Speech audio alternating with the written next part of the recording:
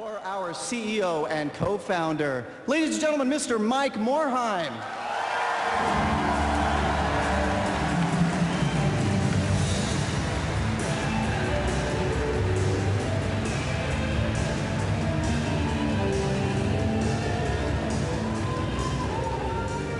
Hello, everyone. Ladies and gentlemen, Terran, Protoss, and Zerg. Members of the Horde and the Alliance. Welcome to Blizzcon 2009. I'd also like to say a quick hello to the viewers watching us from Cologne, Germany at Gamescom, where StarCraft 2 just won Best of Gamescom.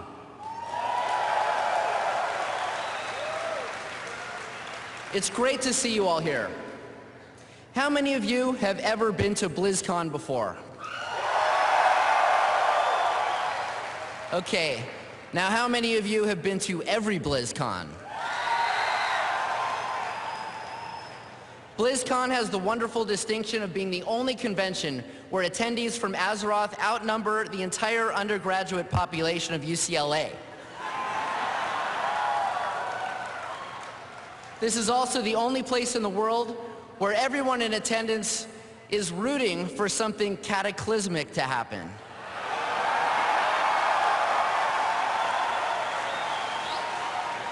From the moment Blizzard was spawned, we have poured every ounce of our dedication and creativity into becoming the ultimate gaming company.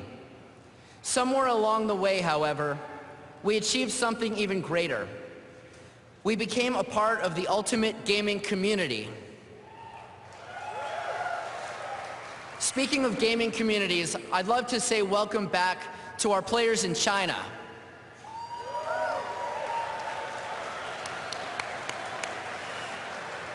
In preparation for the relaunch of World of Warcraft in China, we recently brought the game back online with our new partner NetEase for a huge beta test there. Yeah. I don't have a good segue for this next part, so I gotta pause. Here we go. In the lobby of Blizzard's Irvine headquarters, we have several binders that sit on the table in the waiting area. While people wait, they're able to flip through samples of more than a decade of letters, drawings, and character suggestions, as well as some very articulate reviews of our performance. So if you don't think that CEOs have bosses, think again. What those binders and the thousands of additional letters we received over the years demonstrate to me is the immeasurable passion of the world's greatest gaming community. This community is so committed, in fact, that when tickets went on sale for BlizzCon 2009, if you didn't get into the queue within 30 seconds, you didn't get a ticket.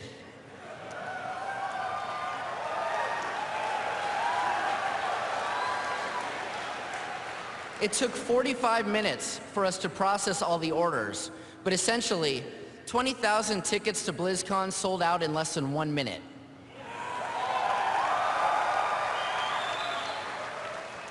That's even faster than Ret Paladins can storm the forums after a nerf.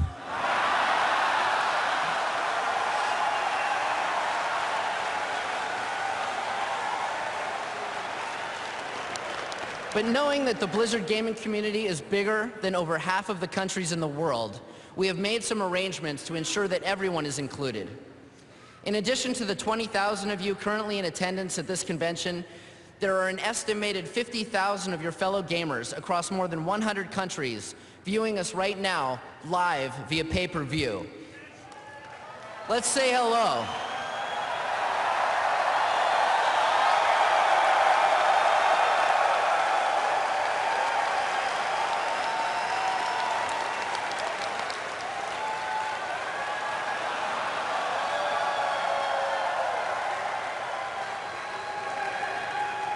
I know there are a lot of servicemen and women located around the world, some of which are watching us via the internet as well. I'd like to take this opportunity to thank you all for your service and your support.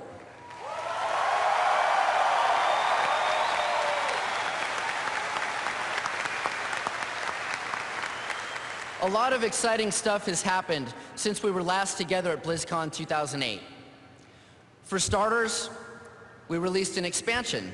I don't know, some of you may have heard of it. Wrath of the Lich King. Within its first 24 hours of availability, Wrath of the Lich King was scooped up by more than 2.8 million people. If that kind of record-breaking turnout doesn't define passion, then I don't know what does. Speaking of passion, let's take a look at some memorable moments from last year's BlizzCon, as well as some of the highlights from the Wrath of the Lich King midnight launch.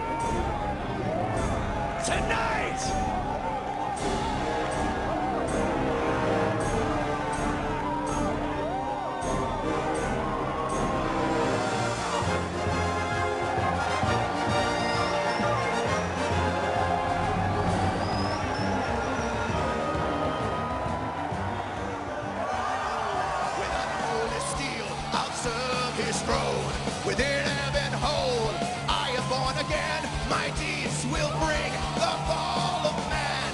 Embrace the darkness, now my soul belongs to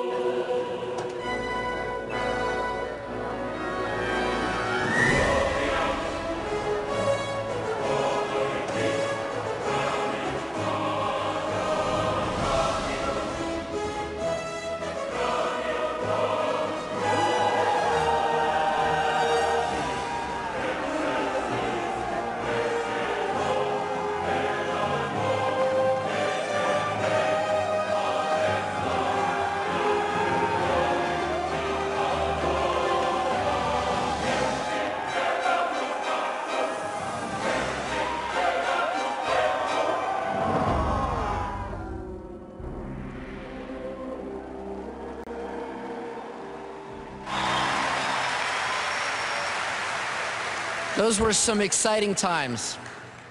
But I'll tell you, the queues at some of those midnight openings were so long that GameStop and Best Buy had to bring new stores online and offer free transfers. Get it? Like free realm transfers? Come on, okay. Come on. Okay, as you know, the past year involved a lot of interface upgrades and additions. The new phasing technology represented a big step forward for how players experience the world. The new equipment manager, instance lock extension, and dual spec capabilities offer greater flexibility and a more satisfying game experience. And the upcoming character faction change service will allow players to transform into equivalent characters of opposing factions on the same realm.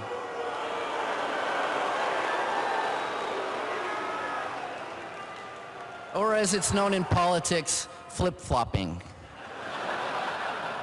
Another innovation that we introduced this year is the mobile World of Warcraft Armory, a must for every gamer on the go. iPhone owners can now view profiles and other game information from anywhere, anytime. Even more exciting than looking back, though, is looking into the future. As you'll learn this weekend, we have some very big plans for 2010.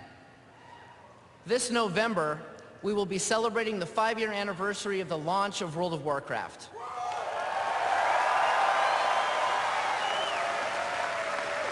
To commemorate the occasion, we will be revamping Onyxia. The first encounter with her was merely a setback. Next year, we will enhance how you all interact with each other in Blizzard games. We've been looking forward to sharing our plans for the new Battle.net for a really long time, and you all will be the first in the world to hear those plans. Make sure to attend the Battle.net panel right here on the main stage at 3:30 p.m. today to learn more. So, does the name Sam Raimi mean anything to you guys?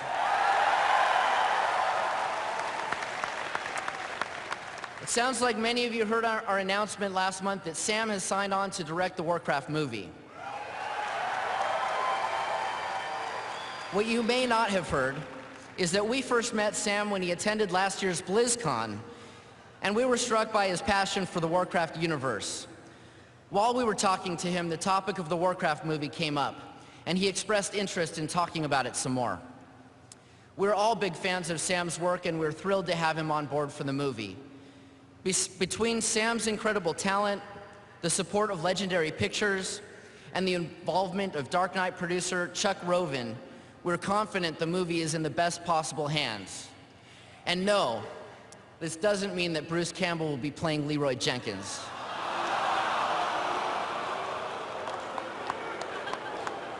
But now that I think about it, it's not a bad idea.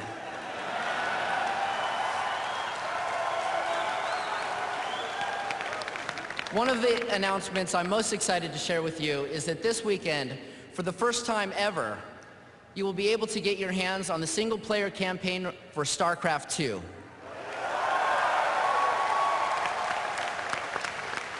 What we've done with the single-player content in StarCraft 2 is unlike anything you've experienced in a Blizzard game or any RTS for that matter, and I think you're going to like what you see. Head over to Hall B to try it out and let us know what you think. As Gary mentioned, we also have a bank of 150 computers set up in Hall A for you to enter on-site competitions throughout the event. Games will be available including Warcraft 3, Defense of the Ancients, StarCraft 2 multiplayer, World of Warcraft Battlegrounds, and new to BlizzCon but familiar to many of you, Warcraft 2.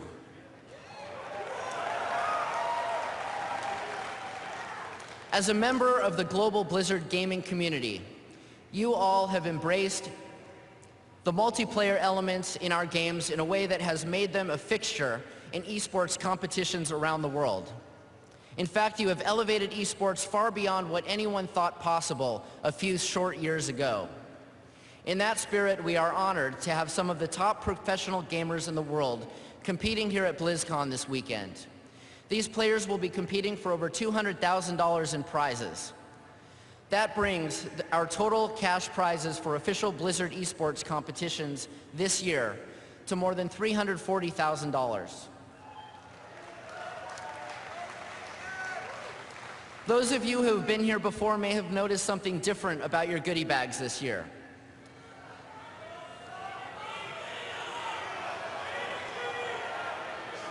To thank you for your dedication and your commitment, and to commemorate your attendance at BlizzCon 2009, you will find in your goodie bags an exclusive figure from our new line of Blizzard Noobs collectibles.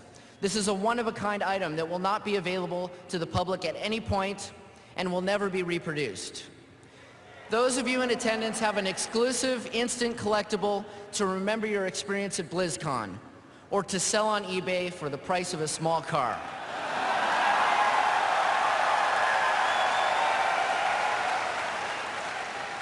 But I know that none of you would ever do that. Back in April, we held an internal contest, and we asked Blizzard employees from around the world to customize their own Noobs figure. The 3 winning submissions were selected for production, and we're proud to have them available for sale at the Blizzcon store. You can also purchase a blank Noobs figure at the store and customize it however you like at the workshop in Hall B. In addition, other figures decorated by Blizzard employees will be on display in the BlizzCon Art Gallery. To keep everyone entertained here in Hall D during breaks and the panels, we are fortunate to have MC Frontalot, the pride of the geeks. We're also thrilled to have Jay Moore returning once again to host our contests. The contests are always one of the highlights of the show. Be sure to head back here at 6 p.m. tonight for some amazing displays of creativity and, okay, some not so amazing displays of creativity also. You might want to come early. To make sure you get a good seat. On the musical side of things, we have one of our favorite rock bands in the world of Warcraft, anyway. That's right, level 80 Elite Tauren Chieftain is back.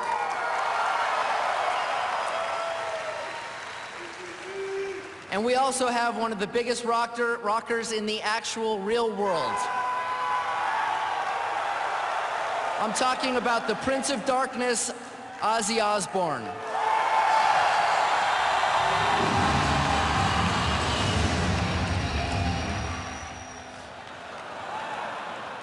Before we get to Ozzy, though, on Saturday night, we have a lot of exciting ground to cover. So whether you're joining us today in Anaheim or live via pay-per-view from a distant corner of the world, you all are part of something truly epic. BlizzCon was created to celebrate Blizzard games, our shared passions, and the Blizzard gaming community. And none of this would be possible without you. So please give yourselves a slash cheer. Come on, slash cheer like you mean it. Come on. I see you guys. I can see you. Okay. Many of you know our next speaker, and I'm pretty sure you're going to like what he has to share. Enjoy your time at BlizzCon, and I look forward to chatting with many of you over the next couple of days. I will now turn the stage over to our Vice President of Creative Development, Chris Metzen.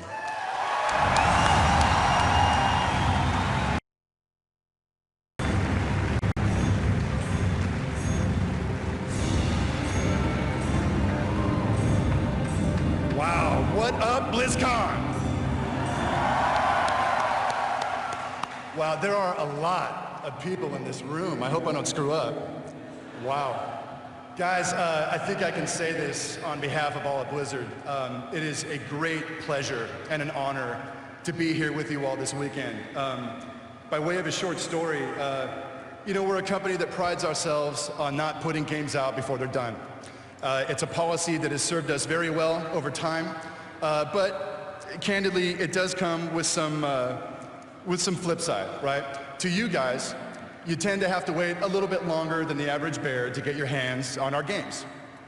To us, it can extend out you know, our development time, which can, if I'm being honest, take a little wind out of our sails. I say all this to you just to illustrate how important and how special BlizzCon is to us. Your guys' passion and enthusiasm and just raw energy for our games and the worlds we've created, actually, it geeks us up, right? We tend to need it. And when we get to get out of the office and come here and do these weekends with you guys, we're the ones that get fed. And I just want to thank you guys in advance for all of your enthusiasm. And go ahead and clap, it's all great. And guys, over the next couple days, I don't know if the camera can catch this, but you're gonna see these t-shirts throughout the hall. They're black, as usual, and they've got this kind of skeletal rattlesnake thing going on. It's one of Jim Raynor's symbols from StarCraft 2.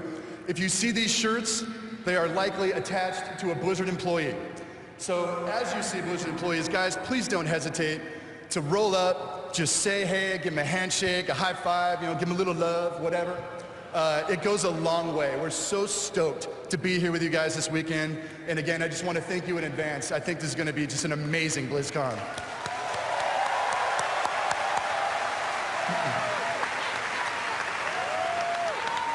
So guys, with that said, I'm pretty sure you guys are curious about what we've been cooking up for the past year.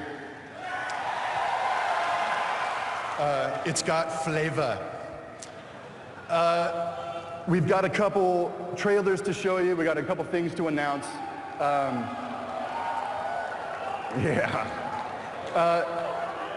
But before we get into all that, just because I'm curious, and just because I can't help it with a room of this size, I want to ask a very simple question.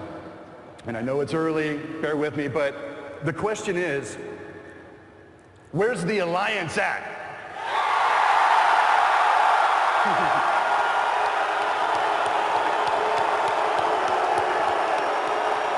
All right. Fair is fair. Fair is fair. Where's the Horde?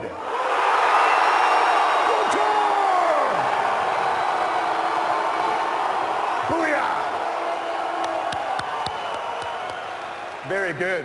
Guys, you know, it's funny. With both of y'all sides did really well. I think with battle cries like that, I think the Lich King is going to pee his little frozen panties when you guys roll the frozen throne and bring him down. It's coming. That check is in the mail. So while that's all well and good, I do have a remaining question. What I really want to know is, guys, where are the Diablo players in the house?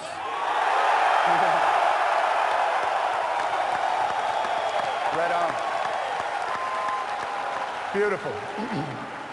So Diablo players, I want to talk to you guys for just a bit. Warcraft cast, just hang out. You guys may or may not know, we've been working on a small kind of secretive internal project that internally we call Diablo 3. I'm here to tell you, Diablo 3 is really taking shape. It is kicking ass. It's a lot of fun. And for the past, I don't have any sense of time anymore. I think it's been about a year and a half. We've been unveiling different player class choices.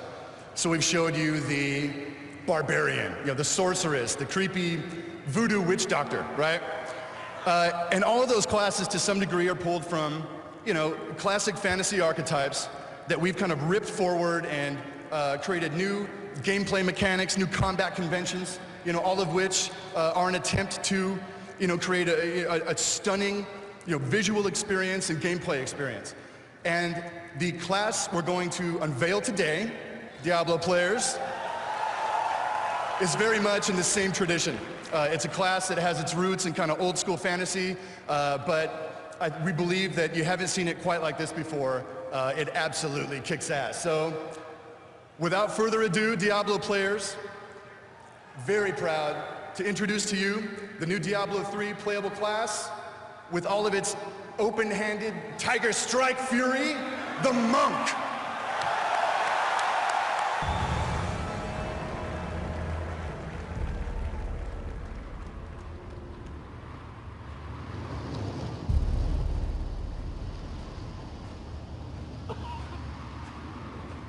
Please, are you heading to Alcarnus? The city's been overrun by the cultists. I barely escaped with my life.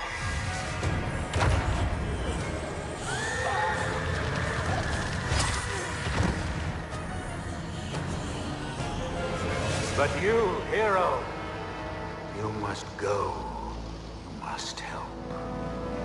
I will show you.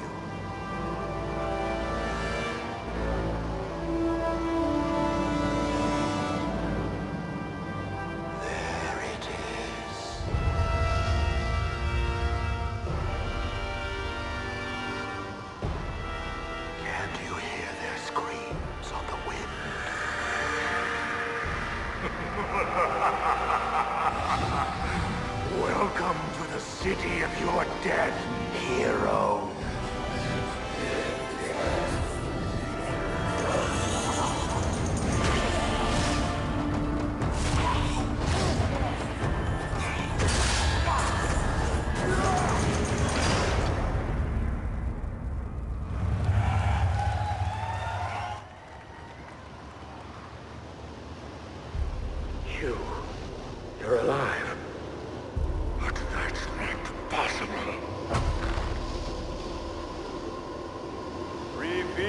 yourself, deceiver.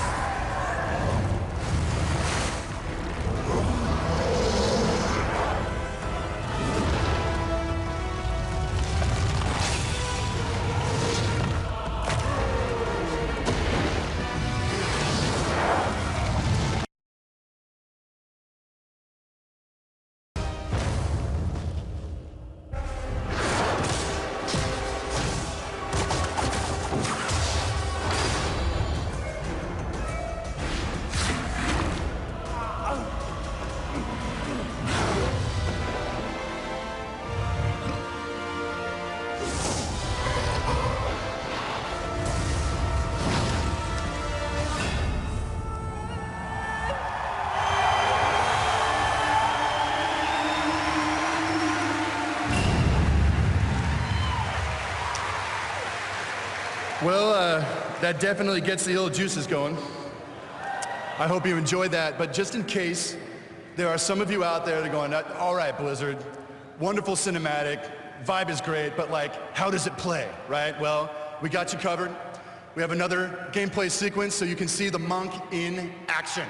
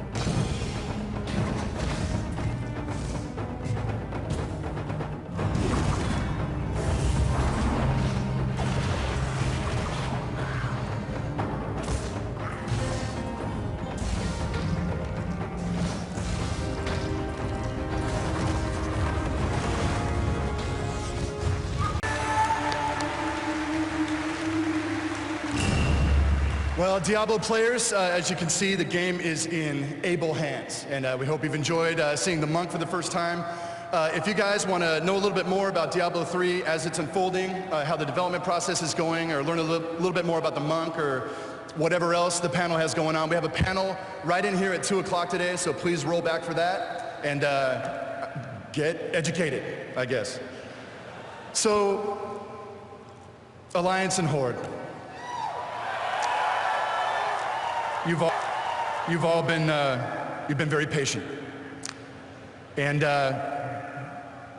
I'm quite certain you're very curious about the fate of Azeroth, how the saga of Warcraft is unfolding, and we know based on the internet recently, there's been any number of rumors. You know, there's been speculation, widespread speculation about the nature of what's going on with Warcraft. We've seen.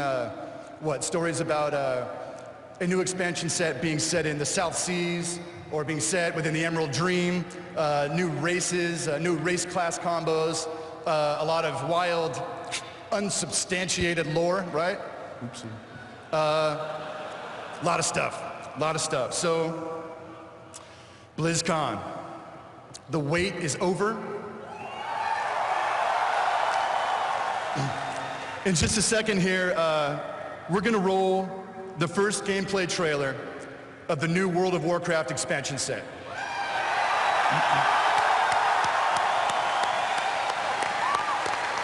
And guys, it's a doozy.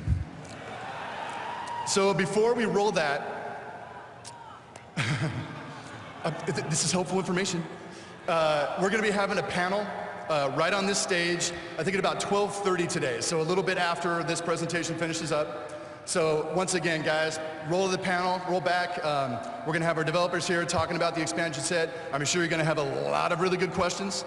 We have a lot, many good answers, and it should be a lot of fun. So, wow. Without further ado, ladies and gentlemen, proud defenders of Azeroth, I'm very, very geeked up to debut an expansion set that I'm confident will be nothing less than earth-shattering. An expansion set that will very literally change the face of the world of Azeroth as you know it. Ladies and gentlemen, I give you World of Warcraft Cataclysm!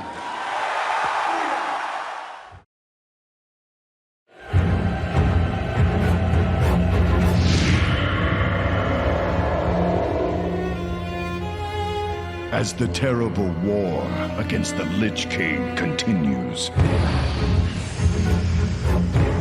the proud defenders of Azeroth fight to secure a lasting peace. But there can be no peace when the world itself is devoured by rage.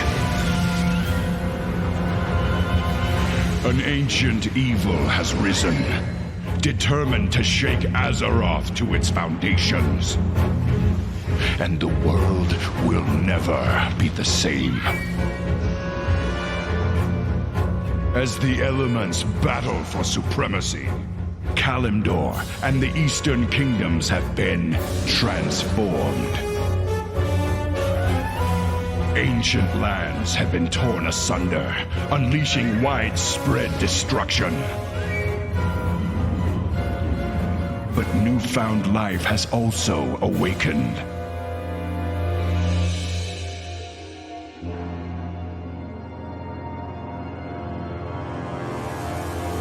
New conflicts erupt as old enemies vie for control of the world's diminished resources.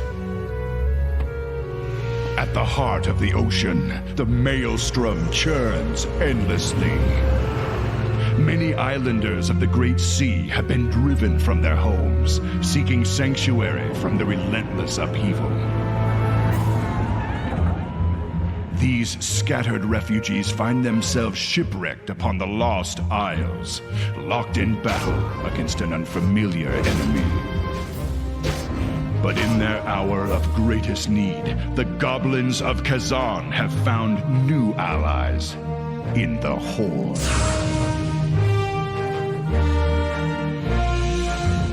As destruction engulfs the far corners of the world, the Greymane Wall, the fortified entrance to the human kingdom of Gilneas, has been shattered.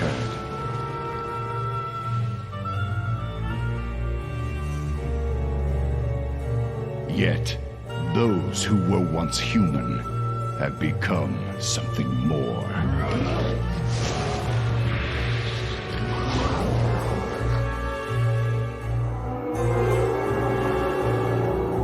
As the vile Forsaken march south into Gilneas, an ancient ally resurfaces to bring the savage Worgen into the Alliance. As the world teeters on the brink, and the mortal struggle for dominance turns to one of mere survival, the world's champions have adapted to new paths of glory.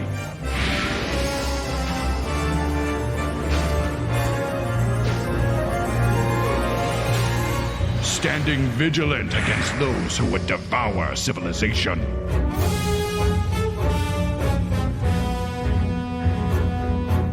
And venturing boldly into the unearthed, forgotten bastions of antiquity.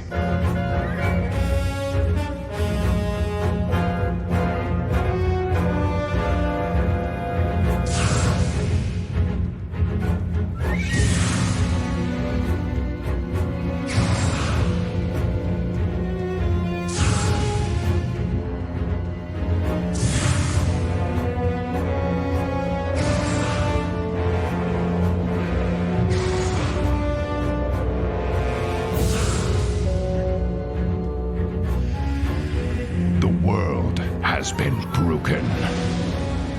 A new age has begun. The Alliance and Horde can only cling to hope.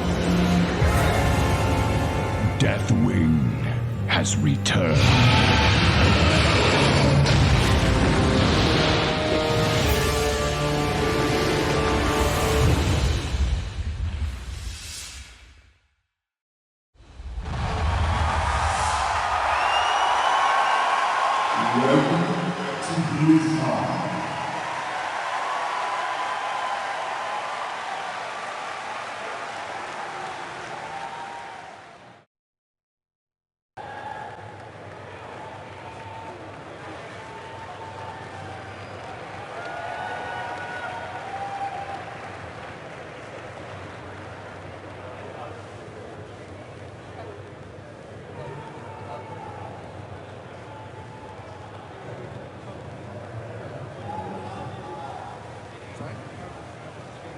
Woof. It works. Can't see anything. Hi. So obviously somebody out there, we can't see a thing, but we hear voices. We can hear you breathing out there. You ready? All right, so we've got the World of Warcraft Cataclysm panel here, and I've got a couple of buddies right here with me. I'm Tom Chilton. I'm game director for World of Warcraft.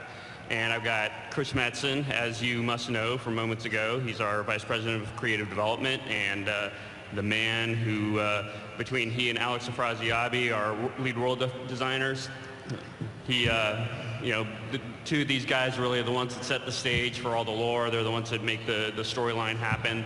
They're the ones that bring this world to life. So I've got Corey Stockton. He's our lead world designer, and he's the man behind the zones and kind of driving that direction, all the interior, exterior, all that kind of good stuff, the content in the game. So, Chris, you want to kick it off? Sure. So you guys may have heard the new expansion set is Cataclysm. Thank you for your enthusiasm. It's very cool. Something that happened with Wrath of the Lich King is that with the inclusion of, well, the Lich King, it just felt really good to have that expansion so focused on a primary villain. You know, where we learned from the Burning Crusade that Illidan was a pretty kick-ass bad guy, but we didn't put him in your path as much. You know, by the time you got to Black Temple, a lot of players didn't necessarily know who this guy was or what his lore was. So we definitely learned our lesson with Wrath of the Lich King, and Alex and his team pretty much put the Lich King, like I think like right off the bat at like level 70. You know, he's kind of in your face and taunting you, and throughout the process of that expansion, he's just kind of ever present.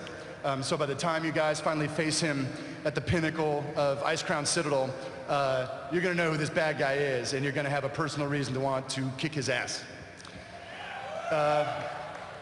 So with Deathwing, many of you, thank you. So a lot of players, especially this kind of new generation of WoW players, you guys haven't necessarily seen this guy before. Deathwing debuted in the Warcraft 2 expansion set Beyond the Dark Portal many, many moons ago. And Deathwing is one of 5 dragon aspects. There are 5 dragon flights. So, well, come on, you guys know.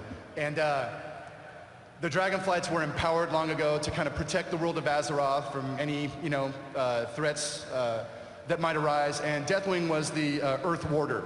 His charge was to protect the realm of Earth. The black dragon flights, are empowered by like fire and magma and the power of the earth. And about 10,000 years ago, during the War of the Ancients, when the Burning Legion first attacked Azeroth, one of the things that happened during that era is that Deathwing, given his proximity to the aspect of Earth, spends a lot of time within the Earth, or he used to. And given his proximity way deep down there, he heard the whispers of the old gods that are also chained beneath the world. And their whispers ultimately drove him mad. And Deathwing, his power unleashed, his fiery earthen power began to rip him apart. So that over the ages, his agents have to seal and brand iron plates onto his hide to just hold him together because his malice and his power are so engulfing to him. And over the ages, Deathwing has had a single purpose, right? To subjugate all life on Azeroth in order to create a Day of the Dragon, right? An era where dragons rule supreme, where the other dragon flights are subservient to him and all mortal races are pretty much crushed under his heel. Not much has changed for this guy. He's a nutcase. And what has happened in recent years is that the whispers of the old gods have gotten worse. The power of the old gods, as seen rising with Cthulhu and Yogg-Saron, there are more. Their power has magnified Deathwing's power, tenfold. He's a very, very powerful dude these days. And what has happened to spark the cataclysm is that Deathwing, with his bachelor pad in the plane of Earth that we call Deepholm, Deathwing has awoken from his slumber and literally erupted into the world. and he is so powerful that his literal explosion into the physical plane of Azeroth is what has caused the cataclysm. Tidal waves, massive volcanic eruptions at a global level. Global level, was that a character in Robotech? Global level, pardon me. You know, tsunamis, freak storms. No part of the world has been left untouched. Maybe Westfall, whatever, but because old Blanchy is core. So once again, Deathwing's violent eruption into Azeroth and his agents, which I'll let Alex talk about, coming out and you know, setting apart their plan to help their master achieve his goals, is what has broken the world. He is ever present. He is the great enemy that must be dealt with at this particular time in history. And I've had a brain fart. I don't remember what I was talking about. He's the world breaker. He is indeed the world breaker. So, a lot of story there, a lot of lore. For those of you who are into that kind of thing, I love you. And so we felt that he would be a very compelling new bad guy or old bad guy. So, have I missed anything? No, you're good. Something to note is the heroes are busy in Northrend. This has kind of been plotting and planning for, I don't know, the last decade or so. So we're taken as heroes unawares somewhat. When Deathwing breaches the world, as Chris is saying, he actually does something so massive that he actually brings up all of the elemental planes, or down in the case of Skywall. So that is going to be one of the big zone draws to this expansion, is going to be those elemental planes, which we'll see in full glory. Right. And just as a point of reference, many of you probably hadn't heard of our elemental planes. We talked about them a little bit in the RPG products we put out a number of years ago. But there are 4 planes that the Titans created, you know, millions of years ago to contain the elementals, which in the primordial prehistory of the world reigned over Azeroth. Back when things were still forming, the elementals were it. And so the Titans, in an interest to shape the world to their liking and bring order to this, you know, nascent planet, they locked the elementals away. And so the elementals have been pretty pissed, as seen by characters like Ragnaros, right, who, you know, definitely wanted to get vengeance on the world and those who had imprisoned him. So the reemergence of the elemental planes is a big component of this storyline, because now that they're all loosed in the world again, they're not entirely happy about having been locked up all that time anyway. So they're warring with each other, they're warring with the native kingdoms of Azeroth, and there's plenty of calamity to go around. Indeed. All right, let's move on. Let's shift gears here. Some pretty pictures.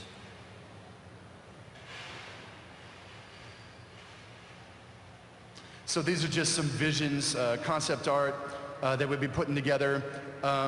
While not all of these areas will be built one-to-one, we just wanted to get out ahead of it conceptually and just kind of charge forth and see what kind of ideas, you know, we would, you know, percolate in anticipation of the expansion set. So this thing's packed with art. Worgen, Chris. You want to do it? No, please. Where to start with Worgen? They're just a cool-looking race. And when we were talking about a new alliance race and what would work well, there's any number of ideas that pop that feel very appropriate. But the Worgen, you know, we kind of like the idea that the alliance would have somewhat more of a monstrous race. That's what we felt like was needed in their lineup.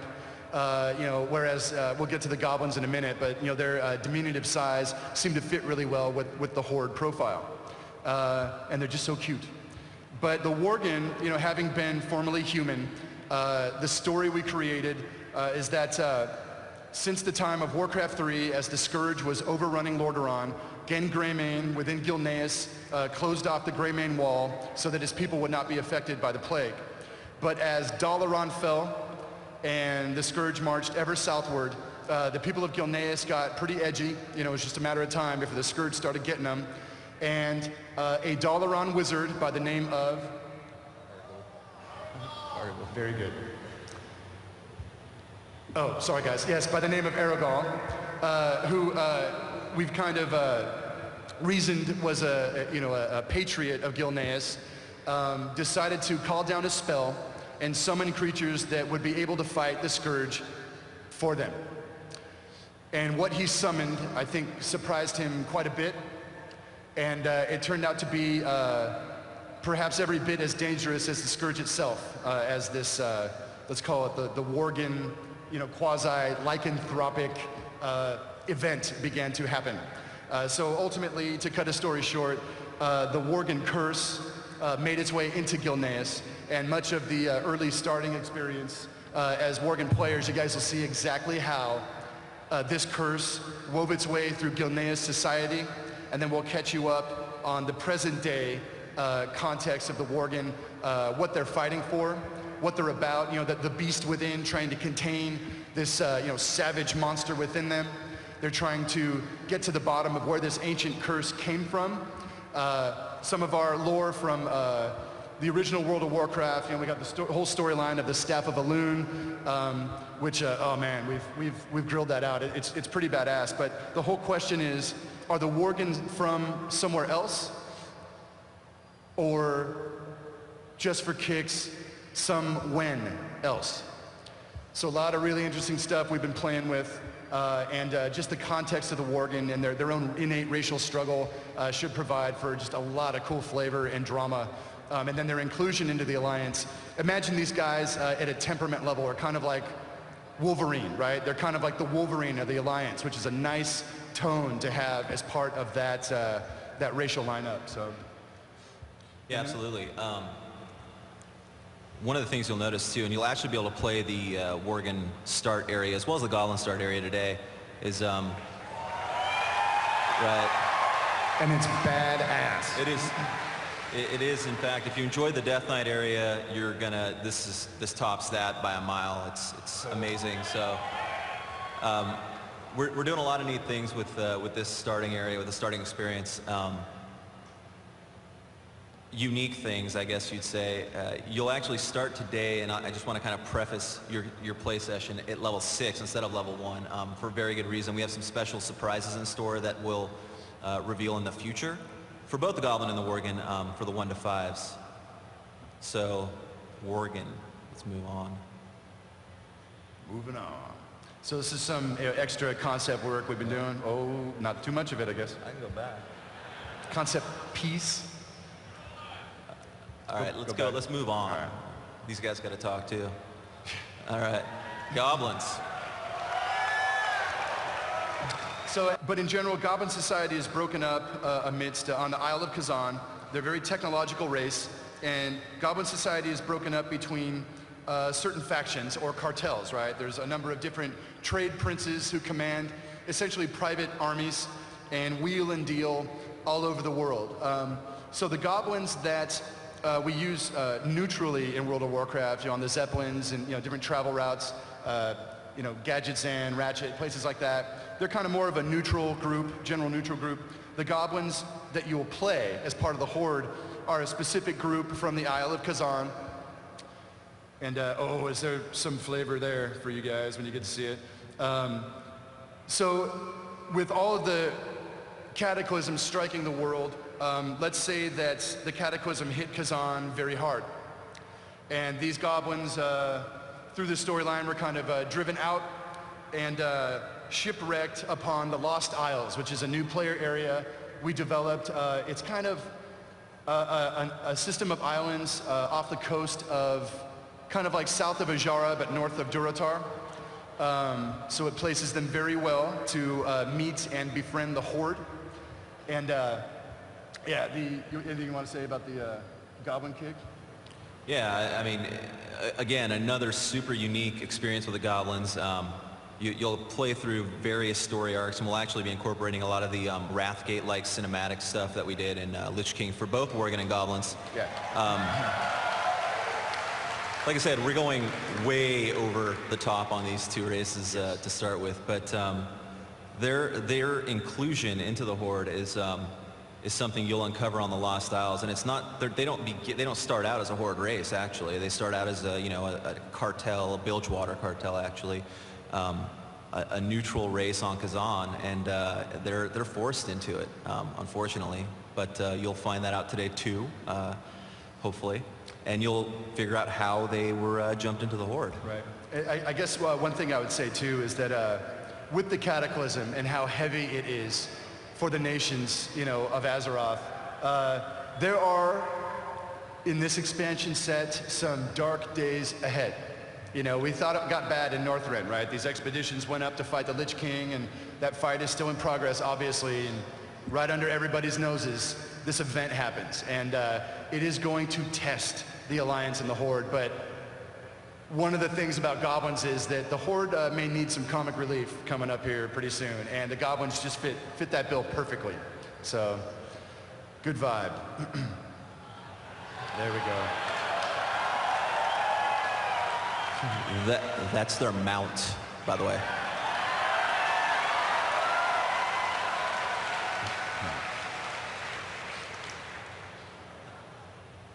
Okay, upheaval. What does that mean, Chris? What does upheaval mean?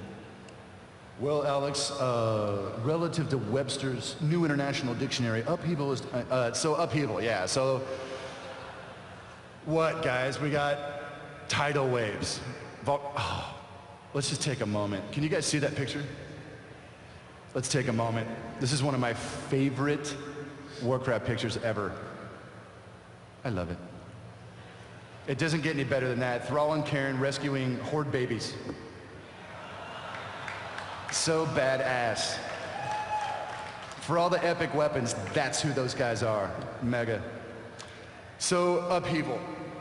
We talked a little bit, you guys saw some of the screenshots in the trailer of certain of these zones being broken. Tidal waves, tsunamis, terrific, unending storms, volcanic trenches erupting all over the place. There is a state of natural upheaval, but in the midst of all that, there's a lot of new stress within and between the Alliance and the Horde. The campaign against the Lich King has been a taxing one, and that's what Arthas wanted. He lured us up north, and he screwed with our heads the whole time up there, where many of you in your player experience kind of had to make some choices that, like, wow, is this the right thing? But we were pressed to just the edge of our seats to try and get this fight won, to shatter through to the gates of Icecrown and defeat this bad guy, and in a very real way. While the Lich King will get what's coming to him, it's possible that we've left a little bit of ourselves up there in the snow. That part of us isn't coming home again, right? There's something really interesting about the post-Lich King world that you'll see. And as you, right, the soldiers of the Horde and the Alliance come home, we find the world is not what it was. So there's a lot of upheaval at any number of levels.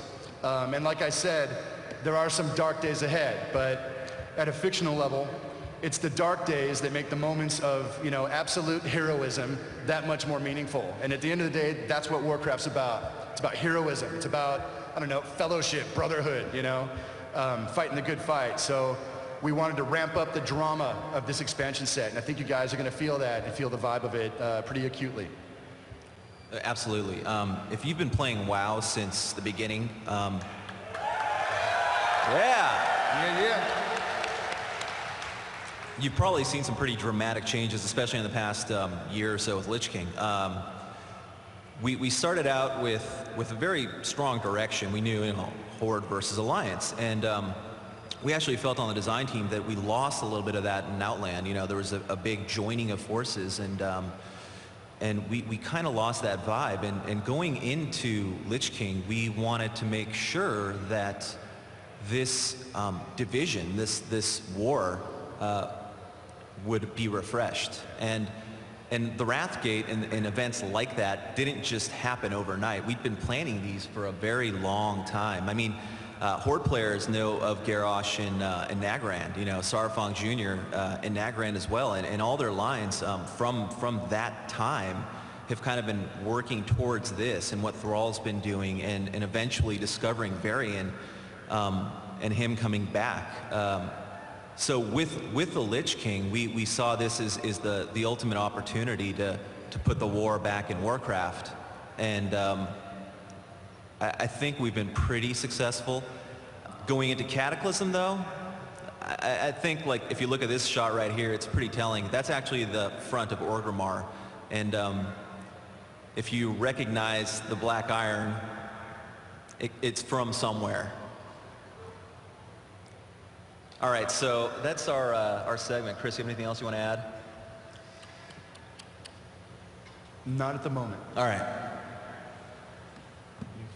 All right, so I think we'll go over the new features for the expansion here. We've got quite a bit of new stuff for you guys, a lot of new things to do, a lot of revisits of old things to do even in our cataclysmic revamp of the world. So, Get those.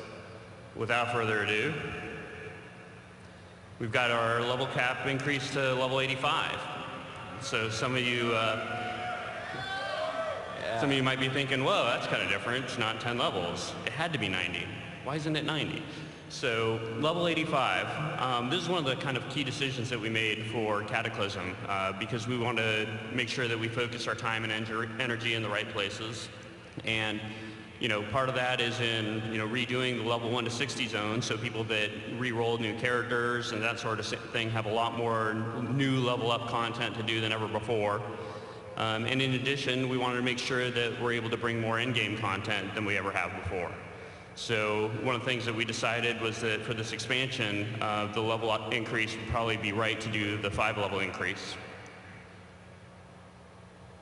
We also, as you know by now, have the 2 new playable races.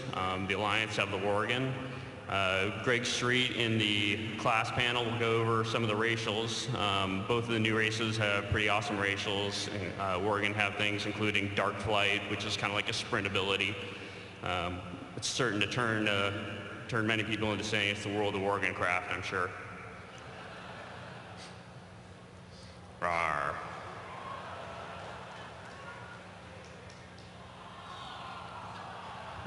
Oh, you want to see that some more? All right. Rawr.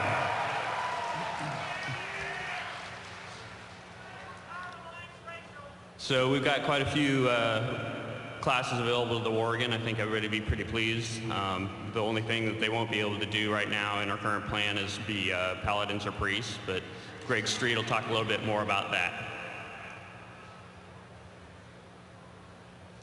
And so for the Horde, we got goblins, as you all know. They got some pretty kick-ass racials themselves. They've got a handy rocket belt. And this rocket belt has a couple different pieces of functionality. They're able to use it to rocket themselves forward, sort of like a disengage, but forward, and engage, if you will.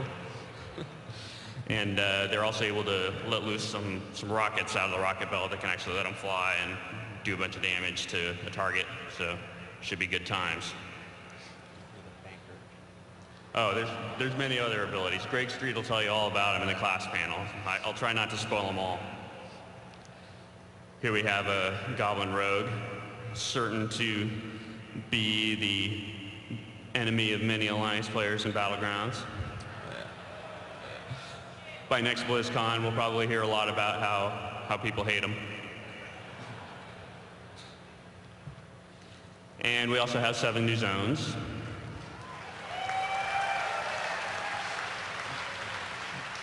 So in these new zones, these are, of course, in addition to the ones that we're redoing for the redone level up content. These are, new zones that players have never really gone to before. Take a quick look at them here.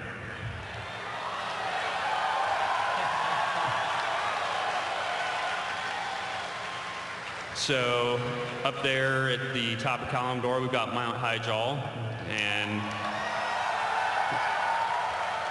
you guys will get to have a chance to see what's been going on there recently. Quite a lot. Also, we have Old Doom. Finally get to reveal that. By God, all this time, the world map was wrong. There isn't a coastline just south of Tannerus. There's a zone. If only anybody had gone there to look. We have, of course, the new starting areas, Lost Isles and Gilneas for the Worgen and the Goblins. We also have the Isle of Kazan, which isn't labeled in there. We have the sunken city of Ashir, that's under the ocean. So we have an entirely new type of zone, which is an underwater zone. And don't worry, we will make sure that it is not annoying to play underwater. And we also have the Twilight Highlands, and that'll be featuring Grim Batol.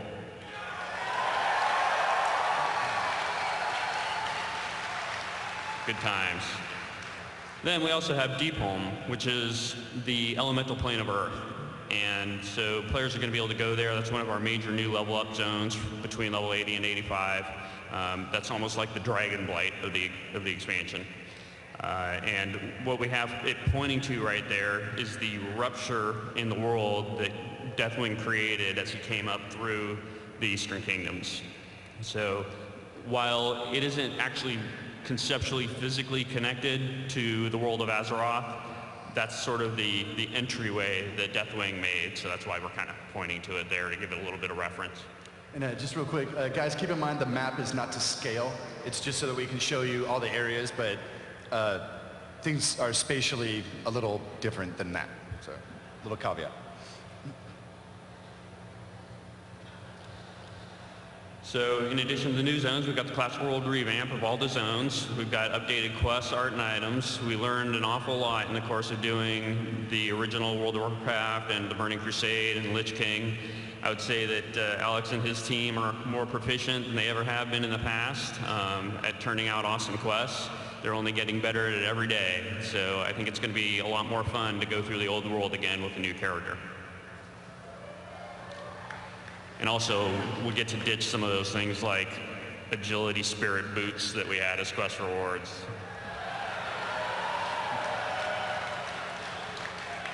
Or at least if we don't, there will be hell to pay. Right. We've got a guild advancement system, so this is completely new. We have the ability for players to actually level up the guilds that they're in. To gain access to a whole bunch of new perks. We'll go over this feature in more depth in the game systems panel. It may also be labeled as the PvP panel, although on the brochures that's not entirely true. It's actually the game systems panel and covers more new features than just PvP. So with the guild advancement system, everything that players do is going to be able to contribute to the advancement of their guild. We currently plan to have 20 guild levels, so you'll be able to have anywhere between guild level 1 to level 20. And you'll be able to advance it by doing all the things that you guys normally like to do, like doing daily, a lot of awesome new perks. So we're actually going to have a guild talent tree, and the guilds will be able to choose what guild talents they want to have.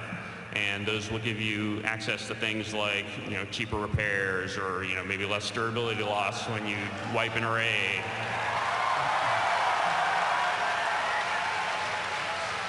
Also give you some nifty new things like mass resurrection, ability to resurrect your guild after it wipes horribly.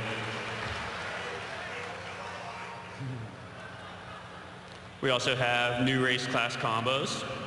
So it's kind of a nice little reason for people to, as they re-roll, to be able to go through the content once again. A lot of really cool new combos that we have that were never before playable. Add a nice breath of fresh air.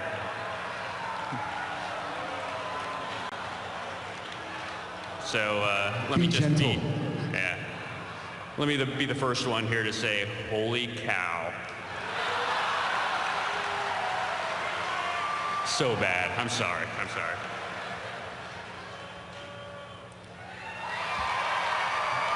The gnomes, finally self-sufficient. Able to play exclusively with their own kind if they so wish. Now we all get to kill the gnome healer first. The dwarf shaman. Pound those hammers, create some earthquakes, good times. We also have phased terrain. So as a lot of you might be familiar, we introduced with Wrath of the Lich King a new feature called phasing. The phasing allowed us to do a lot of new things with our quests that we couldn't do before, made things a lot more interesting in the Death Knight starting experience. I don't know if maybe one or two of you out there played through that. Well done, Alex. Well done. So we're trying to take that up a notch. We're going to have the ability to face terrain, so the world will actually be able to change as you play through quest lines. That'll help us make the world a little bit more dynamic than it ever was before, help make the quests and the stories more compelling, more fun, more interesting, more different. Here's a quick little example of facing terrain. Note the coastline before and after, and even more after.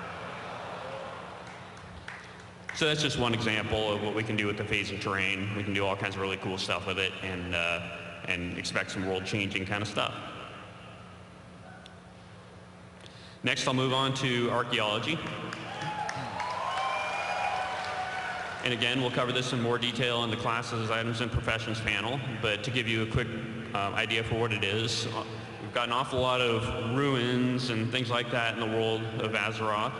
And players are finally going to be able to explore some of those ruins and get access to archaeology nodes that are there and use them to make discoveries, use those discoveries to kind of research. They'll do some research in order to make the discoveries, and those will lead directly into the new Paths of the Titans. So players are going to be able to get these artifacts and take them to these different world groups that we'll talk about more later that have to do with the different Paths of the Titans, and they'll help players advance along the Titan progression. So the Paths of the Titans are a new way for players to kind of customize their characters. The idea here is that while we're doing a whole lot of new talents in the expansion, we aren't actually extending the trees any farther than they are right now. So the 51-point talents that we have now will continue to be the 51-point talents in the expansion. You will get 5 new talent points to spend along the way as you get up to level 85. But rather than deepening the talent trees further, we're going to give you a little bit of a chance to get more points in the talents that we already have right now to make sure you're not stretched too thin. And then introduce the Paths of the Titans, which is a completely new type of advancement. Every player is going to be able to choose which path they want to follow, and they're not limited by class. So one of the interesting things about this system is that a rogue, for example, would be able to choose any one of the paths. So, some rogues might choose one path, others might choose another one. There also might be priests that are choosing the same path. So there are a bunch of new abilities and kind of passive bonuses, that sort of stuff, in each one of those paths that you'll be able to choose between. So it adds kind of another dimension to your character customization. And in addition, we have the mastery system. The mastery system, more than anything else, is a way for us to prune some of the complexity out of the talent trees that we feel, doesn't really need to be there. There are a lot of talents out there that have way too much stuff put in them. They were talents that we made because we thought they'd be cool and fun, but because they didn't increase your character power very directly in a tangible way, like increased damage or increased healing, the talents tended to not work out. So we ended up over time having to put a lot of damage or healing or whatever, a lot of character power into those talents. So it allows us to kind of take some of that character power out of those talents so you have more kind of fun, interesting choices between the talents and turn them into a passive bonus for spending your talent points in that tree. Again, Greg will talk about this in more detail later, but essentially what it means is that as you spend points in a talent tree, your character will become more powerful in certain ways that you're used to right now, like increased crit chance or increased damage or those sorts of things, increased poison damage, that sort of thing. In addition, we have an awful lot of new content. So, of course, to go with all these zones, we have a lot of new dungeons, we've got new raids, new creatures, quests, items, the whole shebang. So all that stuff that everybody's used to. And with that, I'm going to actually turn it over to Corey to talk about that in a little bit more detail. Hey guys. So I'm going to get into some details about the new zones and a little bit more details also about how exactly we're changing some of the classic zones. So as you saw earlier in what we've been talking about, the Cataclysm affects everything on Azeroth. We plan to actually hit every single zone in the game. Now, that doesn't mean that every zone's going to get the same level of change. It's all going to be a little different. Some zones might get a little more, some might get a little less, but you're definitely going to see new things everywhere that you go. As Tom talked about, we've got 5 new zones that are basically level up zones that are going to get you to our new cap of 85. And then as well, we have the 2 new starting zones. We're doing something a little different this time though, and both those zones are going to be 1 to 15. Now this is a big hit I think everyone's really going to like.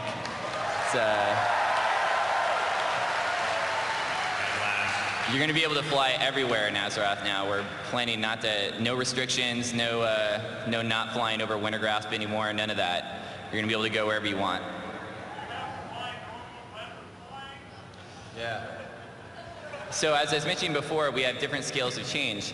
And so like you saw in the video, some zones are really affected by the Cataclysm just based on where they are in their locale. Some zones will have a smaller effect. For example, something like Elwyn won't be changing a whole lot. There'll be different quests, there'll be new quest flows and different things, but then you look at a zone like Barrens, it's been completely sundered in half and split into northern Barrens and southern Barrens, so it's been really affected.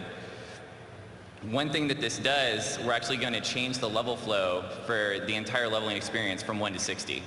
So a zone that you might know now as a level 20 zone might end up being a level 40 to 45 zone. And as we mentioned, everything in the old world will be flyable. The mobs are out there leveling up as we speak. Yeah, they're working on it right now. So you can see here's a little cutout of our new zone flow that we're thinking about. And now one of the goals here is that we actually want to have the zones cover a smaller range of levels. Currently, if you take a zone like Stranglethorn Vale, I think it covers, 15, almost 20 levels right now in that one zone. What we'd like to do is actually use the zone and spread you out through it so the quests flow a little bit better. So as you can see here, like a zone like Hillsbrad has got 5 levels. It leads into Arathi. And then what you're used to before, you'd go somewhere else, but now we're going to cut open a path into Hinterlands and let you actually flow through that direction. And one thing to note on Hillsbrad there, it looks like the Alliance finally lost South Shore. I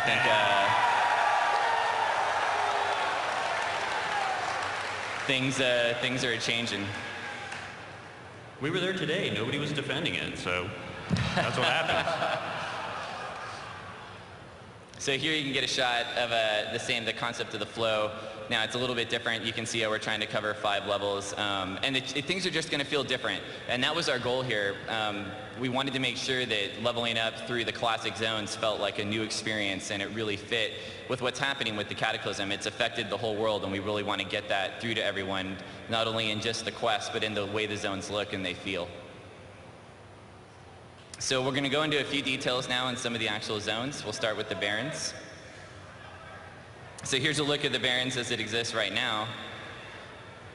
And then here's a shot of it after the Cataclysm is hit. So basically it's split the Barrens in half, right down the middle. Here's another view to the south. And I think a lot of you might remember a character called Narlex from Wailing Caverns. One of his goals that he was trying to do, he was actually trying to regrow the Barrens. Well, it looks like he might have been successful finally. And you always thought he was just trying to get you lost in Wailing Caverns. He actually had a plan. If he could ever find his way out, he might be able to do this. So Desolace, just a couple looks at Desolace. So Desolace is always a dark, kind of dreary zone. The Cataclysm has actually cracked open the shore and allowed water into the zone in new ways, which has allowed it to regrow. So you're going to see really big changes in these zones that are really going to affect things that you've never kind of been there and never had that experience in this place before. Now another thing we're doing is the Cataclysm is actually bringing up new pieces of land that might not have even been there before. So for example here we've got a new piece of terrain that players will be able to quest on. So Darkshore. Darkshore is a zone we had always wanted to get back to just because it's kind of a long skinny zone. And I think you've all been there with those super long 20-minute runs to turn in quests in Darkshore, up and down. So this is a great place to kind of really get into and figure out how we wanted to reflow the quest and have it feel great. So here's Aberdeen before and here's Aberdeen after. It's completely destroyed. So they've been forced to move north and set up a new camp, which actually ends up being one of our new quest hubs. And then here's south, here's Zoram Strand. Like Alex mentioned earlier, Garrosh has come back, and he's really excited about spreading out the horde. So you can see like he's kind of just moving all over Azeroth. He basically means business. So here's a little bit more info on Stone Town. Now, this place might look familiar. That cave down there is the cave that leads into Ashenvale from Stone Town. And now the goblins have shown up and just cut the whole thing out. The goblins, they don't stand for a little cave. They just cut the whole thing open. So here's a shot of Charred Vale. Cataclysm had a big effect here. Basically broke the whole shoreline down, and you can get down to the water over there now. It's now the even more charred Vale. So here's a shot of Ajara. This is Ajara Crater as it exists now. Ajara itself as a zone is actually going to end up being the new Goblin 10 to 20 zone.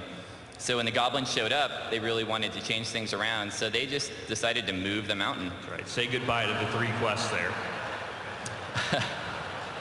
So they basically turned this into a giant quarry here. So in the fact of making the old world flyable, we basically had to go back to all of the cities and do revisions to the cities as well. So here's a shot of Undercity as you know it now. And then here's a shot of it now with its flyable.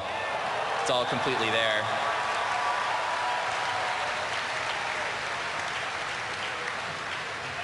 And we don't want to leave the Alliance out, so just so you know, Stormwind will be flyable as well.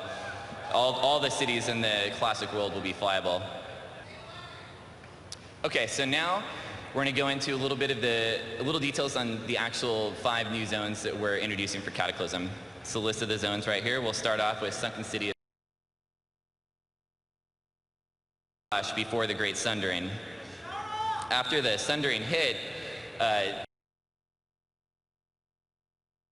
lot of awesome new perks. So we're actually going to have a guild. The classic world will be flyable.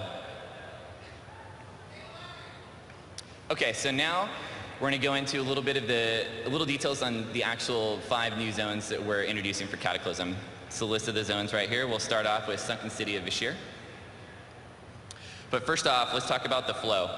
So the way the zones are going to play out, I'm sure you guys have been to Northrend, so you know the concept where we would like to have 2 starting zones and give players a choice to pick where they want to go. So Sunken City of Vashj'ir and Mount Hyjal are going to be our 2 78 to 82 starting zones for Cataclysm. You'll have a choice of going to either one. Both zones will flow directly into Deepholm. Deepholm is, like we talked about earlier, is kind of a little bit like our Dragonblight here. It's going to be at the hub for all of the Cataclysm zones. You're actually going to be able to travel back and forth from any zone to Deepholm and back. From Deepholm, then you continue on to Old Doom and then into Twilight Highlands. The flow is still loose. If you wanted to, you could go from Deepholm straight to Twilight Highlands, but the quest flow will send you the places that you're going to need to go. So here's a little bit of a cutout to get a better idea of Sunken City before the Great Sundering. After the Sundering hit and water flooded Azeroth, it actually ended up on the sea floor, and it's been down there for a number of years, and only recently has it just started to come to light with the Cataclysm. So here you can see a little view of the layout, and this is how we start all the zones. We basically brainstorm meetings, and then we get things going on paper and get a feel for what we want to do. So you can see in the center there's the Abyssal Maw Vortex, and that's actually the entrance into the Abyssal Maw, which is the elemental plane of water, and we're planning to have 2 dungeons down there for players to explore. So one thing we were talking about earlier is the concept of how are we going to do an underwater zone. Well, we're planning to get some new tech, and the way it's going to work is you're actually going to be able to have combat on the sea floor underwater, but it will play just as if you were on land. So you'd be walking around on the sea floor, minding your own business. You'll be able to fight just like you normally would on land. But then when you want to swim, you'll actually just be able to swim right up into water, like seamlessly between the 2. When you land back on the sea floor, then you'll go back to normal ground gameplay. So you won't have to worry about trying to deal with fighting underwater the whole time. We're also planning to have selected areas in Vashj'ir that are actually indoor.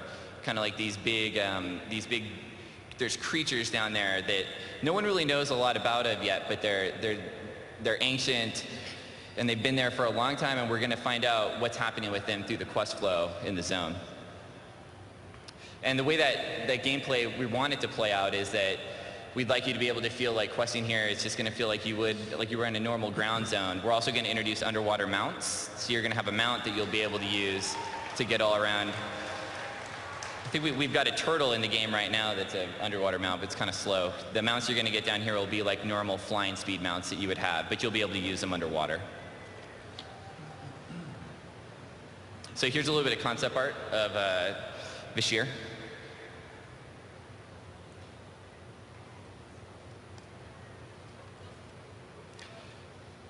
We're really shooting for a colorful zone here, but we also, you got to remember, this is the ocean floor of Azeroth. Going through the Abyssal Maw actually takes you into the elemental plane of water, so those two places are going to feel very different. In the background there, you can kind of get a little concept view of some of the domes.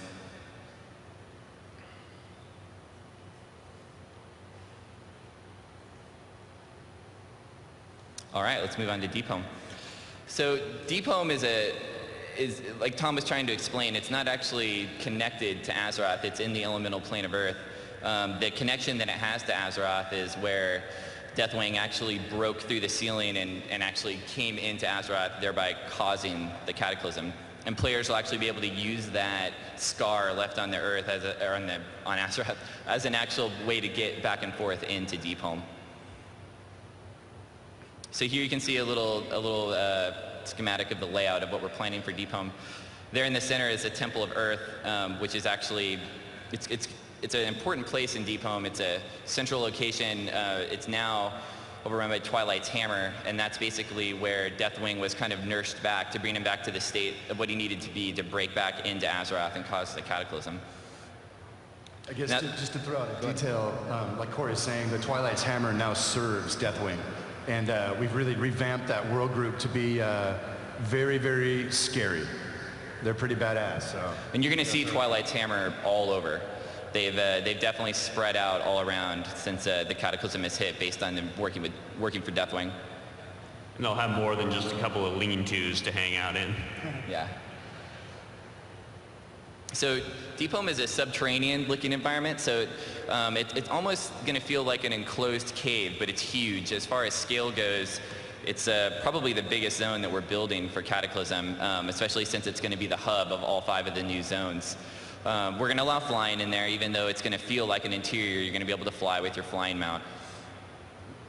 As we mentioned, this is basically, after Deathwing kind of went crazy, ended up here, and this is where you're gonna get to play through and figure out the story of kind of how he's gotten back to where he is now. The Temple of Earth in the center is also going to play a huge part in that role. And like we mentioned, this is the central hub.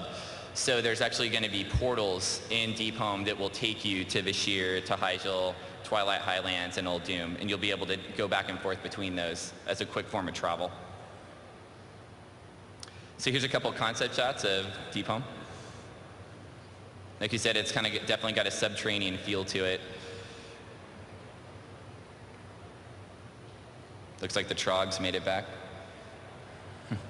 So this is a great shot because I think it really helps explain kind of that image of Deathwing breaking through the ceiling of the elemental plane of Earth and actually transitioning straight back into Azeroth. So Old Doom.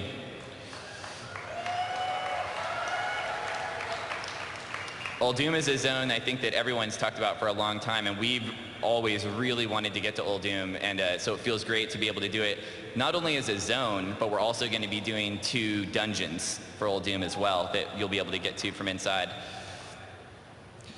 And we always wondered kind of what was there to the west of Tanaris. Now we finally figured out there's no coastline, but Old Doom's there.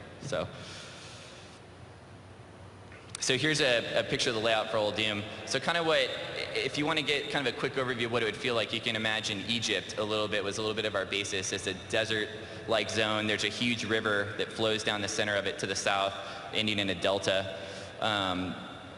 Those aren't necessarily pyramids. They're temples that were created by the Titans, and they've been here for a long time, and no one was ever able to get into Old Doom because it's been hidden. There's basically a Titan machine that's put up a projection so no one could actually see Old Doom or gain access to it.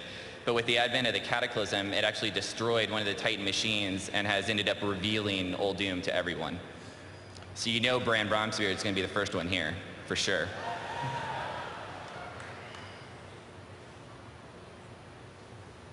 So another thing about Old Doom that's kind of interesting is there's been rumors going around for a long time and it's kind of spreading throughout the land of that Old Doom has always been rumored to hold a giant super secret weapon, and everyone really wants to find out what this is. The Alliance wants it, the Horde wants it, Twilight's Hammer wants it, and it's going to be your job to get over there, quest through it, and kind of figure out exactly what that means and figure out the story behind that. Give you a little hint. Can we call it the old Doomsday weapon? We can. Sweet. We're also going to be introducing a new creature race in Old Doom, and it's called the Tol'vir, and it's actually going to be a race of stone-like cat people. It's kind of the best way to describe it.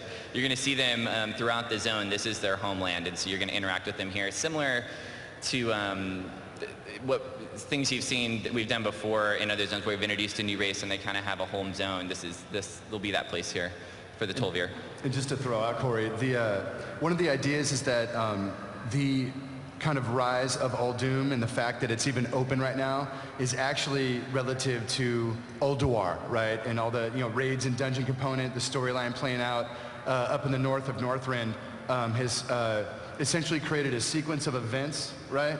That will result in some even crazier stuff far down the line for Azeroth, but Old Doom and its fabled super weapon are all kind of part of this larger Titan storyline that Alex has been developing with fervor.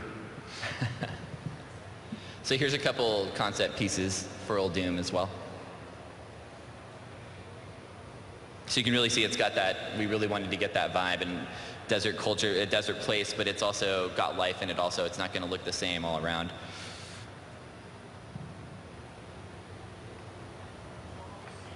So Mount Hyjal.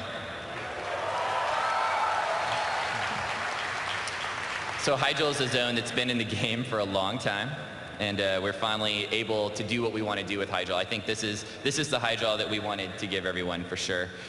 So I think everyone knows where Hyjal is. So basically, Hyjal is under siege, and we've basically got to get in there and figure out what's going on. Hyjal is under siege by Ragnaros. He's basically opened a connection from the elemental plane of fire and basically sent his army through to lay siege to Hyjal and burn the World Tree. That's his goal. And just to put that in context, right, when we played Molten Core, when we essentially take out Ragnaros back in the day, like, we pretty much banished him back to the plane of fire, and he's pissed. Yeah. Right. So... It was too soon. Right. Yeah. Too soon. Way too soon. So you can see on the layout here to the south of Hyjal, that's the section where we've created a whole new landmass there, and that's where they've come through. You're going to quest through all that. Now, that doesn't mean that Hyjal doesn't have anything to help it out. Malfurion Stormrage is actually back. He's woken from the Emerald Dream. And the Barrow Dens below Hyjal and the armies of Cenarius are going to be here, help trying to defend the World Tree, and you're going to get to play a part in this whole storyline through the zone. And you know what? While Ragnaros is pissed, Malfurion's pissed too. So he's going to get it on.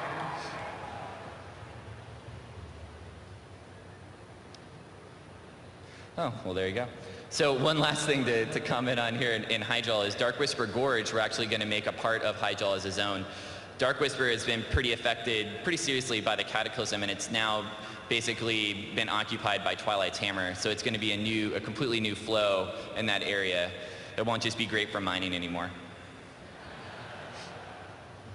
So here's a couple shots of the World Tree in Hyjal. So Hyjal is an example of a zone that we're actually going to really be able to use the new terrain phasing on.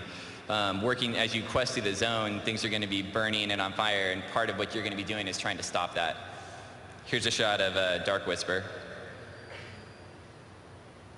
And then here's a shot of the area where Ragnaros is coming through the elemental plane.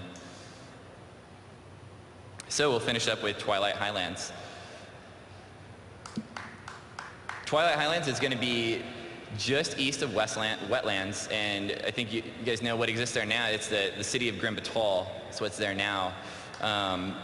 Grim Batal, though, actually has been sheared in half. So when Deathwing came out from Deep Home, he basically went on a path of destruction across Azeroth, and you're actually going to see that, the scar that he's left across the terrain as he made his way back to Grim Batal. And when he actually lands and ends up here, and when he came down, he's actually just so powerful. He's burning molten hot. He just cuts a line, a hole, a crack, a crevice, like right through the middle of Grim Batal, the city. And that's that kind of black line there on the top left of the map. And you're going to be able to quest through that and see all that. So Twilight Hammer also ends up playing out as kind of the home base of Twilight Hammer in general. Deathwing is here. This is where he's kind of, his base of operations is here. So you're going to see a lot of occupation there. We're going to do 2 new port towns here. Twilight Highlands is actually going to connect to the sea. So we're going to be able to do 2 new port towns with boats that'll travel to different places. The Red Dragons have been pushed back. Right now, there's still a few there out in the outer edge of Grim Batal, just to the east of wetlands, but they've actually been pushed back into Twilight Highlands. So you're going to see bases there, and you'll be able to interact with them in new quest hubs. And finally, there's a new flight that's being created here, and that's the Twilight Dragon flight. And the storyline here, there's a lot to talk about, and we're definitely going to get into that in the actual zone. Here's a concept piece for Twilight. We've only got one. This one's still very work in progress, so we've got a good shot of it here, though. So now, Dungeons and Raids. There's going to be a ton of new content here. Like Tom mentioned, one thing we wanted to make sure for Cataclysm is that we were going to have more in-game content than we ever had before. But that's not to say we're not going to have just as much level up content. We're going to have a ton of dungeons. Just a few examples here. The Firelands is going to be one of our raids. You're going to be able to go actually into the elemental planes of fire, go to Sulfuron Keep, and Ragnaros is there, and he's a lot bigger, he's a lot stronger, and he's super pissed. So you're going to have to deal with that as a raid. Like I mentioned earlier, Old Doom. We're going to have 2 level up dungeons in Old Doom, the Halls of Origination and the Lost City of Tol'vir. One's an exterior city of the actual city from the Tol'vir where they originated from, and then we actually have a new Titan dungeon, the Halls of Origination. Blackrock Caverns. Now, what this is basically a completely brand new level up dungeon that's located in Blackrock Spire. So there's dungeons that we really liked, and we knew that players would like to go back to these dungeons, but we didn't want to just go back and just upgrade something in the dungeon or maybe change the flow. This is an entirely new dungeon, new art, new creatures, new boss fights, everything. You'll be able to get to this from Blackrock Spire. It's basically a dungeon it's full of Twilight's Hammer. There's experiments going on down there. Deathwing. We've got Grim Batal, like we mentioned. Grim Batal is going to have both a level up dungeon and it's going to have a raid. So we're going to cover both angles with Grim Batal. That's a place we really wanted to tell a lot of stories, so we figured we should do both. Skywall is also both a raid and a dungeon. And then last but not least, we are doing a couple new heroics.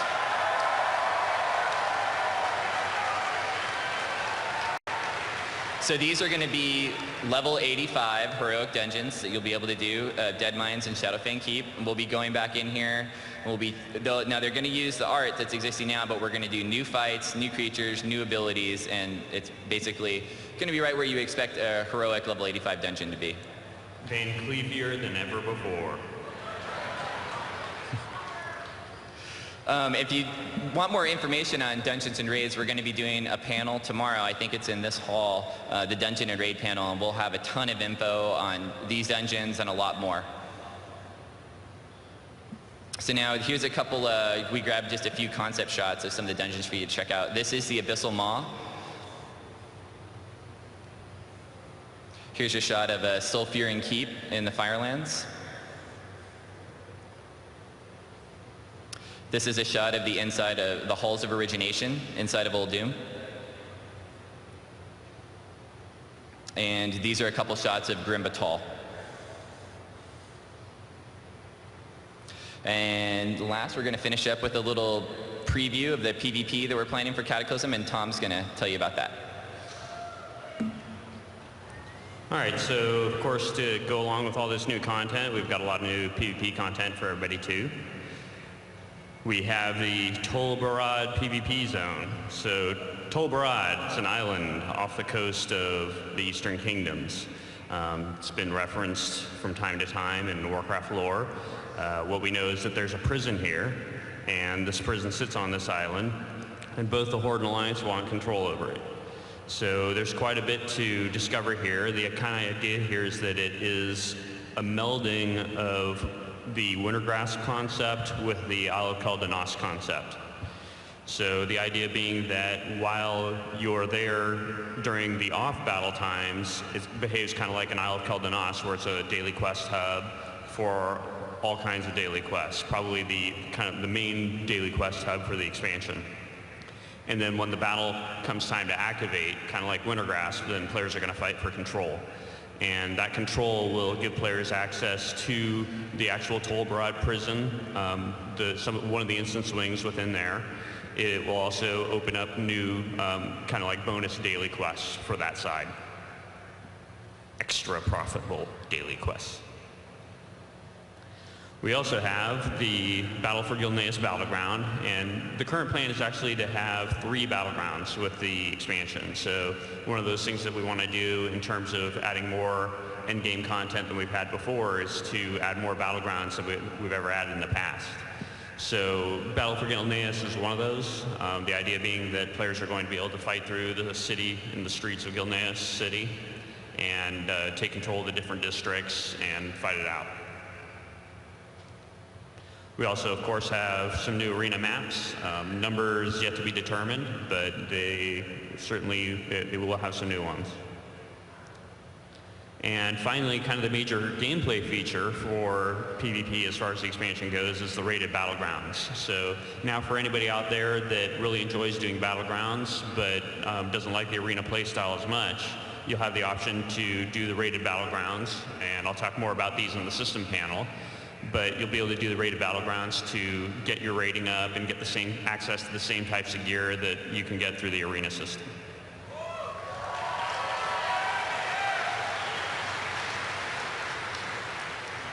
And so that brings us to Q&A. Now, I don't know that we have much time for Q&A, but we do have a specific Q&A panel set aside for tomorrow morning.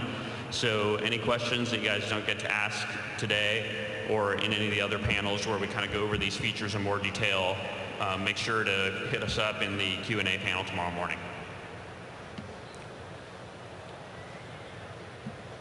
So I guess that's all the time we have. We will have an entire hour for Q&A tomorrow at 10 a.m. We will have a lot more information on the various panels that you'll find, the class items and professions later today, as well as Dungeons and Raids tomorrow, and the systems panel that you'll find is PvP. So just no time today, though, for this panel at least.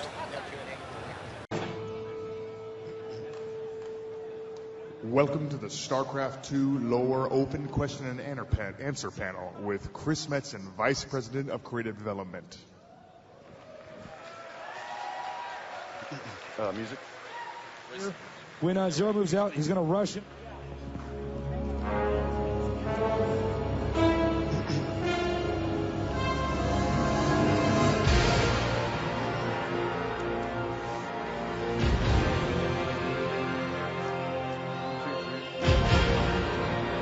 What up, Blizzcon? Well, I may as well stand. Guys, thank you for being here this afternoon. In past years, we've done Star 2 lore panels. We've done a number of things. Usually we talk about what's going on. We talked about the characters. We've talked about some of the storyline going on, some of the ancillary products a few years ago. This year, we wanted to try something a little different. For the past, I can't tell time anymore. Someone told me it was a year now. We've been working on the VO component for StarCraft, right? We got our scripts together. We got the story together. We have cast the game. And we've been diligently recording all of the really wonderful actors that we've found to portray these characters. So what we figured we'd do today is actually bring the cast of StarCraft II out to BlizzCon so that you guys can get to see who they are and vibe out, you know, with really hearing what they brought to the role. We'll have a Q&A towards the end of the panel, so you guys can, you know, ask whatever, right? One caveat being, you know, not all of the actors know the lore as well as you do, and you probably know it better than I do. But I will try to, you know, play goalie, you know, all the, you know, tougher lore questions, but, you know, take it easy on them, right? They're not necessarily experts. I think I'm frothing. Did you see that spit come out? That was bitchin' in HD. So, guys, as we get started, we're going to bring all the actors out, and the first character we want to bring out, you guys will recognize, old school, been with us from the start, the one honest man in the universe, the hard-hitting, hard-living Jim Raynor. We got a clip for you. Let's play the clip.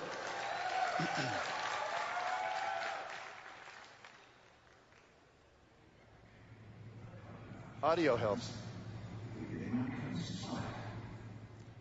You know what, folks backstage? Let's play that again, because it rocks.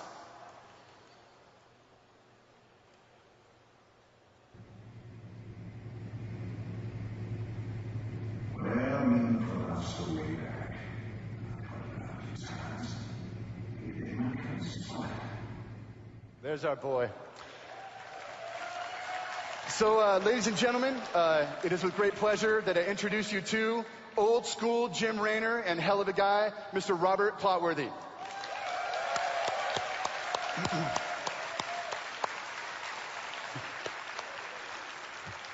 What's up, baby?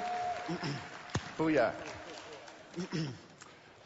For our next character we want to introduce, oh boy, I hope I have this right. Oh, indeed. This is a wild one. The gentleman that played this character, what's it been, 12 years ago, is actually no longer with us. We did have to find another actor that we felt had the same amount of soul, the same gravitas, the same power, right? So in introducing this next character, you should know who this is. Roll the second clip, please.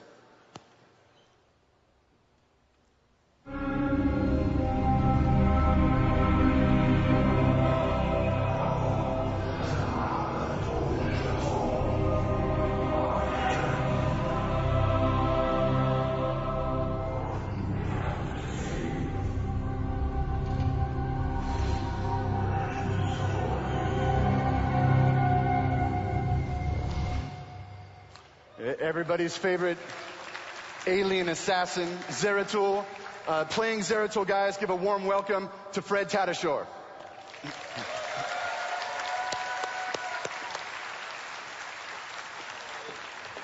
Yeah. What's up, baby? Guys, for the third character we're going to bring out, was one of my personal favorites, a new StarCraft character that we made up a little bit after we began the story process for the game, but this character has quickly just taken over and just rocks. He's so funny, and the sound of his voice just lights us up. You'll recognize this character from the intro of the game. Can we roll clip number 3, please?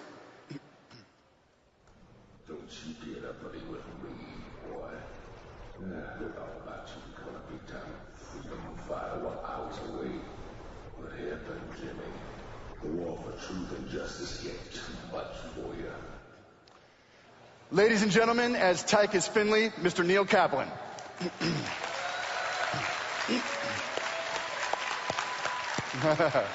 Hello, Blizzcon. Right on, baby. For the fourth person we're introducing, this person is not actually playing a character. This lady has become one of my favorite people on earth. She is one of the best voice directors in Hollywood that we've had the great privilege of working with and learning from. She's directed all sorts of animation for Warner Brothers, you know, the Batman animated series, Superman, Justice League, Green Lantern, First Flight, Death of Superman, all the big Warner Brothers stuff. She's done, little tiny shows like SpongeBob SquarePants, Avatar, you know, she just absolutely rocks. Ladies and gentlemen, our voice director, Andrea Romano.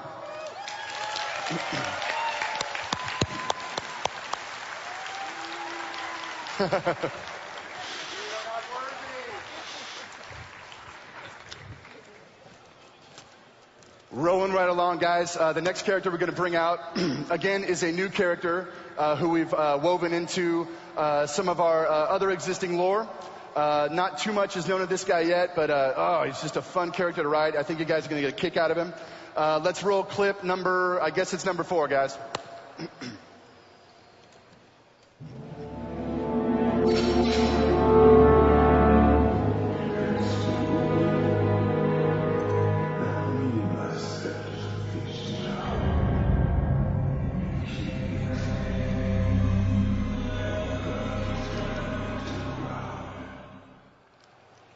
So guys, as Gabriel Tosh, Mr. Dave Fennoy.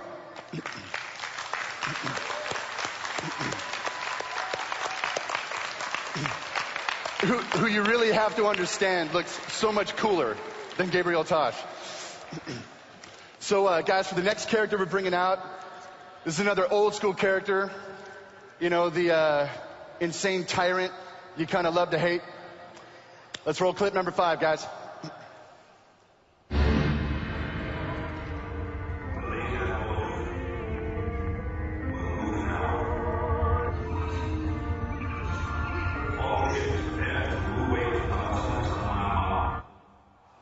Ladies and gentlemen, as returning as Arcturus Mansk, Mr. James Harper.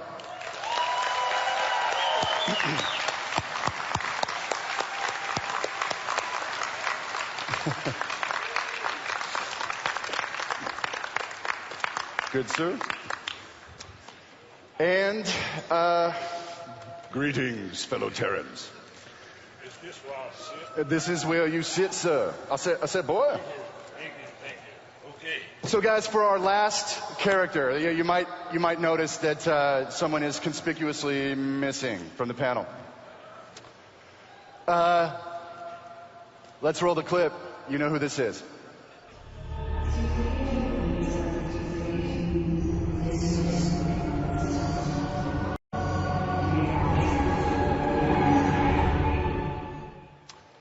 Who is she? Kerrigan. Indeed. Guys, there's been a lot of speculation, a lot of rumor on the internet about who our new Kerrigan was going to be.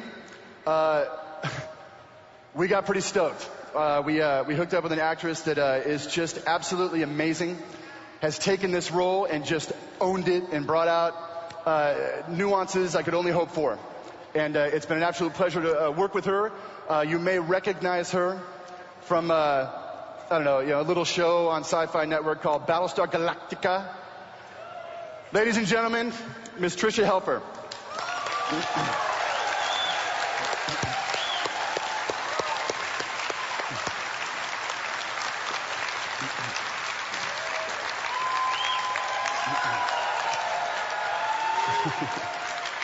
Miss Helfer, hello. Thank you.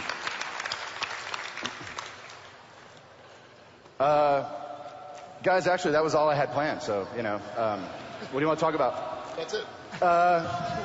You guys, we've never done a panel quite like this before. I think I said it up front. But we were going to do just an informal discussion, and I'll attempt to moderate. I tend to talk a lot, as you know, so I'll try and knock that off. And then we'll just talk to the actors, and when we're done with that, we'll go to Q&A. Did I mention that before? The senility is setting in, so all good. So I guess we'll just start at the top. I can't see anybody. Mr. Clotworthy. Yes, Mr. Metzen. Wax philosophical, if you would, good sir. What's it been like to come back and play Jim Raynor? Well, first of all, I want to say that I'm thrilled to see so many people here. Yeah. I mean, as a... Absolutely. As a voiceover person, we usually stay in the background. And I'm just thrilled to be a part of this experience, to have so many fans here. I want to thank you all for your support, and I am absolutely thrilled to be back. And I'm telling you, this game rocks. Chris Metzen is a friggin' god. Okay. Thank you. Guys, it's funny, by way of anecdote, You know, Raynor was one of those characters. It's hard to remember, what was it, 12 years ago? I can't tell time. I don't know when we started writing the original StarCraft, but we thought the idea of, you know, these epic alien civilizations crashing, for supremacy, that in the midst of all that, you've got pretty much this one honest man, right? This kind of uncompromising dude, kind of caught in the midst of all that, and the idea or the theme that, one man can make a difference, in the midst of all these titans at war. And there was just something about Robert's voice, right? When he came in, that first, many years ago, and started talking as this man. Sometimes as a writer, you never quite know how the character's going to sound or feel. And Robert just owned it. And again, we are just so glad to have him back. Andrea, actually, I'll ask you a question because you may serve as a goalie, interestingly enough, during the discussion. What do you hear? Like, as Robert, gets going, and you had a chance to kind of meet Raynor and direct him, over the course of this campaign. What has been your impression? What do you think sings about, his take on the role? What's so interesting about voice directing in general is you can never anticipate what voice is going to come out of an actor. You can look at what an actor looks like and assume that's going to be what their voice sounds like. And then they completely surprise you because they've got this enormous arsenal of 1,000 different voices inside them. And I had worked with Rob many, many times over the years on everything from Batman and Justice League and Superman and many different series. And some of the more cartoony ones, if you will, the Animaniacs and Pinky and the Brain types of series. And when Chris contacted me forever ago through my dear friend Russell Brower, who I have to thank publicly for bringing me into this Blizzard family, and told me that we were going to be working on this project, and I was listening to Rob's voice, and I said, no, you mean Rob Clotworthy? And I heard his voice, no, Rob Clotworthy. And then I hear this wonderful voice come out of Rob, which I had never, ever heard before. It's one of the joys of directing voice actors, is to hear these things that surprise you after years and years of knowing an actor, to hear something new and different I had never heard before. And so as we worked together, and we've worked now, 6-8 months on this together, and the voice even evolved during that time as we worked through some of the scenes. Discover some more levels to this character, would hear this depth and this range of emotion that would come out in the voice, and it's been just an absolute joy to discover this actor that I've known for so long to do these different things. For sure. Did I answer your question, in fact? Handily. Okay. I was going to say that Raynor is a very expectations. unique character in that he is the reluctant hero. For those of you who've studied mythology. And he's something that a lot of us can identify with. A lot of us wish we were him, but he's a great role model as well. And I also understood that there's a great responsibility in performing this role because it does mean so much to so many people. And again, and also I want to tell Andrea, you may have 6 Emmys, but I've got 7. Oh. He's keeping it real. Still, you may have 7 Emmys, but I have a noob. Yes. Yes, he does. It's a doll. I have a doll, a Raynor doll. It's pretty good. He has an action figure. Fred, I guess we'll just kind of move down the line. Guys, you may not know, Fred, we had met Fred, and we were in need of a new Zeratul. Unfortunately, the gentleman that performed the role back in the day was a man named Jack Rishel, and Jack was Zeratul and actually General Duke. Just a really cool guy, and he passed away a number of years ago. So as we were looking at Zeratul these days and wanting to find someone to really round out that character. We found Fred, and just the man of 1,000 voices. And it's funny, there's another character in StarCraft 2. We didn't put it up here, but Fred also does Rory Swan, who's Raynor's mechanic, the guy down in the engine room, who's also just a terrific character, I hope. And so, Fred, what was your impression coming into this really zany universe? And Well, doing the voice of Zeratul, and this is actually my normal voice. We start off that way, and then it goes through processors. And wait. No, actually. Seriously. You guys take me seriously. I'm sorry. You're scared. Really, it was Jack Rishel who really, he captured the spirit of this, 600-some-odd-year-old Knight Templar. Amazing character, one of the best characters I love playing. And so I was really just trying to voice print what he brought. And then anything after that, without giving away too much, you know, it was just filling in those spaces. But really, really enjoyed playing something like that. Was almost, I heard him being called almost a good Darth Vader type, you know, something that really invests so much in the survival of things, and he's just an incredible character. So that's kind of what I did, and then it just went further. And now you have to speak without a mouth. So that's kind of interesting too. It's all psychic stuff. And then Swan was fun, because that's just basically my New York family. So, you know, we're going to fix a few protoplasm things over there. Don't worry about it. It's easy. Let me do that. Yes, indeed. Oh, no, you guys. It is wonderful to be here. Thank you for being here. Money blessings upon you, many blessings. So, one of the funniest things with Fred is, you know, we were joking with him about having to do lip syncing for Zeratul when he actually has no mouth. So what the hell are you guys talking about? You know, so it worked out where we didn't actually have to, you know, go there. That was a terrible joke, guys. I apologize. I'll get better as we go. Is the bar open? So, Neil, you know, we talked a lot about you know, Tychus and how he came to be. Man, you know, I was remarking to the crowd a little earlier. I love Tychus's voice. Like once that voice came out of your body, right? Okay. Which was so wild. Like, how are you making that sound?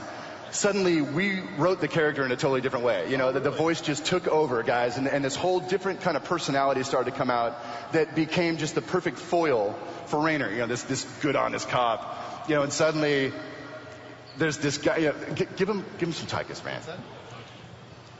I guess I should probably say the line which most everybody's familiar with. Hell, it's about damn time. So rad. Because, you know, since I first did the scratch tracks for the character, I mean, I've been sitting on this news for a long time. You know, not being able to say anything and seeing this face everywhere. And you know, it sucks, don't it? But I'm going to echo, you know, what was said previously. This is the coolest character I have ever played. Plain and simple. I've played characters that were made famous by other voice actors, and that was really a lot of fun. But this was the chance to create my own thing. Right.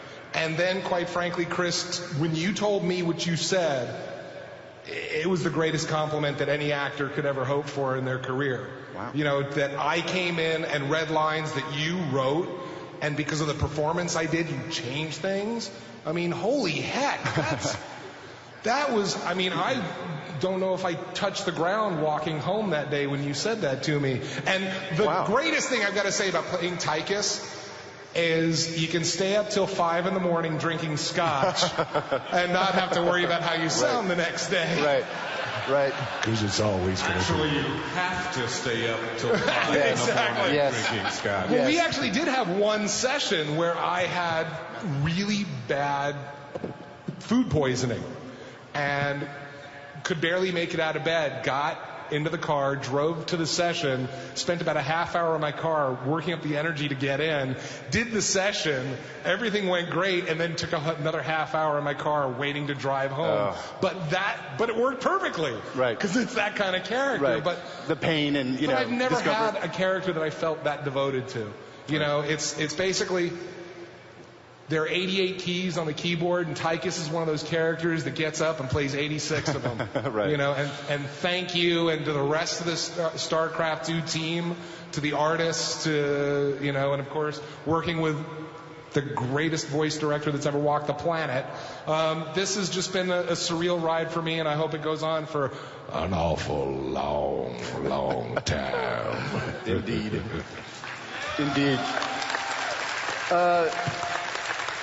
Yeah, Dave, I was going to ask you, you know, about Tosh. He was one of those characters that sometimes the story demands a certain character, but what's funny in video games is that sometimes the artist will just conjure a character, and the visual design is so engaging that, you know, we as writers, you know, go like, holy cow, like we have to run with that. I don't know where he fits. I don't know what he's going to do, but there was just something so engaging about Tosh, and the idea, I can't tell you. Anyway, there's really good stuff with Tosh, guys. panels like this are a bitch when you actually haven't played the game yet. Just trust me. But Tosh was one of those characters with a visual design. A bunch of, I think, cinematics artists were just kind of concepting out, like, wow. He actually started as a mercenary. And as we got this kind of visual solution, there was just so much magnetism to it that, we sought out the, voice actors. And the day you came in, I think we had tried a number of actors, and you just kind of had this very dark, raspy thing going on. Like, that's it. What was your impression of this guy? This kind of very zany character, right? How many of you, first of all, you've never heard Tosh, right? Okay. I don't think anyone's seen the video clips yet. Yeah, it's a brand new character in the game, and Tosh is kind of got that accent like this man, and everything is very, very bad. Right. I like to kill people. Let me cut him up.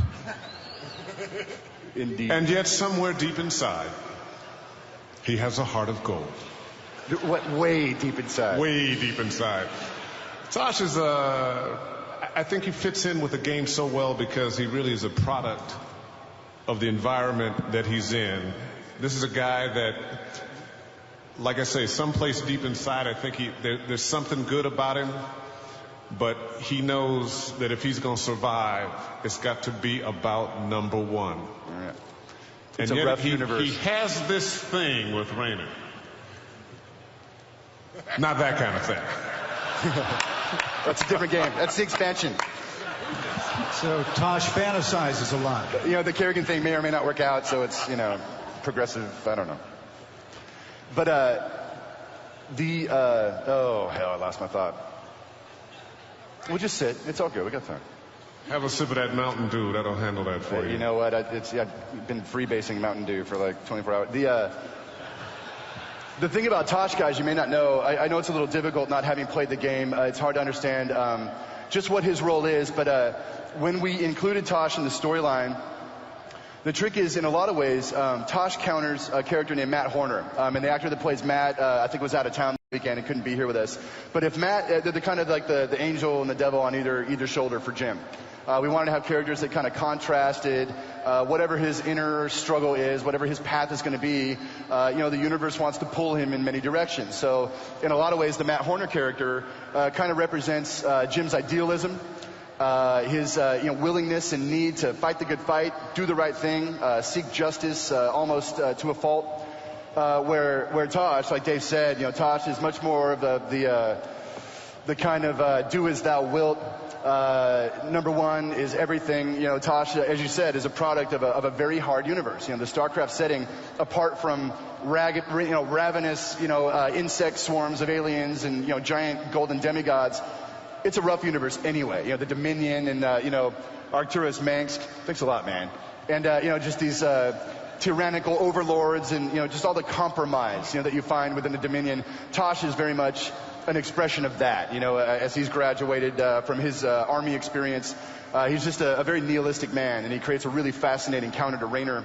And something just to geek out on, while Tosh was constructed, over the past 2 years, I guess I won't tell you exactly what his unique storyline is, but we've woven it in such a way that he has a very interesting tie to another StarCraft character, Nova. So you guys might remember for the game Ghost from many years ago, may it rest in peace. The character of Nova will also make a little cameo in the game. It's very cool. And it turns out that Tosh and Nova, again, not necessarily in that way, have a shared past, and it'll be very cool to see that unfold. So, Arcturus. Emperor, what was it like? In the early years, as the Guild Wars ravaged the Confederacy and you found yourself angry with the former government and seeking to overthrow the... How was it, man? How was it for you? It was rough. It was really, really rough. How did we come upon this voice anyway? That's what I want to know. I was trying to remember. I don't remember. I absolutely do not remember. You know, what I have discovered here today is why Jack Nicholson and those other people always keep their sunglasses on. Man, it's bright up here. But I can't stand it when they keep their shades on. So here's my eyes. Now you can see me. It's harsh. I haven't had as much fun doing something in probably 20, 30 years. This has been a phenomenal experience, cramped down into a very short period of time. I mean, this whole character in the sequel, maybe about 3.5 hours over a couple of days to do this. But just in brief, I'm getting older, and so my memory is going. So I don't remember a whole bunch about the 12 years ago, except that you weren't as big back then, and it was the first time, and your studio offices were in this little industrial complex, I believe, hole in the wall, with no air conditioning, by the way, the air conditioning didn't work. Thus the continuity here. Yes, that's right. You know.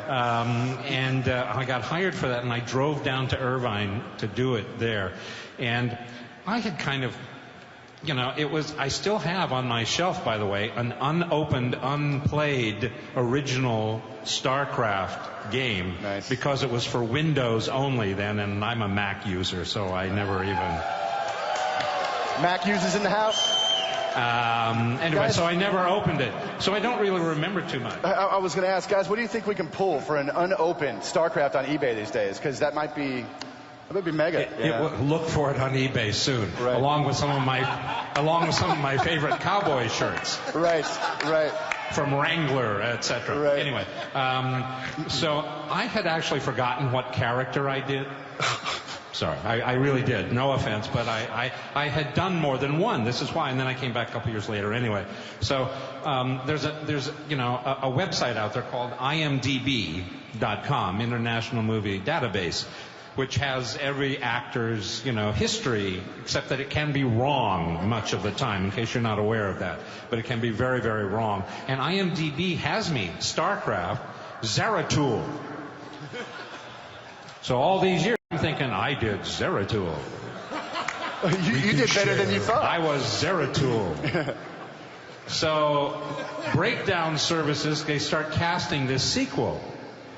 And I see it one day, my agent sends it to me, and they're looking for the character Zeratul.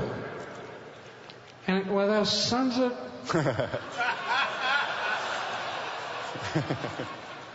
Yeah. I was really good. I'm the emperor, damn it. What are they... They're not even calling me to see if I'm available? Yeah. It's those Blizzard guys. And so a couple of months later, my agent gets a call and he says, I got a call from this Blizzard stuff. They're doing this sequel. They want you to recreate your character of Arcturus Mengs. And I went to myself, never mind. And I'm really happy to be back doing this again, because it's so much fun. Arcturus Mengs, everybody.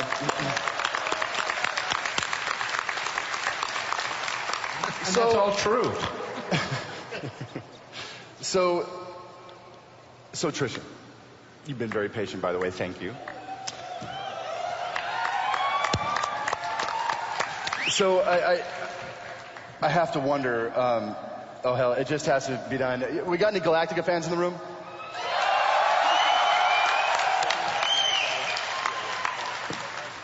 So, what was that? Burn notice. Thank you. Booyah. Very good. It's funny, the character of Kerrigan is just so principled. She's the heart of, all that is StarCraft. How was that, stepping into this role? I know you read, a little bit about it, before we got going, and certainly I geeked out on you hugely as we were recording. What do you make of this character? How was this for you? Well, first off, I have to say it's intimidating to come into a game that, and to do a job that that you don't really know the history of it. I've said before, and this is the wrong room to say it, but I'm not going to pretend. I'm kind of a video game virgin in terms of playing. I played a robot. Frogger was the last game I ever played in the 80s, and I don't think I could make it past the first level. So I'm not very technologically savvy. But so it was intimidating kind of coming in, not knowing the backstory and the history and everything. And it's an honor to be up here and on this panel with everybody, because you just hear all the voices and everything. And I kind of just go out and do my thing, but I certainly don't have a whole bunch of different voices. So it's wonderful to be up here with you guys. Kerrigan, from playing numerous characters on Battlestar, it wasn't threatening to come in and go, oh my gosh, I have to play 2 different characters in this. And it's an evolution. And I think the first time I came in, all I had really to go on was 2 pictures of Sarah and then the Queen of Blades.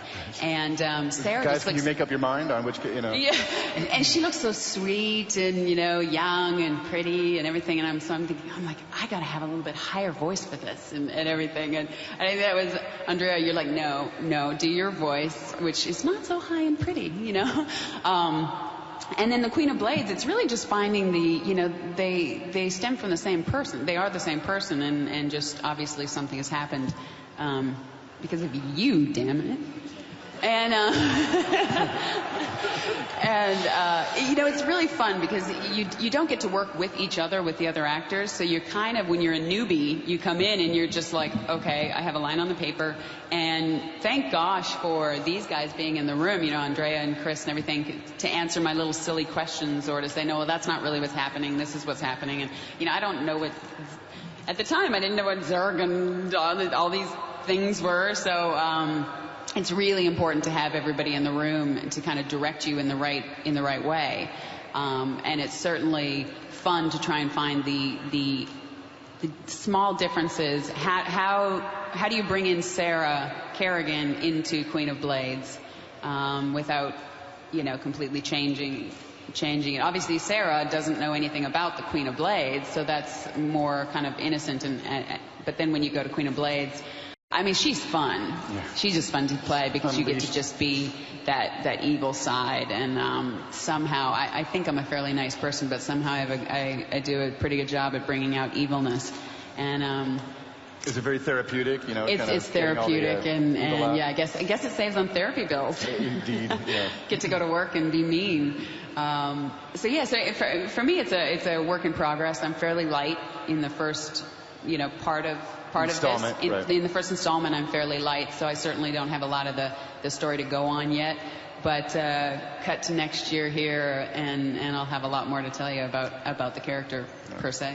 Guys, you may not know, in the Wings of Liberty installment, the first of the 3 chapters of StarCraft 2,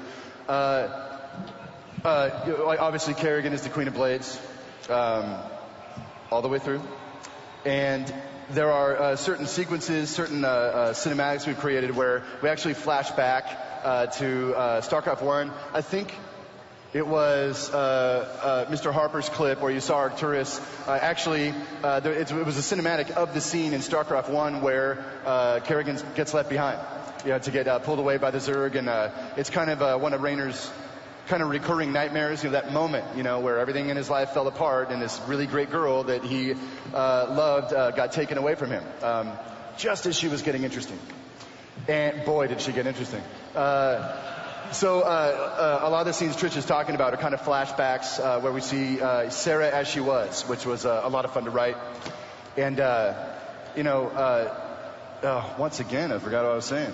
Like I was really going somewhere, and then just pow, hit the wall, all good. Andrea, getting back to you, we haven't been avoiding you. Little, yeah. So what have your impressions been of just the arc of this thing? With all these characters, right? And with this big highfalutin storyline, right? What has your experience been in terms of, I guess I want to say, corralling all of these characters, right? Or compensating for the different vocal textures and just the different personalities. What have you made of that? What do you make of the arc of the cast? The first thing I just want to say to all you guys out there, just so that you know, when we all kind of have a blank look on our face when Chris asks us a question, it's because there's a slap back in sound, and I understand about every fifth word you're saying. Which is normal. So, yeah, well, but just if we have these blank looks and we respond to a question that wasn't even... Right. It's just, so I apologize because it's hard to understand. I'm used to but I think I know what you're asking.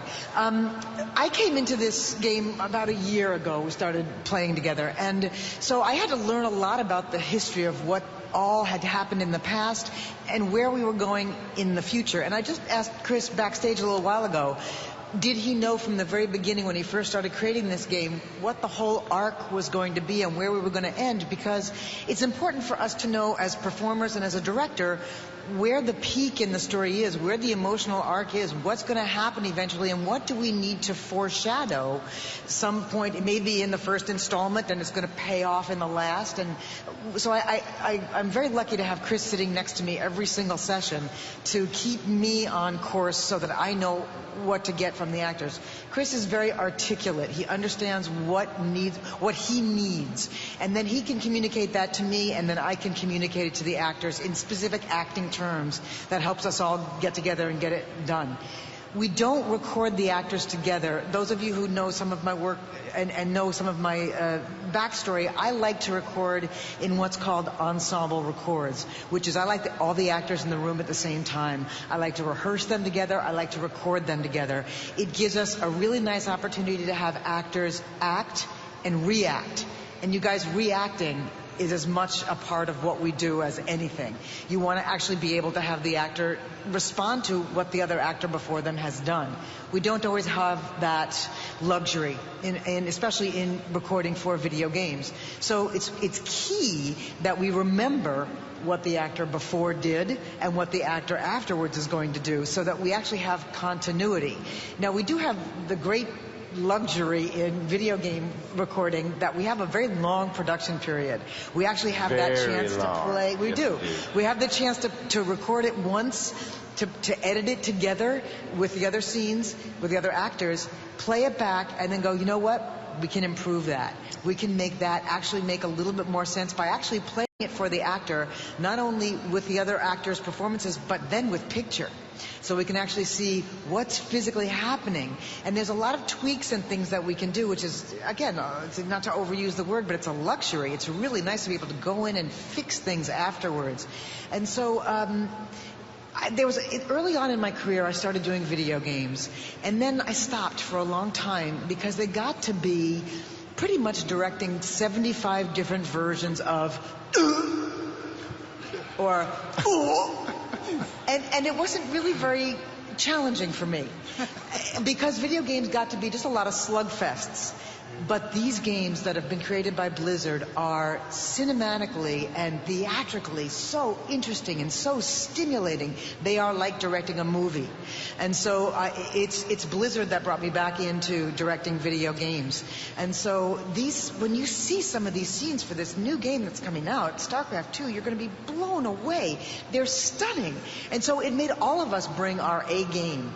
All of the actors, myself as a director, to bring the best possible theatrical work to it, and it's stimulating, it's interesting, it's wonderful, and again, I don't know if I've answered your question at all. I've just sort of gone off on a tangent, but epic.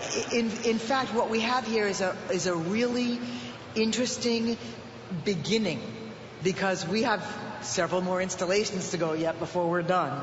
We got years to go, baby. We have years to go, and it's just I hope that you guys enjoy playing it, watching it, enjoying it as much as we enjoy making it. And I'll tell you, the recording sessions are intense and a tremendous amount of fun. A tremendous amount of fun. And before I forget, I really have to thank Andrea Toyas, who does the casting and organizing of all the recording sessions. And she's just an awesome, awesome talent herself. And so please, a big shout out to Andrea Toyas. Thank you, Andrea. Want to come back out? Ladies and gentlemen, Andrea Toyas.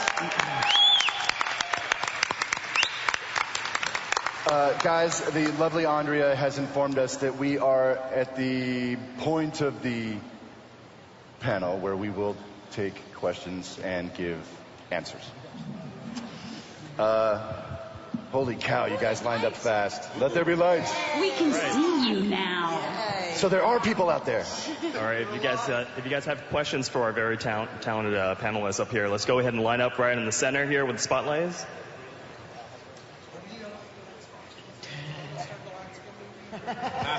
What, brother? I was seeing if we could ask Trisha about the Battlestar Galactica movie. Yes, indeed. It's like getting in line. Hi, this question is actually for Andrea. You guys have an amazing cast for StarCraft 2, and I actually wanted to ask one quick question and then a main question. Quick question is, are you also doing the stuff for Diablo 3? And then the other question is for people like myself who actually want to get into voice acting, what would you recommend? Do you do anything like that? And for StarCraft 2, and working with these actors, what do you look for?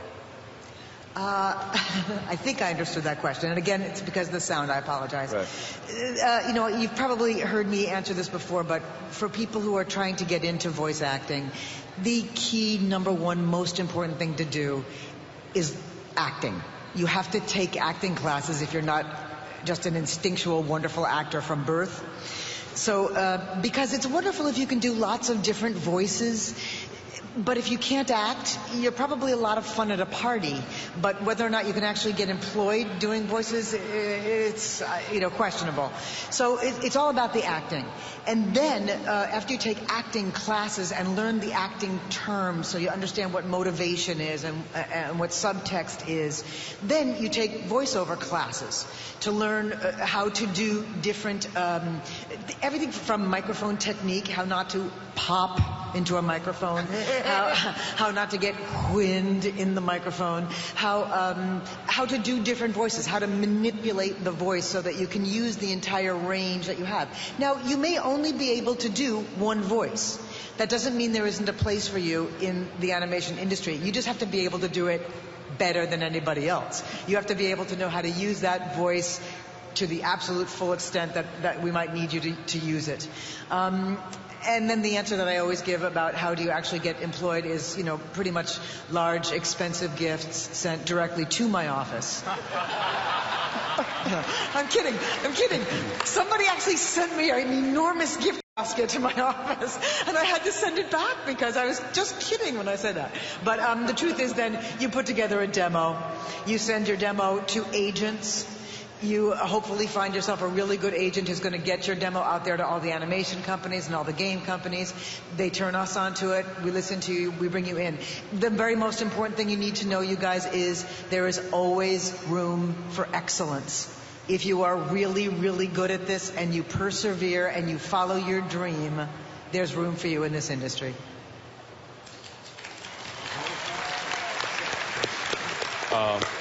My question is directed to all the voice actors. Do you have your own version of the character, even though it's all illustrated already? Like when you act, it's like, do you visualize yourself, or do you see the other character?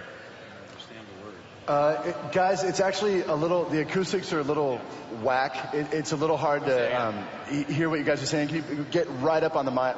How funny is that? Get right up on the mic and don't pop your piece. There you go. Can you keep doing that? That was great. There you go. He's the interpreter for the hard of hearing, I guess. Nicely done. Thank you. I'll start off. Because I, Neil Kaplan, am a smaller guy, not quite as energetic as Tychus, so I kind of put myself in that place of, having no fear and cojones the size of cantaloupes kind of a thing. So I kind of do visualize that situation, and they are kind enough to bring whether it's pictures of the character or pictures of the set or of the characters that you're working with, because every little piece of that information helps, at least me, set myself in that place and get more attached to the character. Hitchhiking off of your answer, I love to see what the character that I'm playing looks like, because that gives me a lot of ideas about who he is. But more importantly, I want to know what is the backstory on that character? Where did he come from? How does he feel? What are the things that he does? How does he feel about the other characters that he's working with? What's inside of him? What's in his heart and what's in his head? Those are the things, to me, that really start forming that character for me. And also, what does your character want? That's the biggie. What do you want? Are you trying to have the survival of the universe? That's a big one. But it all depends on you do inhabit the character's soul, basically. It's like you join up with it. But it's who are you, what do you want, and where are you, and where have you been? Those are the big ones for me, anyway. And on top of that, not only what do you want, but what are your obstacles to achieving what you want? And how do you go about crossing those hurdles, going around those obstacles? Basically, the subtext of your character. It's everything that Andrea said. It's not just doing a voice, it's acting. It's knowing how to... I also look at it as, how do I serve the story best? I mean, where is my character within this story? And also, the first thing I said to Andrea when we started working, I said, keep me honest. And as an actor, that's critically important, that you honestly share and convey those emotions and those feelings. That's what I think people appreciate about a performance. Exactly what Andrea said is you really do have to, taking acting classes if you're interested in getting into it, because that's where you sort of start to understand of all these things that you need to do yourself, prep work as an actor coming into something. For me, I'm newer at voice work, and I find I actually have to almost visualize the character more so than I do in front of the camera, because in front of the camera you're actually running around the scene. If you're running around with a gun, like when I was doing Sarah the other day, I think last week. Right. I'm running, I'm shooting the gun, everything like that. In front of the camera, you're actually doing that. I mean, mind you, it's a prop gun, but you're still actually running around doing that. So it's easier to become the character and feel like you are the character. But when you're sitting there with earphones on and you have to stay this close to the mic, you can't be jumping around or hear the sound. I mean, your stomach gurgles and it's like the loudest thing possible. It's like, I get so embarrassed in the sound booth because it's like, okay, do I eat beforehand? Because then I'm going to be digesting. If I don't eat beforehand, then I'm going to be hungry. Then I'm like, to do yourself prep work as an actor coming into something. For me, I'm newer at voice work, and I find I actually have to almost visualize the character more so than I do in front of the camera, because in front of the camera you're actually running around the scene. If you're running around with a gun, like when I was doing Sarah the other day, I think last week. Right. I'm running, I'm shooting the gun, everything like that. In front of the camera you're actually doing that. I mean, mind you, it's a prop gun, but you're still actually running around doing that. So it's easier to become the character and feel like you are the character. But when you're sitting there with earphones on and you have to stay this close to the mic, you can't be jumping around or hear the sound. I mean, your stomach gurgles and it's like the loudest thing possible. It's like, I get so embarrassed in the sound booth because it's like, okay, do I eat beforehand? Because then I'm going to be digesting. If I don't eat beforehand, then I'm going to be hungry. Then I'm like, your voice makes it's so you're right here. And see, for me personally, I have to even visualize more so than if I'm on camera, because that's all you have to go on is your mind. Because you can't be bouncing around, you can't be running around with the gun, you aren't being cradled in Jim's arms or whatever, or Robert's, or... You can cradle yourself, my arms are ready for you. And that being said, you do... Like you say, you really do use your imagination quite a bit. That's the whole point. And you do. And I'd rather experience it, Fred. I want to experience it. Acting is experience. But then you are teamed up. You got this great, like in this case, you have the wonderful writing. The writer is right there and a great direction. So you really are teamed with the animators, the writer, and the director to create this one character. It's kind of extraordinary. It does require all of that. Guys, really quick, that just reminded me. I just want to give a quick call out to Dustin Browder and Andy Chambers, who are not up here, but just cohorts in writing the game, designing the game. Nick Carpenter, the cinematic director. A lot of people aren't up here right now, but you know, you guys know what's up. You've been here the last couple of years. The writing team is just exceptional, and it's been just a blast to develop these characters with the boys, you know, and do this thing as a team effort. So just wanted to say that, boys, if you're out there, thank you. Looks like we have time for a few more questions. I have a lore question for Wings of Liberty. Real loud, brother. At the end of Brood War, the hidden map where you find out Duran's plot. Dark Origin. Yes. Will that have any impact on Wings of Liberty, or will that come in later, perhaps?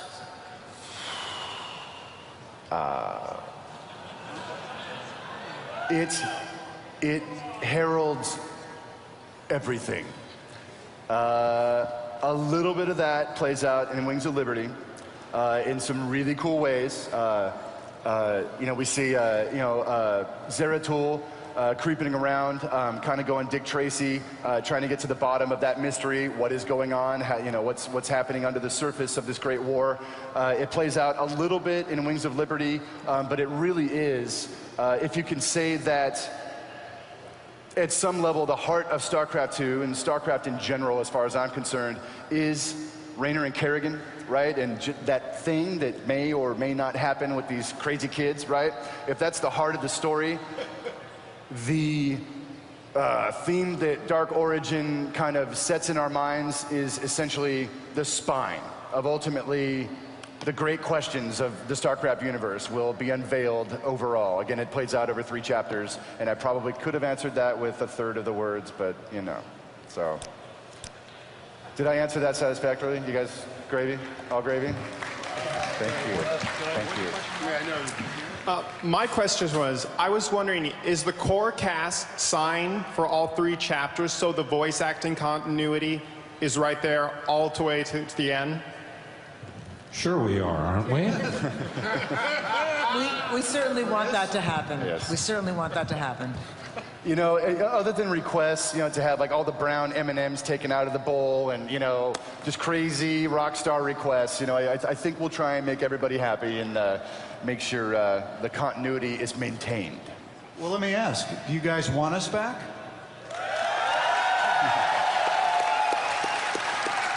Okay.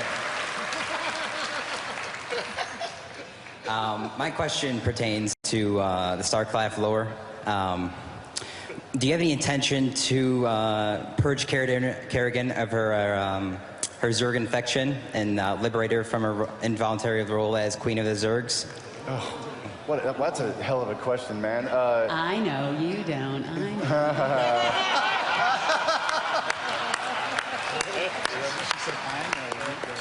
know. I'm going to leave it at that. And seriously, dude, like in a room with this many people, I'm not comfortable telling you about my intentions. You know what I mean? Like, it's really personal, you know? I don't know. Hi, this one is for you, Chris. Did you play any role in like World of Warcraft and StarCraft and maybe Diablo? Did I play a role in like voice acting? As an actor?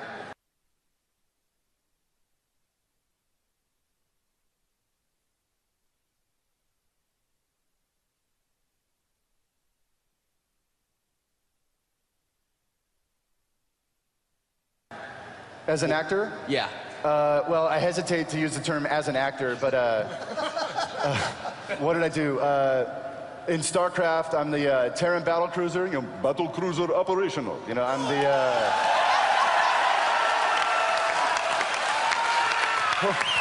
Wow. How about, how do I get out of this chicken shit outfit? I'm the Terran Marine. The original Ghost, you know, Ghost reporting. I'm the original Ghost. World of Warcraft, I am Thrall. Actually, I did Logosh as well, which is not very good, but forgive me. I am Thrall. You know, so all that. I don't know, guys. all sorts of stuff, like Ragnaros, I think, any number of bosses, but I hesitate to use the word actor, but I have had the privilege of serving with distinction in that geeky capacity. It's a shame he has no skills, huh? Slug. Our final question. This is for Robert and James. In the original, there's a lot of talking directly to the player who is a character. Is there a lot of difference in acting when you have to talk to someone who doesn't exactly exist as anyone you hear? And as a side question, is the magistrate still exist, or in the lore is he going to be kind of pushed aside? As an actor, when you're acting, you're always talking to someone. And we use substitution. I mean, at least that's what I do. So that I have somebody specifically in mind that I'm talking to, whether that happens to be a character, I'll personalize that. I'll use somebody from my own life so that I'm actually talking to somebody that I know, somebody that I have a relationship with. And I'll find a relationship or find a relationship. I'll use somebody where that relationship makes sense for the person I'm talking to within the game. So that way, where I'm coming from is a place of truth and reality, as opposed to just, talking to something that doesn't exist. Because as an actor, for me, I can't connect to that. But if I want to communicate with somebody, if I want to talk to, like I'm talking to you now, I'm talking to you specifically, and you know that I'm talking to you. So, as far as the lore is concerned, Chris? Well, right. Well, yeah. Chris, so as far as the magistrate goes, at the end of the day, guys, in the original game, the magistrate was really a contrivance to help tell the story, right? It was never intended to be a really fleshed out character. But it's funny that it feels that way, right? Like, in some ways, our tools for telling story in the original game were very crude, right? You play the map, there wasn't a whole lot of story in the map, like you saw with things like Warcraft 3, but you'd bounce into these glue screens where you had these goofy windows and these little heads, yelling at each other, and the magistrate it did feel like a fictional part of the universe. But with this game, we wanted to bring the characters a little more forward and not have that half step in between the player and, Raynor, for instance. So we've kind of done away with it, but it does pose an interesting question. Is that character still out there in the lore somewhere? Perhaps. Also, just to continue with the talking to someone, one of the things that I mentioned about it seemed to go so quick, this whole game, and I'm only there for a couple of days, 3.5, 4 hours, something like that. One of the reasons why it went so quick is because of our director right here, Andrea. She is so freaking good at getting what she needs from the actors and the characters, and bless her as well, she reads with you. So I'm not just blanketly saying words, which you do sometimes in some voiceover situations. You don't get the benefit ever of the other line, just what you're reacting to and what she said. I really want to stress, most acting is reacting. That's what acting is. So it was great to have her in the booth, be able to read not only just your cue line, but read the other characters if there are 5 or 6 paragraphs of lines ahead of that, which you may need as an actor for the situation to be alive in and be reacting to, until such time as your actual line comes up. So I was never speaking in a void. I was always actually speaking, reacting to a very specific voice and a very specific word, which really is a huge help. Looks like that's going to end our Q&A. Let's give it up again for our panelists. Where's that at? Welcome to the StarCraft II gameplay open question and answer panel.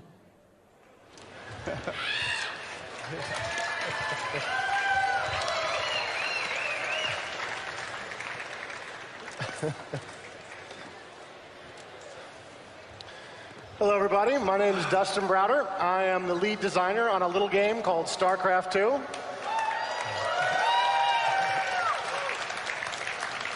We've got a good panel for you here today. It's going to be a little bit about mission design and how we do our mission design at Blizzard Entertainment. We're going to take you through our design process, talk about some of our design philosophies, show you some of the tools we use to create our missions, at the same time realize that all of these tools are going to be released to you, the community, and we'll give you a little bit of an example at the end, a little bit of a teaser at the kinds of games you guys might be creating in the years to come, the kinds of games we'll all be playing on Battle.net in the years to come in StarCraft 2. Now, to help me out with this process here today, I've got a couple of Blizzard veterans here with me. I've got Michael Heiberg, a 12-year veteran of Blizzard Entertainment. Michael has worked on StarCraft, StarCraft Brood War, Warcraft 3, Warcraft 3 Frozen Throne, and World of Warcraft.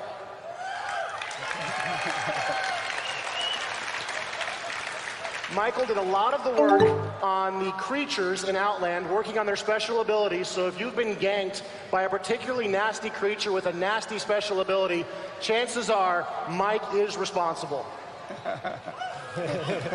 I've also got Matt Morris, another 12-year veteran of Blizzard Entertainment.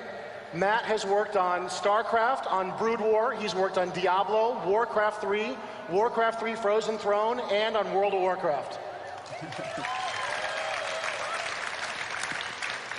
All right, so I'm going to get this started here. I'm going to turn it over to Mike, who's going to explain some of the sort of history of Blizzard Entertainment's real-time strategy games and how these missions have come to be.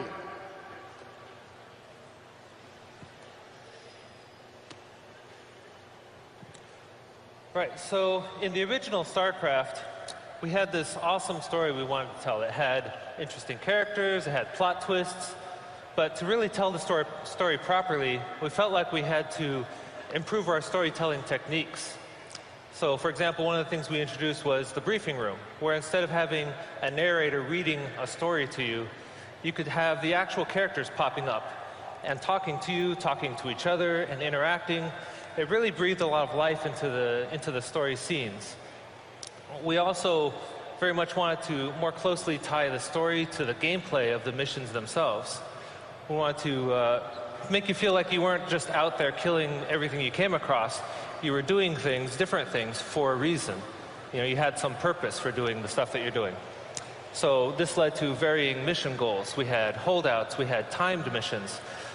Sometimes you had limited forces, and sometimes you were even allied with other races to work together and ended up playing multiple races at the same time. An example of this is a mission that a lot of people remember from the Terran campaign. It's called Desperate Alliance. And basically, you're stuck on this planet. The Zerg are invading, and help is on the way, but you have to survive for 30 minutes while they arrive. So here, you have a reason to do what you're doing. You're not just trying to go out and slaughter an enemy. You're doing it for a purpose. You're trying to hold out while this help arrives. And you're actually, the gameplay of the mission itself is not about building up a massive force and crushing something.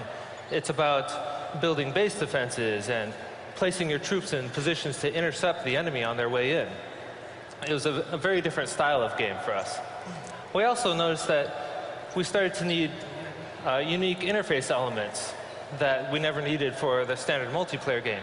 Things like a little timer window up in the top of the screen to tell you how much time you had left on a mission. And it seems like a really small thing by today's standards, but really, at the time, this was one of our first steps to properly supporting a very different gameplay style for the campaigns.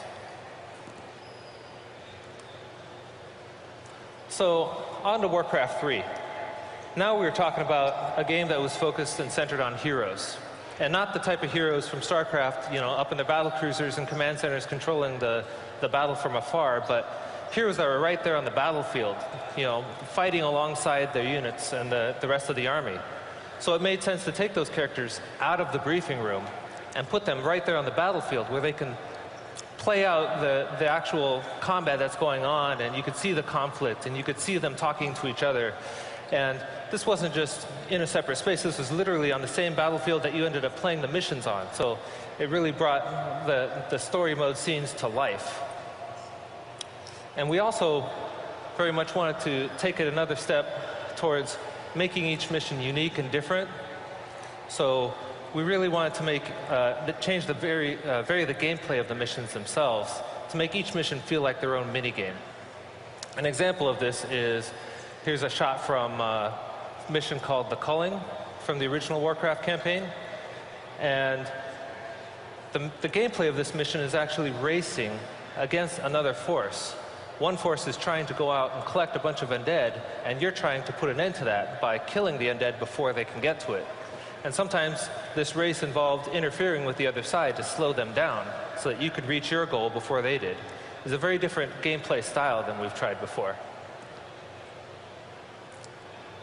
Another example is the secret mission from the expansion. After the original Warcraft, there was a lot of mods going out into the community, and one of the types of mods was called the tower defense. And there were just tons of them. They had all this great gameplay in them. We said, why don't we try and make a mission around that? Let's throw away all the rules. You're not training, you're not even building structures or training facilities and peons and collecting resources. The whole gameplay is centered around massive armies heading towards your base, and you have to fend them off by strategically placing defensive structures, defensive towers, to whittle down the forces before they got to you. And it's a very different gameplay style than you'd expect to see in any kind of RTS, really. So that brings us up to StarCraft 2. Now in StarCraft 2, we're taking a lot of the same ideas that were developed in StarCraft, in Brood War, Warcraft 3, and the expansion set, and trying to push these ideas forward into sort of a new space and create the same kind of gameplay we've always had, but really expand on it and make it just as deep and awesome as we possibly can. One of the things we have in StarCraft 2 that really helps us out is we just have an opportunity for a lot more story. Between our story mode spaces and all of the additional cutscenes that we can create using our engine to create a lot of in-game cutscenes, we can just see a lot more of the story than we ever could in any of our previous games. We're also trying to get you closer and deeper into these characters. In the original StarCraft, of course, you just had the briefing screens, which just gave you sort of the heads of these characters. And in Warcraft 3, as Mike was saying, we're now closer down to the battlefield. We can see these characters moving around on the battlefield. We can see them, running away, coming to help each other. We can sometimes see them fighting as well. But they're still sort of a character on a battlefield using a real-time strategy engine. You can't see their facial reactions very well. They don't really have a wide range of emotions they can really give off. Now in StarCraft 2, with our new story mode experience, we can get you a lot closer to these characters. You can see sort of the anguish that Jim Raynor faces when he has to decide, does he want to destroy an infested colony, or does he want to try to save these doomed people? We've also got a lot more choices, and this is sort of one of the core values of Blizzard RTS games that has developed over the many, many years they've been under construction. In the original StarCraft, you had some very basic choices. How you wanted to complete a mission was up to you. And in many cases, each mission had multiple ways to beat the mission. But there wasn't a lot of choice in how you got to that mission. You had to play one mission followed by the next mission. In Warcraft 3, there were a lot of side quests that you could choose which quest you wanted to complete. In addition, you could choose, which equipment you wanted for your character, which sort of upgrades you wanted your hero to take into the next battle. Well, in StarCraft 2, you can choose which mission you want to go on. You can choose the types of technologies you want to get. You can choose which subplots you want to follow. You can choose which research you want to complete. So just a lot more choices for the player, further enhancing the same kinds of basic sort of core gameplay values that this studio has had since the original StarCraft. And we're also continuing the same kind of gameplay philosophy and design from StarCraft, and has really developed to a razor edge in Warcraft 3 by trying to make sure that each mission is its very own unique minigame with its own special challenges that really force you to think creatively and stretch your abilities as a commander to deal with each new threat. So now I'm going to turn it over to Matt, and he's going to talk a little bit about some of the missions we're developing for StarCraft 2 and give you some insight into the tools that we use to make these missions a reality. All right, hello everyone. The mission you see before you is a mission we call Mind Your Own Business. The way this starts off is there's a person named Tosh that calls Raynor. This is the first time the players are actually going to see this character, and he's calling up Raynor, and he's basically saying, hey, you know, I have a contract, but I'm having a really hard time. It's down on this planet called Redstone, and the reason why it's a really hard thing for him to do is it's a volcanic planet. There's lots of lava, the ground is constantly shaking, the environment's actually changing, and this just wouldn't be a StarCraft universe if there wasn't Zerg. And so there's Zerg on the planet just making it really hard for Tosh, and so he needs Raynor's help. And so this kind of leads into what Mike was saying as far as each game, each mission is a little unique and different. This is not a build up a huge army and kind of stomp. This is, in order for the player to win, he needs to save up a certain amount of resources. So the player is going to come down here, and he's got to get down onto these low ground areas where all the minerals are. He's going to have to move his base around. He's going to have to buy some SCVs, but he's got to ultimately harvest 5,000 minerals. Now, some of the choices that we kind of put into the mission, which what Dustin was talking about, is how much SCVs should he buy? Should he build defensive structures? Does he need to build troops? Does he, you know, these are the kind of decisions we want you to make, because the Zerg are there, and it's a real reality that you need to defend or you're going to be in trouble.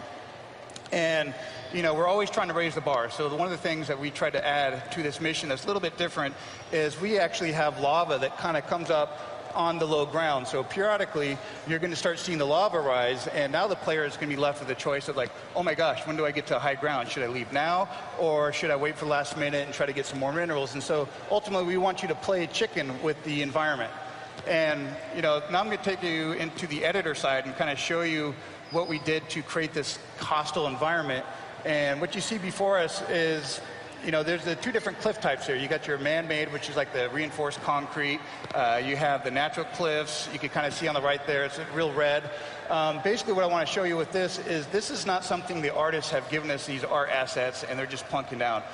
Once you get a hold of the editor, you could go ahead and open this up, and you can start spraying around, and you can start making your own environments, and you can start, you know, just creating your own little alien world that your friends can play on Battle.net. The other thing I want to talk about, what we did with this particular mission that we didn't have in our previous game, which is our water editing tool. And the exciting thing about this is the water is no longer locked to the cliff level, and so each person can kind of go in there and create his own water fields, and, you know, on top of that, he could create multiple. And this is what we did for this mission so that we could actually have the lava coming up and down. We think this is going to be a great tool for the mod community to kind of play with, and, you know, we're really excited to see what you guys could do with it. The other thing that is new to the StarCraft 2 editor is our lighting editor. And this is kind of what really sets off this alien world, the look, the vibe, and everything that you kind of see.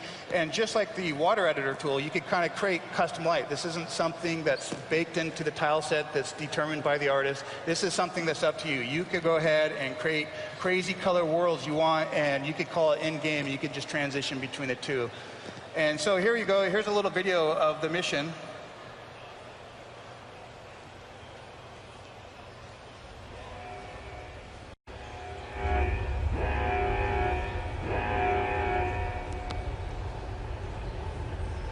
You can kind of see the lava kind of rising closer and closer there.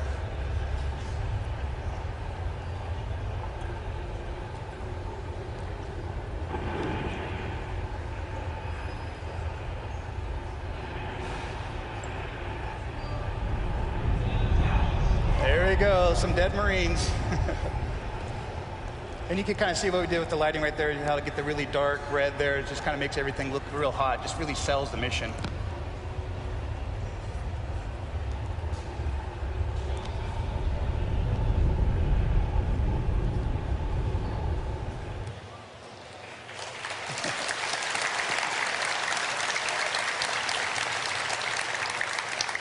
So now I'm going to talk about another one of our missions. This is the evacuation of Agria. Hopefully you guys all recognize it. It is a mission that's actually in the StarCraft 2 demo area right now. If you haven't had a chance to take a look, I really recommend you guys go play it. It's a fun mission. So once again, go check it out. It's awesome. The way this mission starts off is there's a character named Dr. Hansen, and she's calling Raynor for help because the Zerg have invaded, and the colonists need to get off the planet. And so, you know, this is something we thought as a design team. We thought it'd be really cool to let the player feel what it's like to be on a planet with the Zerg invading, you know, because that's a very terrifying moment. And so this is one of the missions that we kind of get to execute on that. The way the player is actually going to win this mission is that he's going to go down to the planet. The colonists need to get to the Zerg. And so, this is kind of back down to the choices that we talked about putting in our missions. Is since they're cut off, the colonists are basically going to drive the action in this mission. The colonists, they're getting out of their huts, they're jumping in the truck, and they're like, we're going. We're getting to these evacuation ships. And whether you follow or not, they're going to go. And so now you're left with, how do I escort these guys and make them, get them a safe home? So you could, one of the things you could do is you could build up a little squad. You could get some ground forces, and you could follow these trucks, and you could kind of defend against the Zerg. Or, we kind of do things to help give choices for the player also, which is, we give them some certain amount of information beforehand so they can make some decisions. And one of the things that we do on this mission is we show the path of where the truck's going to go, so the player could kind of look ahead and say, hey, there's a little choke point right there, or hey, it looks like the Zerg are coming here, so you could go over there and you could build some defensive structures, and you could kind of corral the Zerg. So there's really no wrong way to play this. It's just how you want to do it and how you want to achieve the victory. And so now I'm going to show you a little bit on the editor side of how we did this world. And one of the reasons we want to show this particular world is it's very different from the last one I just showed you. The last one's very hostile. It's got the lava. It's just really scary looking. Whereas this one's very lush. It's a farm community. It's a really beautiful planet. Lots of green, lots of vegetation. And so the thing that is new for us in StarCraft 2, which we didn't have before, is in our previous games, StarCraft and Brood War and Warcraft 3, it was all tile-based. And so you had a tendency to see the hard edges of the textures. You can see the dark textures next to the light textures. Where what we have now is a alpha blending texture system, where you could actually now blend the textures together, and the end result is basically, as you paint your map, no two parts of the map are going to actually look the same. It's going to, however you want to blend these textures and make the look the way you want to do it is kind of up to you. And one of the other things we wanted to show you is new for us is hard tiles, or the roads. And this particular mission has a road. I just wanted to convey to the player that this is not something the artist had created in our asset and actually built a road for us and said, hey, this is what you guys get to use. This is something that when you guys get a hold of the editor, you're going to point and click and you're going to build your road. If you want to do the 55, hitting the 22 and the 405, I mean, you guys can go crazy with it, and basically this little picture right here is an illustration as to, I kind of torqued the road out of there to kind of point out that this is just something you can do on the fly.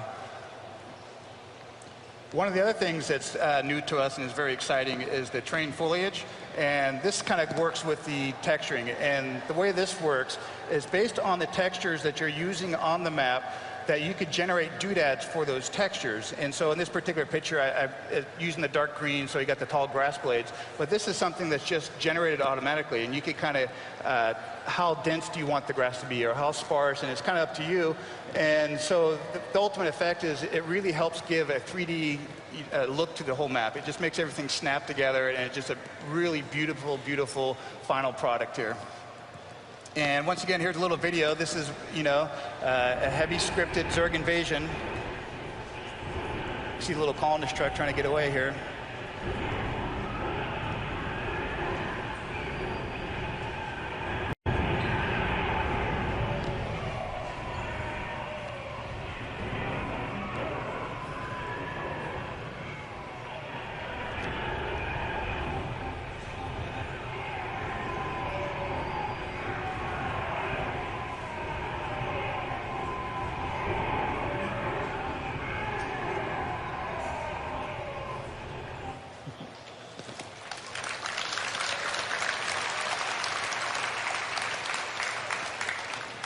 All right, let's talk mods. Are there any mod makers here in the house tonight? Anybody at all? All right. It's like 5 of you guys. You guys got to get busy because there's a lot of people waiting to play your game. So StarCraft 2 has a more powerful editor than we've ever seen before, but I'd like to take a moment to look at what our fans have done with the tools they had for Warcraft 3. So this is a great tool, and with this tool, they've made games like Defense of the Ancients. Let's be clear on this. This is a fan-made game that is now played by I don't know how many thousands or hundreds of thousands of players around the world. This is a fan-made game that major studios are trying to copy. They're trying to figure out how to capture the magic of this game made by our fans, in their rooms, on their personal computers, and then upload it to Battle.net. Yeah, woo, is right. Unbelievable. We've got tower defense games. This was an original game type made by our fans starting out in the original StarCraft and really, really exploded onto the scene in Warcraft 3 and in Frozen Throne. Games like Plants vs. Zombies is an excellent game made by a professional studio, owes a huge amount of its design philosophy to this game type created by our fans. And that's not the only tower defense game made out there these days. There's tower defense games made for the iPhone. There's all kinds of tower defense games made based on this genre of game made by our fans. Yeah, that's right. We've got other great games out there. There's all kinds of games you can play online today on Battle.net in Warcraft 3. Games like Footman Frenzy. There's RPG maps you can play. There's all kinds of stuff. There's just a huge variety of games that you can find and play. And all of this comes from our fans and comes from the editor we released. And now we're going to be releasing an even more powerful editor with StarCraft 2 and even better support for our fans, with the ability for fans at some point in the future even to declare that their map is now a premium map, and these hardworking folks can actually receive money from the players for all the work they put into these maps. You can see all of the work these guys have done with no resources, and with a tool that is strong, but not as good as the tool they're going to get now. It's almost impossible to imagine the amount of work and the kinds of quality games we're going to be playing in the years to come, now with all these additional resources coming their way and all of the support we're going to be giving them with this new tool.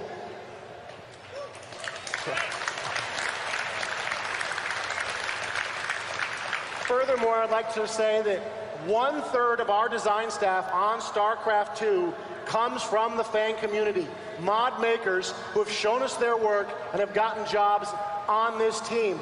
We've seen mod makers join other parts of Blizzard, and I know there are mod makers around the industry that have come from our game using our tool. They have learned the business, and they've gotten jobs all around the industry. So this is just a great, great way for us and for the industry at large to discover new talent and for us all to be playing better games moving into the future. Now, I've got a few examples of some games made by our staff. Now, this is not something these guys have put a lot of time into, so some of these things are kind of rough. And of course, this is just a few guys. And these are smart guys, they know what they're doing and they know the tool, but still, they haven't had a chance to interact with millions of fans making these games. This is just the tip of the iceberg of what might be possible in the years to come. Whoop, I skipped a slide. All right, so here's an example of our data editor here in action. This is our Uberlisk. As you can see, our Uberlisk has a number of spine crawlers grafted to his back. This is all done with the data editor. This is all stuff you can do with our tool. There's no custom code required, no code knowledge required. You just have to learn how to use our tool. You can see here those spine crawlers, spore crawlers are shooting banelings as projectiles, firing other Zerg units at our Uberlisk. But the Uberlisk is too mighty. He has taken them out, and now he's going to use his ability to destroy the ground itself to deal with this lurker threat. Truly, can anything stop the mighty Uberlisk? Perhaps a million billion Zerg can finally bring him down.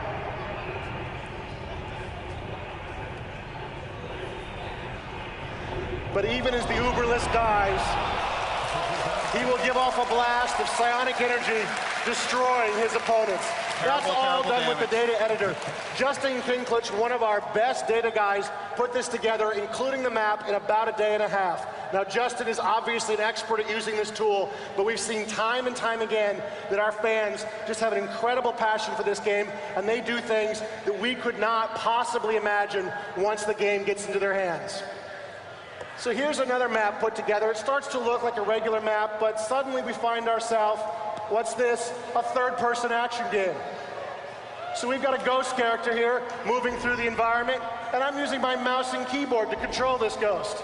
Well, actually, I'm just using my keyboard right now, but just yesterday, the engineers put in support for mouse look. It's not in this build here, but at some point, you'll actually be able to move where you want to look and aim your weapons using the mouse just like you would with a third-person action game.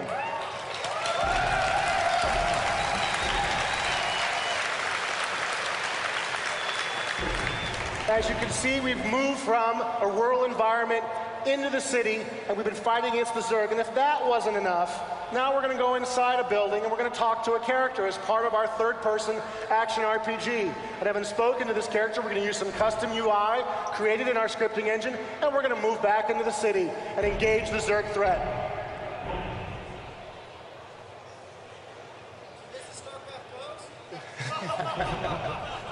And you can see there's all kinds of monsters in this environment. We can use roaches, we can use hydralisks.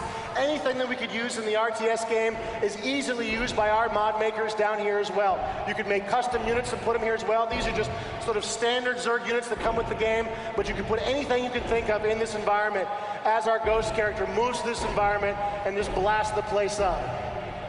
And if that wasn't quite enough for you, we've also got the ability to take our Ghost character underground. We are underground in a real-time strategy game. Unbelievable. So we move through the underground mine here. We can continue to engage the Zerg, fighting with our weapons, aiming our weapon carefully. We can engage our cloaking device using custom UI put in by the designer of this mission.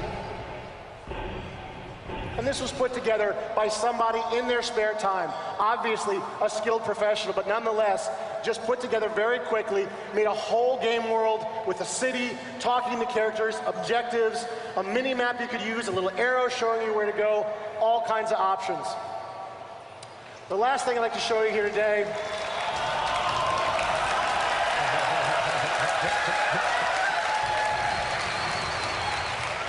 this is our Lost Viking game. We've got a little Viking fighter ship there, trying desperately to find his way home as he battles through a swarm of Protoss enemies.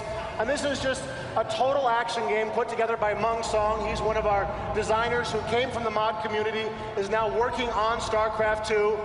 You see our poor Lost Viking is surrounded by Protoss on all sides. He's trying to deal with the carrier, and suddenly a mothership arrives. You notice there's some custom UI there at the top. At the top right, there is a green boss bar in play there that will tell us how quickly we're damaging this unit. The mothership has a bunch of special abilities. There really is, as far as we know, not a lot of limits to what these players will be able to do with this engine. This is just the tip of the iceberg, just a few examples from some of our more creative members of Blizzard Entertainment. But really, who can say what's going to happen when the power of this editor and the power of BattleNet 2.0 finally gets into your hands, the users?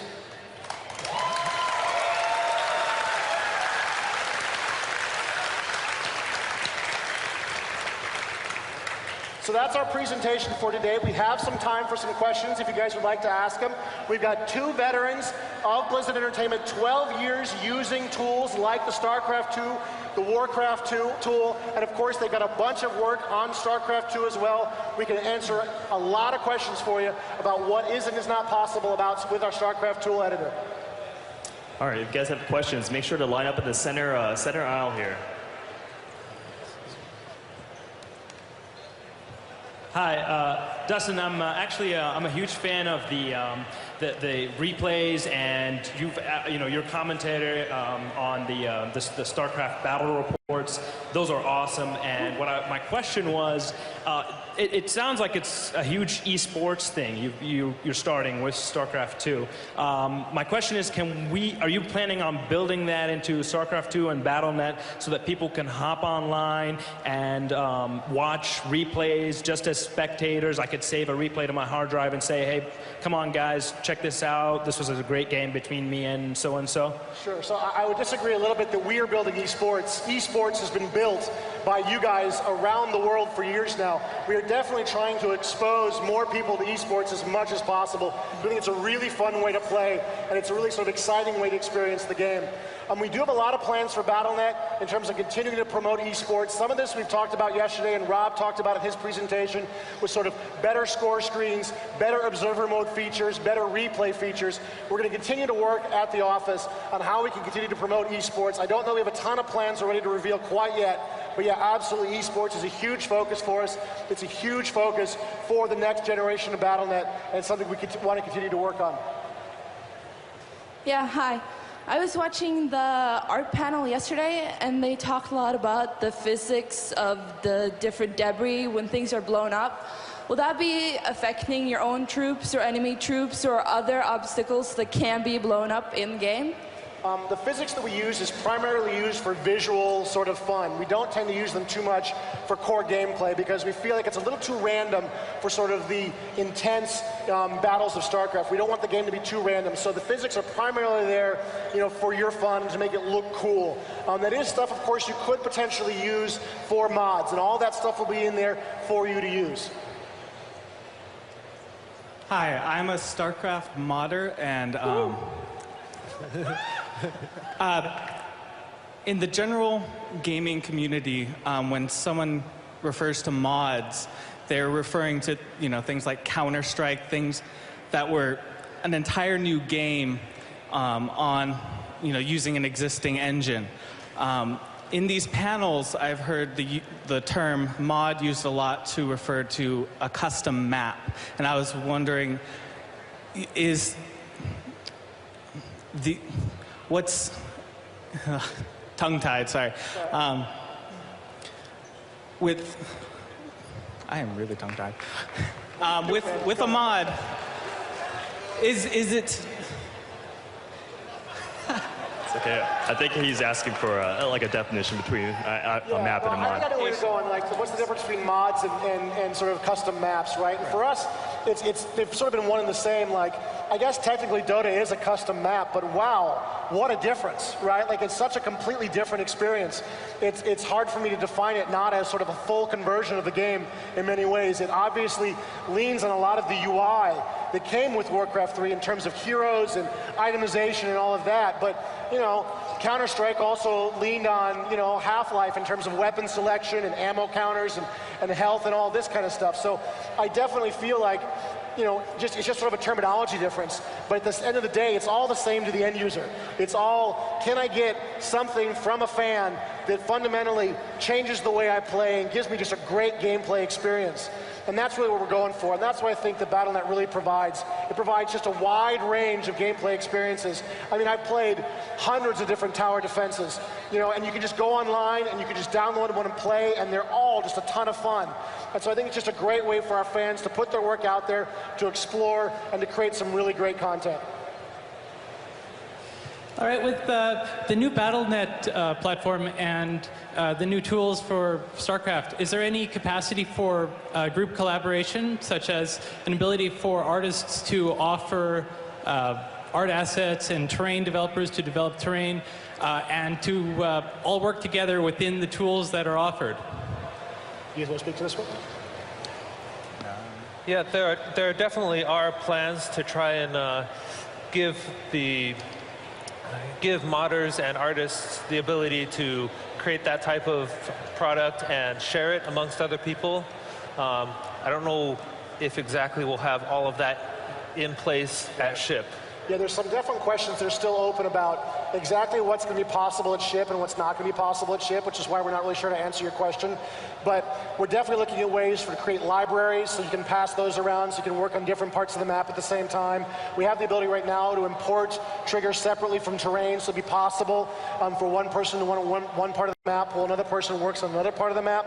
But which parts of these make for sort of the final shipping version of the editor is not 100% set in stone, but clearly it's a valuable part of creating a mod. Like, we do that all the time in the office. Like, we have, engineers and artists working separately, and if you could have the same kind of basic working environment, it'd be a huge asset to the mod community. So it's something we definitely want to support.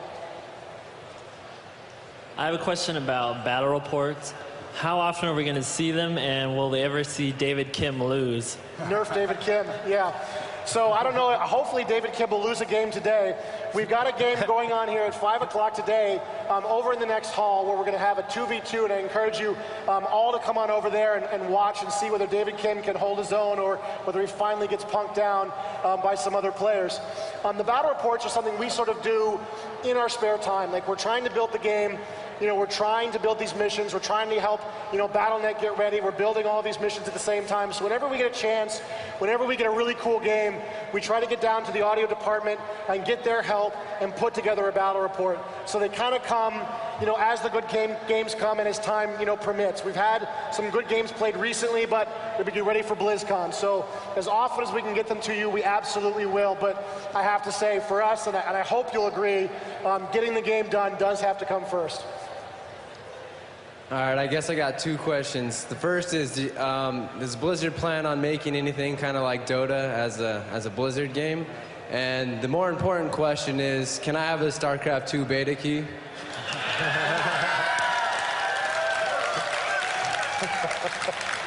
All right, so in terms of Dota, one of the things that made Dota so great, of course, was that it was fan-developed and it is patched constantly by the mod makers who develop it, and they just keep it really, really updated, sort of at a speed, frankly, that I don't think Blizzard could easily move at. So we're definitely going to look at putting out a sort of basic version of an Aeon of Strife, a Dota-type map.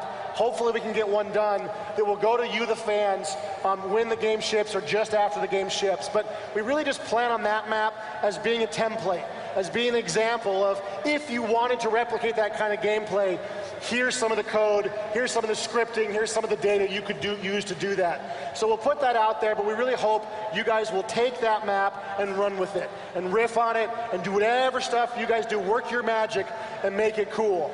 As to the StarCraft 2 beta key, I'm telling you, buddy, you're going to have to take your chance like everybody else, though I appreciate your gumption asking for it. Hopefully you'll get in. Good luck, man. Yesterday in the cinematics panel, they showed us some of the storyboard from the cinematic Old Rivals. They said originally when they finished the storyboard, it clocked in at over 9 minutes. Now, they said, unfortunately, they couldn't make that cinematic run that long due to time constraints and stuff. My question is, do you have an estimate of how long that cinematic will run? And do you have an estimate of just how much pre-rendered cutscenes will feature in the first game? You really should have gotten in line for that one yesterday. I'm sorry, sir. I don't know the answer to that question. We have several cinematics. I don't know what the final exact count will be, and I don't know what the total time will be. It's as much as we could get done. Obviously, those are very expensive cinematics to put together, and they need a long lead time to get them ready. Like, we can't really react very quickly if there's story changes. So we end up focusing those on really the big, hard moments in the story that we know a year or 2 years or 3 years in advance, that those story elements are going to remain no matter what. So we really focus those on those elements. And then all of the in-game cinematics they've done, which they've done just a silly number of those. I think we're up to 17 or 18 in-game cinematics. Because they're a little easier to make, we can get a lot more of those into the game. In Warcraft 3, there were StarCraft character models available for us to use, and I was wondering if the reverse was going to be true in the new game. Well, I know the Tauren Marine is in. I don't know if that's a Warcraft or a StarCraft model. And obviously, we're going to be adding a bunch more stuff like that as we get towards the end. I know the art guys love adding that kind of stuff. It's really up to them on what they add, but I will certainly express your enthusiasm for it to them, and hopefully they'll get some time to add a lot of crazy stuff. So obviously StarCraft 2 is 3D and it's got BattleNet 2.0, but other than that, other than those two obvious things, what would you say discerns StarCraft 2 the most from the original game? Well, we got lots of changes. I think one of the things that this group is the most excited about is what we're doing with the campaign. Like, we've really worked on making each of these missions just as unique as they can possibly be. So as you play through the campaign, you're really facing a new challenge every time you sit down to play a new map. You don't know what you're going to get or what you're going to see next. And we're going to force you to think creatively, to really try to think of some new strategies with lots and lots of choice. At the same time, as you're playing through the game, you're really not on rails anymore. Like, we did as best we could, or these guys did as best they could with Warcraft 3 to try to make the game as open and to give you as much choice as you possibly could. But with the new stuff in StarCraft, where you can choose from a variety of missions next, you can customize your tech tree, it's just a lot of exciting stuff in the solo campaign. And as guys working on the campaign, it gets us really geeked up. So it's obvious that you can modify the included character models and assets for the mod development, but what I want to know is how easy is it going to be to add new character models and assets and code those? I think it's going to depend on how good an artist you are. So you're still going to have your own 3D authoring tools, and you're going to need to have the skill to do it. I don't know for sure yet, and we're still working on it, exactly what sort of art importing tools we're going to be able to ship with, but it's something we're obviously enthusiastic to support, if not at launch, soon after. Hi there. I was a Warcraft 2 map maker and StarCraft map maker and Warcraft 3 map maker. and one thing that bothered me is somebody taking my map, calling it version 10, and changing one little thing. How can you help with that? Yeah, this is a huge problem. I totally agree. And as you imagine, moving forward to Map Marketplace, this is a problem we need to solve.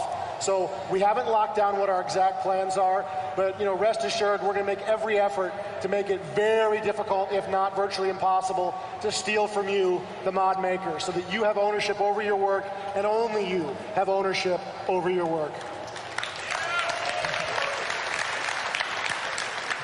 I was wondering to what extent the UI can be customized in the editor that would show up in-game. I think you've done some work on this, Mike. Can you speak to this? What's possible?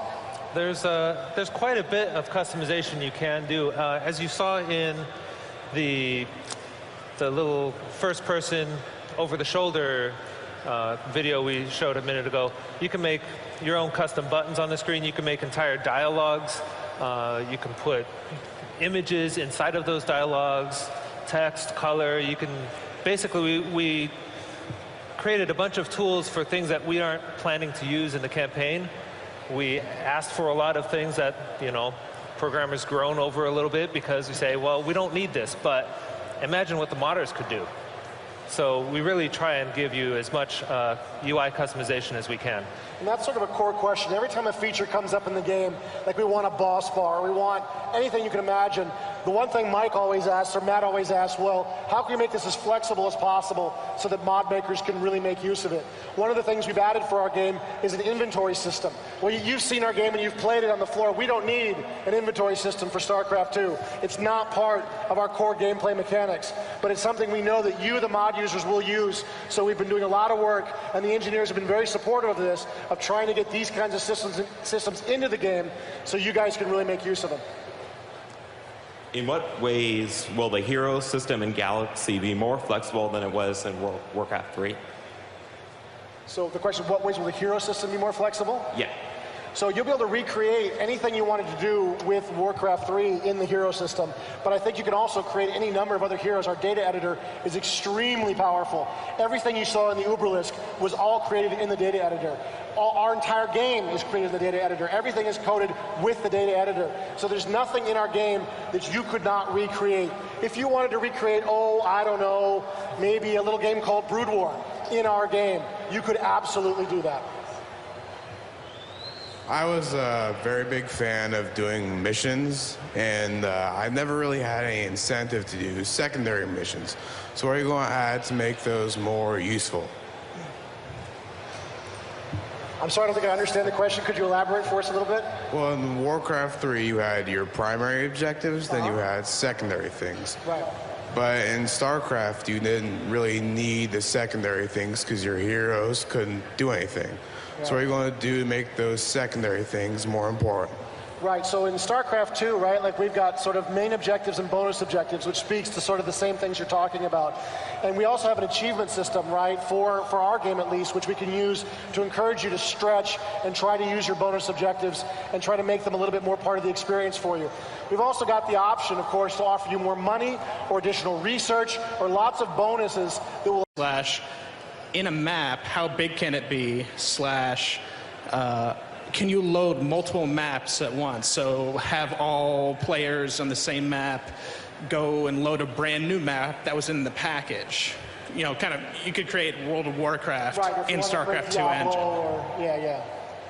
I have no idea. Yes, what do you got, Mike? That's something that was supported in War 3 as what we called a campaign. And it's something that we are looking to support in StarCraft 2. I don't know if it's, I don't know how far along it is, if it's going to be in ship, but we're definitely looking for it. Hi. First, I just want to say thank you for creating the RTS that every RTS wants to be. I have kind of a two-part question. One question being for the RPG map makers, can we really modify the units far beyond what their normal abilities would be? So for like an instance, a ghost, not just doing, cloaking or sending out nukes, but really being able to build on that character, say with a regular Terran Marine and give them that same gun, or really change up the abilities within that so you have a complete character custom ability. Second part question, I know you wanted that as a community to really create maps to show you guys just how good we can be. Will you guys be tracking that and possibly contacting those map makers and say, hey, we'd like to offer you a job because 1 million people have downloaded your map? Well, the first part of your question, did you see our Uber list? He had spine crawlers on his back, right? So there's very little you can't do with our data editor. In terms of swapping weapons around, that's a 30-second change. Even I can do that, right? That's really easy. So I think you'll find the data editor is really, really powerful, and there's not a lot that you can't do with it. In terms of contacting map makers, absolutely. The new BattleNet will very easily show us, what maps are popular, who made those maps, since we'll know who authored the map originally when they uploaded it. We'll know right away who that guy is. We'll have access to his BattleNet account, so we'll be able to contact him by email and say, hey, dude, wow, can we talk? And see what he thinks. In addition, of course, we've already been doing this for years. We've contacted all kinds of map makers around the world. Some of them we've hired. Some of them have declined to be hired. They've been more enthusiastic about continuing what they're doing, or they have regular lives they don't want to interrupt, and this is just a hobby for them. But yeah, we will absolutely be contacting map makers just as we have been before, and this will only make the process much easier for us to find who these people are and really understand what they can do. Looks like we have time for a few more questions. One of the missions we see in StarCraft especially are the inside building missions where you've got like 1 or 2 Marines, you have to go through the installation. Will we see this third-person perspective that you're introducing in any of the missions? Will we actually experience that in the campaign so we can do them inside, behind people, a better 3D view? Right. And will we see any of the editor available in beta? Right, so my artists would love you for asking that question. I don't know that we will include sort of a third-person action component in the game. That's a lot of teaching in the middle of a campaign that we suddenly have to do. Like, we have a lot of challenges, sort of teaching the new units, teaching the new abilities, teaching you what these enemy monsters that are trying to kill you are actually capable of doing. Suddenly switching to a third-person game would be a big challenge for us in the campaign, but we certainly plan to ship this kind of map so you, the user, can actually make it and sort of learn from it and figure out what you want to do in making that kind of map. And I forgot, what was the second half of the question?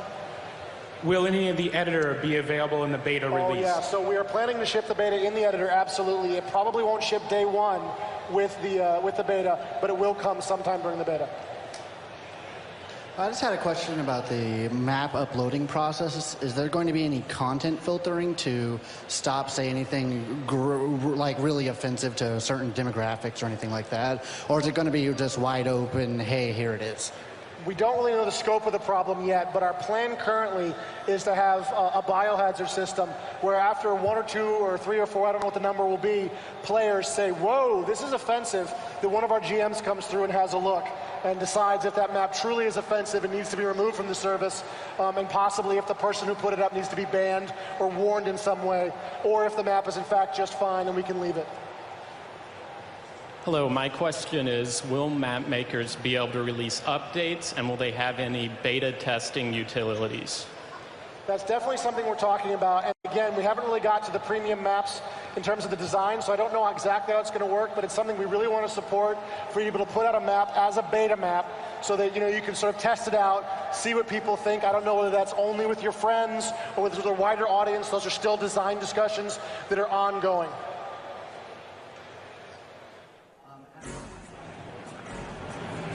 All right, that concludes the StarCraft 2 gameplay panel, and we are now here back on the main stage. I'm Jeff Keighley along with Cat Hunter, and we're going to get to some hardcore World of Warcraft questions that a lot of you guys have had on the forums and on Twitter. And keep in mind, in just a few minutes, Felicia Day from the Guild will be here. She'll be screening for the first time anywhere the Season 3 trailer for the Guild. We'll get to her in a little bit, but right now we're joined by Tom Chilton from the team of World of Warcraft. You guys have had a lot of panels. The fans have been asking you question after question. Yeah, for sure. How's it felt, BlizzCon 09? Well, it's felt awesome. This is our biggest BlizzCon so far, so there's a lot of energy here. It's amazing how big the convention's getting. We keep opening up new halls to support more people, so it's really a lot of fun.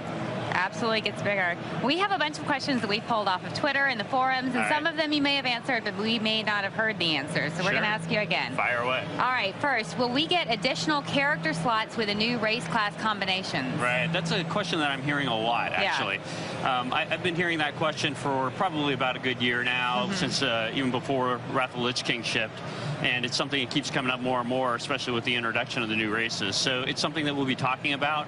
I don't have a definite answer because we haven't really discussed it in depth yet, but it'll definitely be discussed. Good. I think they'd like you to discuss that. That's my opinion.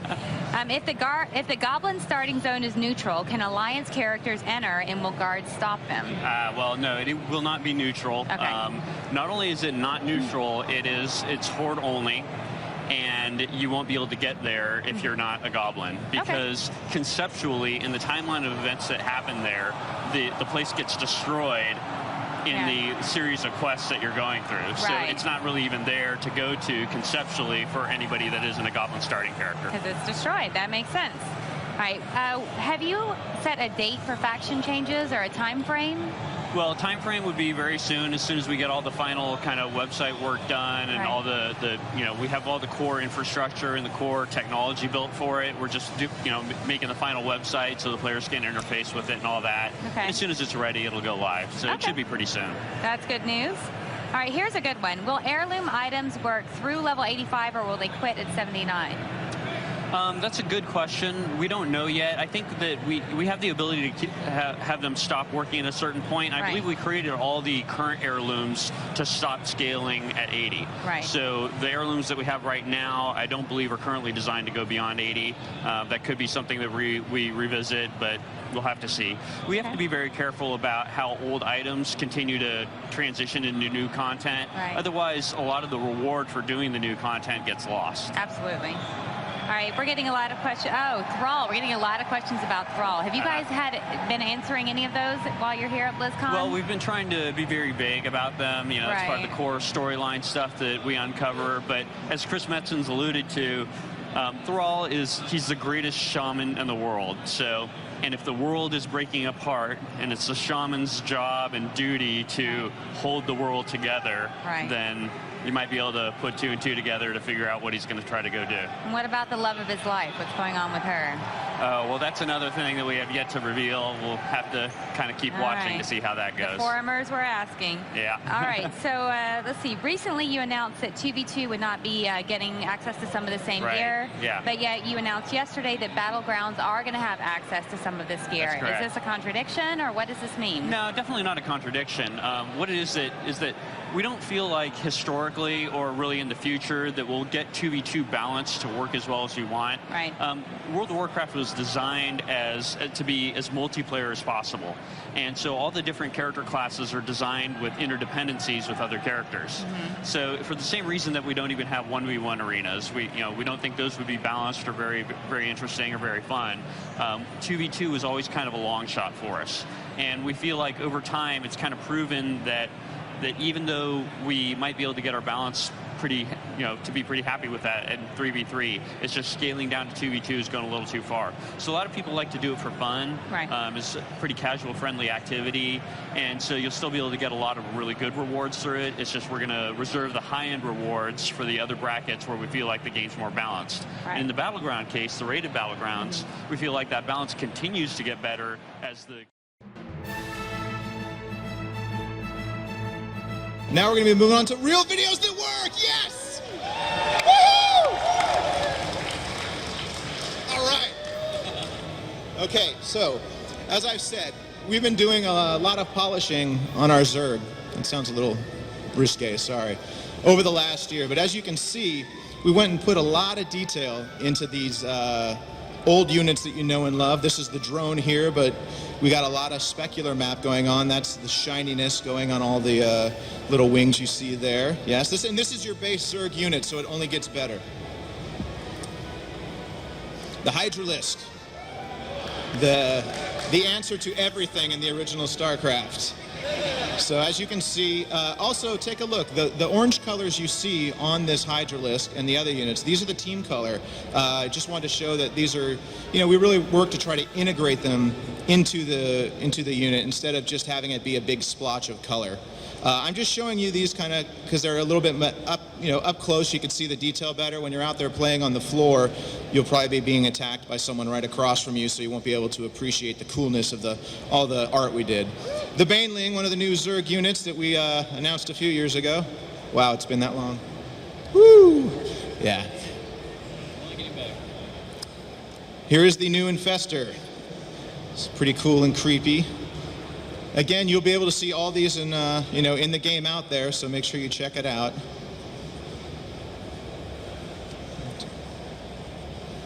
And the Ultralisk, the big meat shield with claws and spikes. Yes. All right. So I don't want to take up too much time. I just wanted to show off some of the work we've done with the Zerg a little bit. And for the people who don't know what Zerg are, now you kind of do. So I will be turning this over now. Oh, sorry, last one. The Mutalisk. The other answer to every single attack in StarCraft 1. The Mutalisk and the Hydralisk combos, deadly. Now is it?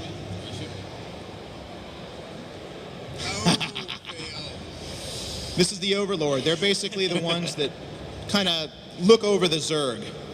They're the ones that sort of are the keepers of the Zerg, keepers of the swarm.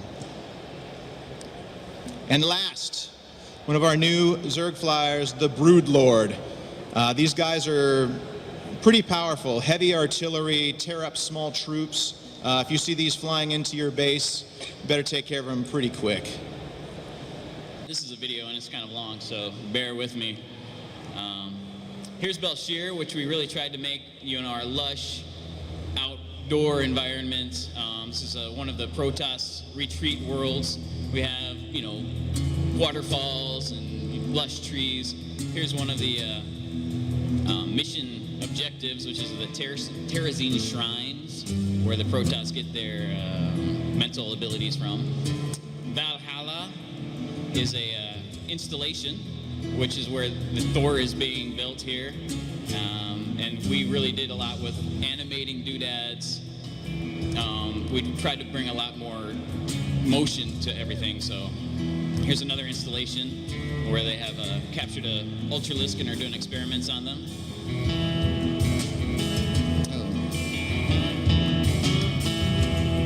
Monolith, we wanted to show yet another Protoss world with, as different as we can get, with still staying in the same Protoss style. So you'll see different colors, different statues, different ruins on each of these worlds.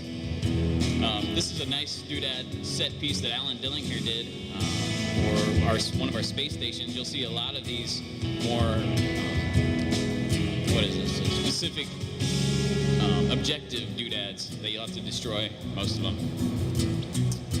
Redstone is one of our lava planets. I really love the lava that we've got going on in the new stuff. So this is basically done by our lead technical artist, Rob McNaughton. Figured out how to come up with this awesome lava.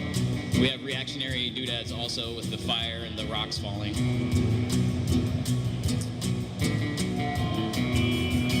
Jakul Das, just showing another how different each of the tile sets you're going to be playing on. Everything is totally unique, and there's so much more to this than the original. And Port Zion is our junk world, and we have the conveyor belts, the giant robot crane dropping trash into the grinders. And also we worked a lot on our background. So if you're playing on a space platform, in the background you'll see like these planet shots. Just awesome going on. This one was done by Jesse Brody. Brophy, sorry about that. If he's out there. This one I actually put together, and it might be a little bit longer than I wanted to, but I had so much fun building this level of Korhal, which is the Dominion homeworld. We have so much that you can actually do in the editor that I just went off and I went crazy. So, you'll see like all the civilian cars and the monorail system and these huge buildings with, animated billboards, people walking around. It's just amazing how much we have for these things. And this is like the scale that you can get in the single player campaign versus the multiplayer campaign, because you don't want to have anything that really obstructs when you're head to head with somebody. But in single player, we're a little more, forgiving, and you can just kind of go off and do whatever you want. And so there's a little car rolling by. There's a karaoke bar, of course, in the future. Why not? And of course, at the very end here, we have the new Blizzard office that we will have on Core Hall at some point. So anyway, I wanted to thank you very much for listening to me prattle on. And I am going... So here is the Roach unit from the Zerg, and you can see nice jibbing everywhere and blood and guts. And for every unit, we pretty much have 4 or 5 different animations of them blowing up in different ways, dying, sometimes just exploding with blood, sometimes with the animation, like, you know, spinning around. Nice. And our video's not working? Of course not. What did you do? Click it again. So basically, we try and do is every unit has a couple different deaths on it just to make it more interesting in the battlefield. Now here's an example of some fire deaths that Jay Hathaway, one of our animators, made, and we have kind of specific weapon type deaths for some things. Here, if the Hellion or the Colossus hits these guys, they just burn up in the crispy critters, which is awesome. So again, it's more variety, more fun in the battlefield, more dynamic stuff to look at. I'm going to turn into ash and float away. Here's the popular Marine taking it. So if you're a Zerg fan, you love seeing this sight. Again, you notice the team color is actually off on these guys. We want to make sure it's very easy for people to understand what unit is alive and dead. So as soon as they die, they might be animated around and flip-flopping around, but we actually turn them into a black team color so you can't tell that they're actually alive anymore, which is good. And here, my favorite race, the Protoss, is the Immortal unit, dying. And you'll notice the pieces flying off them are actually Havoc physics pieces. So they'll actually bounce around the world and bounce off things, go down cliffs and all that, and they're random. So again, you get a lot more variety in the game, and it's just, we have a lot of fun making these things. So every unit's got a bunch of these. Here is the popular carrier. And you notice when the interceptors die that they actually have physics on them as well. So when they land, they'll actually fall down the cracks, they'll bounce off things. And again, it's one more cool, fun way to kill things, which is always good. Terrible, terrible damage. So here is just an example of everything coming together in a 3-way fight with each race, just showing off some of the death animations, some of the carnage we have in the battlefield. You notice the Hellion on the bottom is just Wayne laced everything, set it to fire, then the Colossus comes in and sets everything else to fire. And of course, bloody deaths everywhere. So we have a lot of fun doing these again. It's a lot of variety, a lot of fun, and we try and keep it pretty clean though, so the battlefield doesn't get too congested, so the gameplay comes first, but you still want to have that visceral feeling that there was like actually some epic battles going on here. And of course, I had to make it so the Protoss win this battle. It's only fair.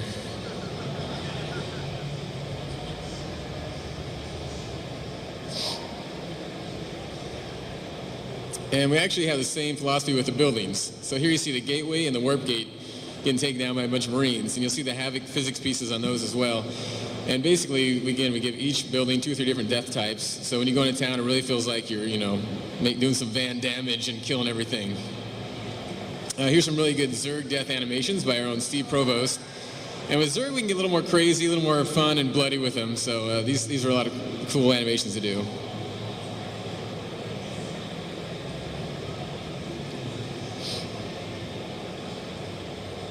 And also we have environments like Brian was talking about, and here is a big nuclear reactor on a space platform, and just showing some cool animations we have on it, and of course then it has to blow up, like everything.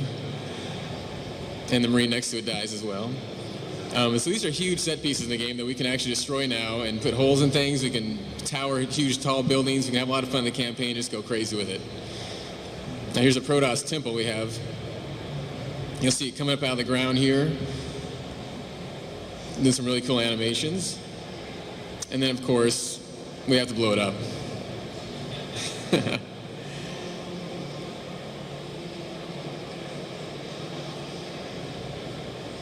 Terratron. I don't know if you guys remember the April Fool's joke we had. We're actually trying to get in the game, so write your local designer today and tell them you demand Terratron in the game. It's actually a giant robot constructed out of Terran buildings, and we have a little example of it here thrashing a Zerg town.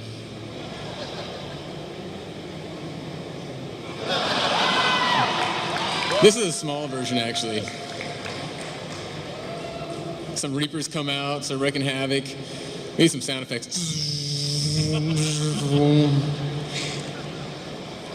Laser saw, the ultimate weapon in the universe.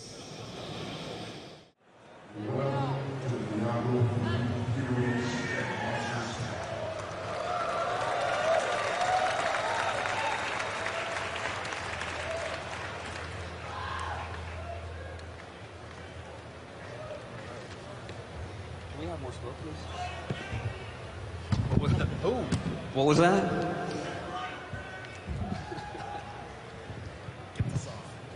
Nearly took out the whole table. The lights are here, so we can't really see whether there's anyone in the audience. Is there anyone? Is there anybody here? I guess that's a yes. That was all right. That was pretty good. There we go. There's a couple people. Yeah, okay, a couple out there. So we've got a massive PowerPoint today, so we're going to go pretty quick and get right into it. We're going to be talking today a lot about Diablo 3 heroes, monsters, and we're going to tell you a lot about our newest class, the Monk. So I'm going to see if I can work this thing. Your presenters today are Leonard Boyarsky, our lead world designer, also the Lord Dude, as he's known on the team. Wai Ching, who's our technical game designer. We call him the dude with skills because he works on a lot of player skills and monster skills. Julian Love, our lead technical artist. Anything that explodes in the game, at least partially his fault. And I'm Jay Wilson. I'm the game director of Diablo 3 and your mad overseer for the day.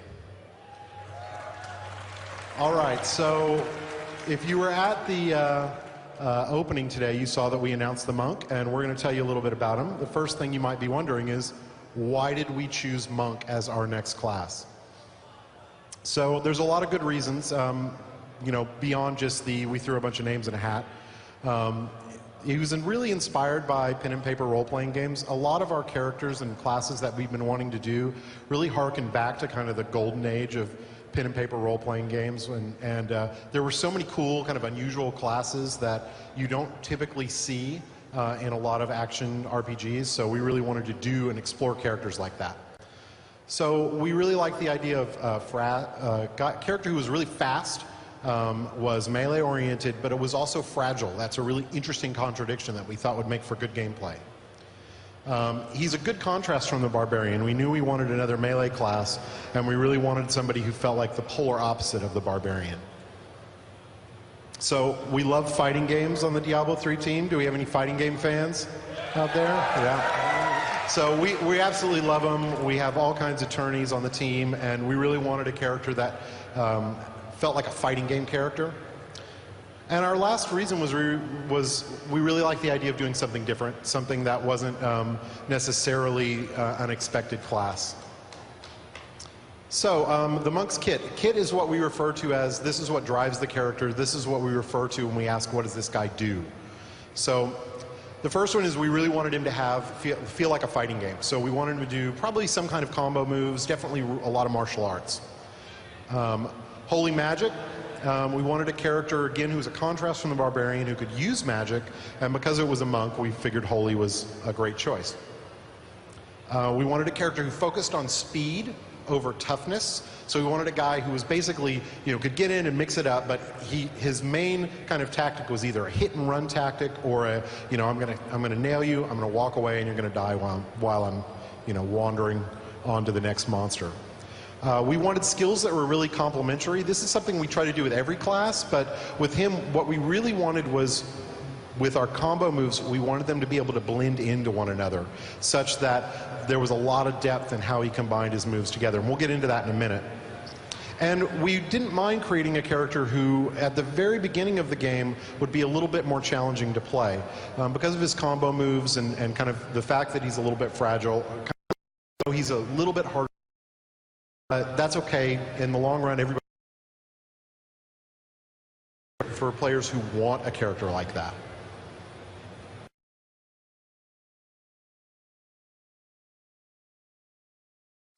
What we decided with the Monk is the kit. What we call the kit is what makes a monk or a character class definitively that class. The way he dresses, his skills, everything about him. So why did we choose this monk kit? Well, we wanted to do something that was different. You know, we'd seen the Asian Kung Fu style monk before, so we wanted to do something that combined an Eastern Orthodox type, Eastern European kind of feel with the Asian archetype, not only from a look standpoint, but also with their philosophies, the kind of mixing of their religions. And also it was really fun to go into our artists and say, you know, give me something that looks like a cross between an Asian monk and an Eastern Orthodox European monk from the 13th century, and watch them go crazy. These guys are the holy warriors of the game. They are from an area called Ivgorod actually. That is in the foothills on the edge of the Sharvald Wilds, for those who care about such things. They are raised in secluded monasteries from early in childhood to be pure reflections of their deities by perfection of a myriad of fighting techniques. To prove their dedication, they are tattooed on their back with very intricate tattoos of their 1001 gods. This tattoo takes their entire life to complete. As you can imagine, their very structured theocracy or theocratic religion is very different from somebody like the witch doctor or the barbarian. So this makes a very different interesting kind of contrast between the two characters, so there's something we can play with there within the story, within the game, quests and stuff like that. As far as their society, they report to what is known as the patriarchs, who are the philosopher kings or the priest kings of their society. Like I said, they are the holy warriors. They do what some might consider the dirty work of the church, but they don't see it that way. They view everything they do as sanctified. They spend their time when they're not fighting or practicing fighting in intense meditation to cleanse themselves of all sins. The world, they're known throughout the world, and their citizens in the rest of the world fear them and respect them in equal amounts, because they're killing machines, but at the same time they are very holy men. So Jay told you that one of our goals was to make a character that had a fighting game feel, someone that emphasized speed over toughness. So one of the questions we had was, how do those aesthetic goals translate into actual skills? One of the things we knew we wanted to do was have a combo system. Other combo systems is definitely something that is familiar and reminiscent of some fighting games. Combo systems have also been seen in both Diablo 2 and World of Warcraft. So one of the goals for us is to say, okay, well, if we're going to do a combo system, how do we create a combo system that fits really well for a game like Diablo 3? If you take a look at the assassin from Diablo 2, her combo system, what we really liked is it emphasized two mouse button play. You know, you put one skill on the left, one skill on the right. It's great. Unfortunately, one of the things we found is a lot of times you'd build up a bunch of combo energy or combo orbs, and then there'd be nothing around to kill. So it felt very anticlimactic in that respect. Or sometimes it'd be hard to manage exactly how the combo came out, or people weren't mixing and matching. In the World of Warcraft Rogue example, we liked that players combine different skills a lot to kind of sequence their combos in a lot of different ways, and we really liked that part. But it also, two issues was sometimes players in World of Warcraft have a lot more skills than fit on just a left and right mouse button plus a hotbar.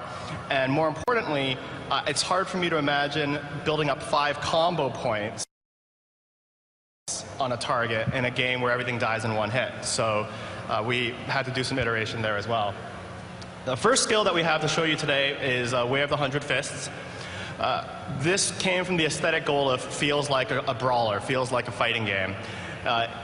This skill, basically in the video that you're seeing, the player is actually hitting the same mouse button 3 times in a row. It's Way of the 100 Fists, but every time you use the skill, a different move comes out.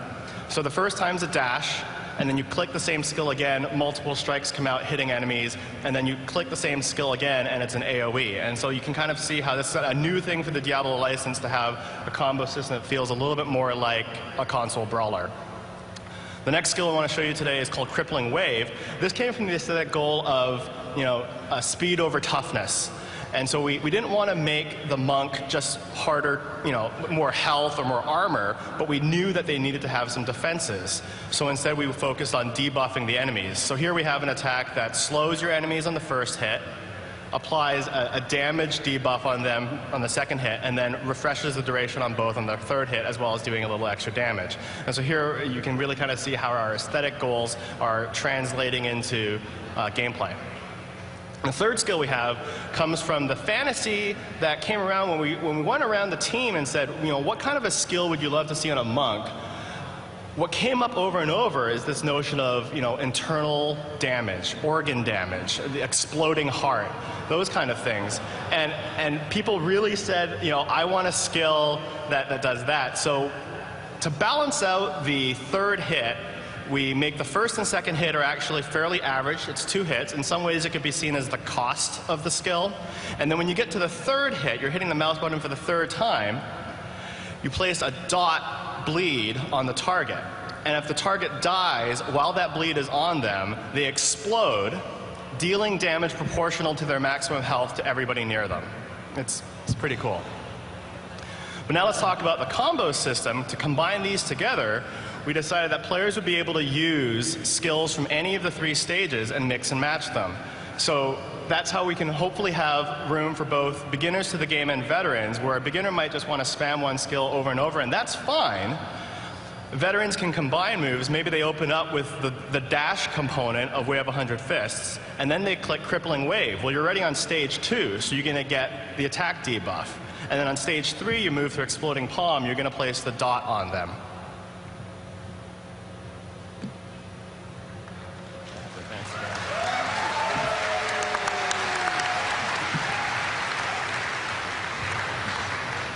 So we've got a pretty good background now, where the monk comes from, what he's all about kit-wise, and we've got some information about how he's going to play, and we've looked at a few of his skills.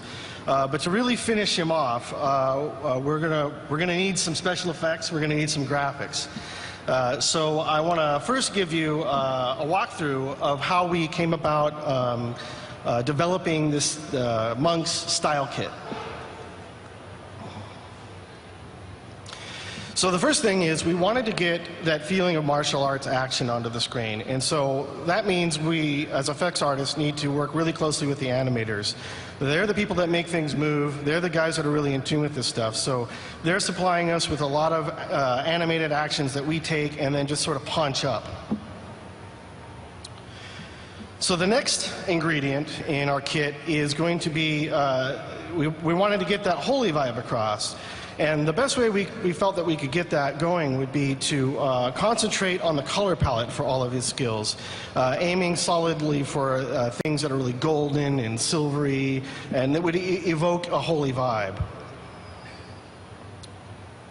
So the last thing is we really wanted to get across this idea that you know, monks are kind of smart. They're learned. You know, they spent a lot of time in monasteries before they're sort of, you know, gonna walk the earth. And the best way we could think to kind of get that vibe across was to give them some runes and sprinkle that throughout what they do. We feel that a monk would have an appreciation for art and form, and this would really exemplify that. So now what I'd like to do is show you how we take those basic ingredients and use them to build one of the monk's signature skills that we call Seven-Sided Strike. Now, this skill idea has actually been around on the team for a very, very long time, before there was a monk. It was really a skill waiting for the right hero to come along and take it. But the general idea for how this skill works is that it's a lot like Chain Lightning from Diablo 2, with one difference, and that is you are the lightning. So what we want to do is go back to that original skill and kind of gather up the essence and move forward from there. So the way we did that is we started with just some nice stances and poses that we could get from the animators, and we just get some basic action on screen that we can iterate with. And then the next thing is, we talked about that holy color palette. We're going to mix that in and punch up the way he looks and make him really bright and flashy. There was a time when we thought that this skill would be done in a shadowy kind of look, and but when we really, that wasn't going to really support the idea of holiness. So we switched to this brighter, louder kind of take. So the next thing is, we had that stuff working, but the impacts really lacked something. You'd see the guy running into monsters, and he didn't really feel like much was going on. So we add some explosions, impact. Explosions make everything better. So the next thing is, we were like, well, we've got most of what we want, but you know, we talked about that 2D fighter feel. We thought, well, how can art kind of get that across on screen? You know, it's not just about the design of it, but so we thought, well, what if we get something that's kind of almost 2D and stick it in there and sort of marry that up with the impacts to really spell that out. And the last little thing that we threw in was the rune. So the point of the rune is to sort of pull it all together, get a little taste of that other vibe we were shooting for, but also to sort of frame an area on which the action takes place.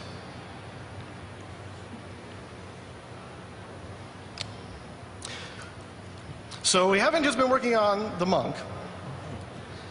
We've also been working on some upgrades to the other heroes, so sort of a makeover, if you will, to a number of skills. So I'm going to walk you through a number of those makeovers that we've worked on. So first up is Witch Doctor's Spider Totem, which we showed at last year's Blizzcon. And it was pretty cool, but the thing is, we felt that the look of it was just a little bit too noisy. You laid it down, and in the middle of combat, it's just buzzy, and you can't really figure out what's going on.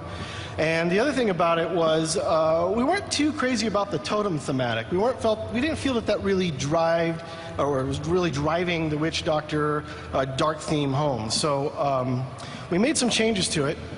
We've renamed it Carrion Spiders. And the other thing is we decided, well, if a lot of little spiders is cool but can't read really well, then we'll switch that around and we'll make it fewer spiders, but we'll make them huge. And huge spiders are definitely creepy. And then instead of a totem, we decided to aim squarely for the zombie thematic and have those spiders actually get emitted from a zombie corpse that you raise from the floor. Next up in the makeover department is the wizard. So last year we showed you Stone Skin, which is a defensive ability. This worked really well, but it was really difficult to read. She's a kind of a spindly shaped character, and there wasn't enough surface area to really get the idea what she was made out of when she switched. So the other big problem with it, though, the one that the artist really had, was it didn't really underscore our goal of making the wizard a light show. So here we have the new Stone Skin look. And we aim for a bright crystalline kind of feel, something that would glow and light up, and something that you just couldn't possibly miss. So it's got a much easier read, and now that we've seen it like this and we like it, we're thinking it's probably going to need a new name, which we haven't thought of yet. So onto the Barbarian. Done a lot of upgrades to Whirlwind along the way. That's a good screensaver. So we showed you Whirlwind originally at WWI in Paris when we announced, and this is what it looked like. And we thought we were pretty happy with it at that time. We thought, okay, that looks like a whirlwind. It's cool, you know. But then what happened along the way this year was we started working on a new monster called the Dune Dervish, which is a desert monster, and he also has a different kind of whirlwind attack, but a whirlwind attack nonetheless. And it looks like this. And the problem that we had with this was when we unleashed this onto the team, the comment that was made was, how come the Dune Dervish whirlwind is better than the Barbarian? And this kind of thing happens a lot, where one thing comes into the game and kind of one-ups the thing that we just made. So we were like, the effects artists were, a little hurt by that, and we went back to the drawing board and we decided, well, all right, it's a fair comment. Let's do something about this. And so here's the new version of Whirlwind. It's a lot thicker. There's a lot more going on. We've added actually more copies of the Barbarian in there. Lots of different like flying weapons and a whole lot of more dust. So now that may not be impressive enough. So I prepared a little demonstration to prove just how much more powerful the new Whirlwind actually is.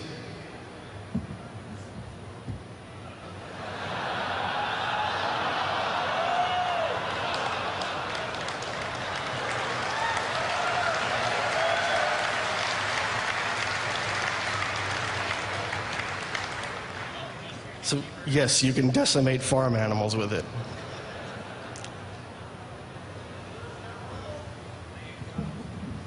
All right, so there's your cow level. So I'm going to talk a little bit about some of the other systems design we've done on some of the other heroes. And the first thing is Fury, which is the resource system that we use for the Barbarian.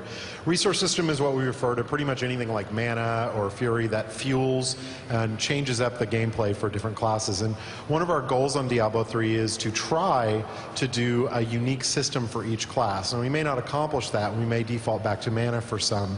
But definitely at least one class will use mana, but hopefully all the others use something different. So we showed Fury last year, but we weren't quite happy with it. So the idea was, with the Barbarian, we really wanted him to feel like he was building up, like he was getting angry and going berserk. I'm a big fan of the Hulk, so I wanted him to Hulk out. So the first thing we tried was very similar to Rage in World of Warcraft on the Warrior, where any kind of damage he did would just build up this resource that he'd use to spend on his skills. And the problem was we didn't initially like this because it felt like we were always waiting around. Like we wanted to spam our skills. We wanted to, throw out leap attacks and seismic slams like crazy. We didn't want to kind of have to hit a dude 10 times to finally be able to do something cool. So we tried something different, which was more of a damage increasing system, and the concept here kind of shows that idea when we really kind of filled it out, that the more fury you had, the more damage you did, but it didn't actually affect your skills at all. And it was all right. It's always cool to do more damage, but it didn't change the way the Barbarian played in any way. And that's really important. That the whole point of these systems is to make the classes play a little differently so that they're interesting. So when you re-roll a different class, it's not the exact same mechanics. So what we finally decided to do was go back to the idea of a resource system, but tune it for Diablo. We'd really been taking the wrong approach. We'd probably been tuning it more like World of Warcraft, and our pace of gameplay is just way faster. So what we did was we had this idea of endless fury. And so this video hopefully will start up in a moment. And maybe not. So if this video was going, which would be totally awesome, it's filled with crazy explosions, the greatest video ever made, really, I promise you. You'd be seeing like the Barbarian can essentially just recycle his fury so fast that while he's hitting dudes with leap attacks or seismic slams and stuff like that, if he hits a lot of targets, he generates a lot of fury, and he can just instantly do another skill again. But if he wastes like a really big AoE skill on one dude, then he wastes a lot of his fury, and then he has to kind of start over a little bit. It's a really fast-paced system. It doesn't kind of get in the way of his fun and hold him back, but it does make him think about what he's going to hit, what skill he's going to use on what type of monsters, and that makes it a lot more fun to play him. So the next thing we're going to talk a little bit about is runes. We showed runes last year, and for those of you who maybe didn't see or read an article about it, the idea for runes was that they're these items you find in the world, you socket them in your skills and change what your skill does. So you could say take something like lightning and turn it into chain lightning, or set it up so that when you kill guys with it, they explode in giant lightning, crazy light show. That's awesome. So if any of you have played the demo, you've probably noticed there's no runes in it. So the question is, where are they? So what we wanted to say was, we wanted to talk about them a little bit, tell you runes aren't going anywhere. They're a really important system to us. One of our main goals for Diablo 3 is an extremely high level of customization for your characters, and runes are one of our core systems that we decided to make because we really wanted to support that goal. So they aren't going anywhere, but I'm going to explain to you why they're not in our build. So this is our skill and rune creation process. I'm going to fly through it because it's boring production stuff. So we have a skill idea, could come from anywhere. We design the skill, usually write some kind of, awesome design doc filled with crazy words. We storyboard it. We don't do this for every skill, but signature skills, we'll create some imagery that supports it and says this is what the skill's supposed to look like. Then we program it. Then design tests the kind of early programmed version, which doesn't have final art, decides, is this cool? We do a lot of tuning and testing and changes and things like that. Then we add effects. Then we design runes, once we've actually gotten the skill through this whole process. After we design the runes, we program them, then we do the effects for them. If any of these kind of first 6 items on here change at all, and those of you who know Blizzard games know we like to change stuff all the time, then all of our rune work is gone. So what when we're developing skills, what we try to do is save all the rune work for last. We've blocked off a ginormous amount of time for it, so we're definitely going to be doing them. And there's actually a lot of runes in the game right now, but they're so hit or miss within the characters, it's kind of disorienting. Why does this skill have a rune and this one doesn't? So we just decided to disable them as a whole until people could play the system in its entirety. So now we're going to talk a little bit about some of the monsters that we developed in the last year and for our Blizzcon demo. This is just kind of a nice, cool little montage that shows off some of the different creatures that you'll encounter if you go and play what we're showing today. So I'm going to talk about our monster design philosophy and how we design monsters for Diablo. So the first thing that we kind of learned in the development of Diablo monsters is that they work best when they're simple. Most of our monsters live for 3, maybe 5 seconds.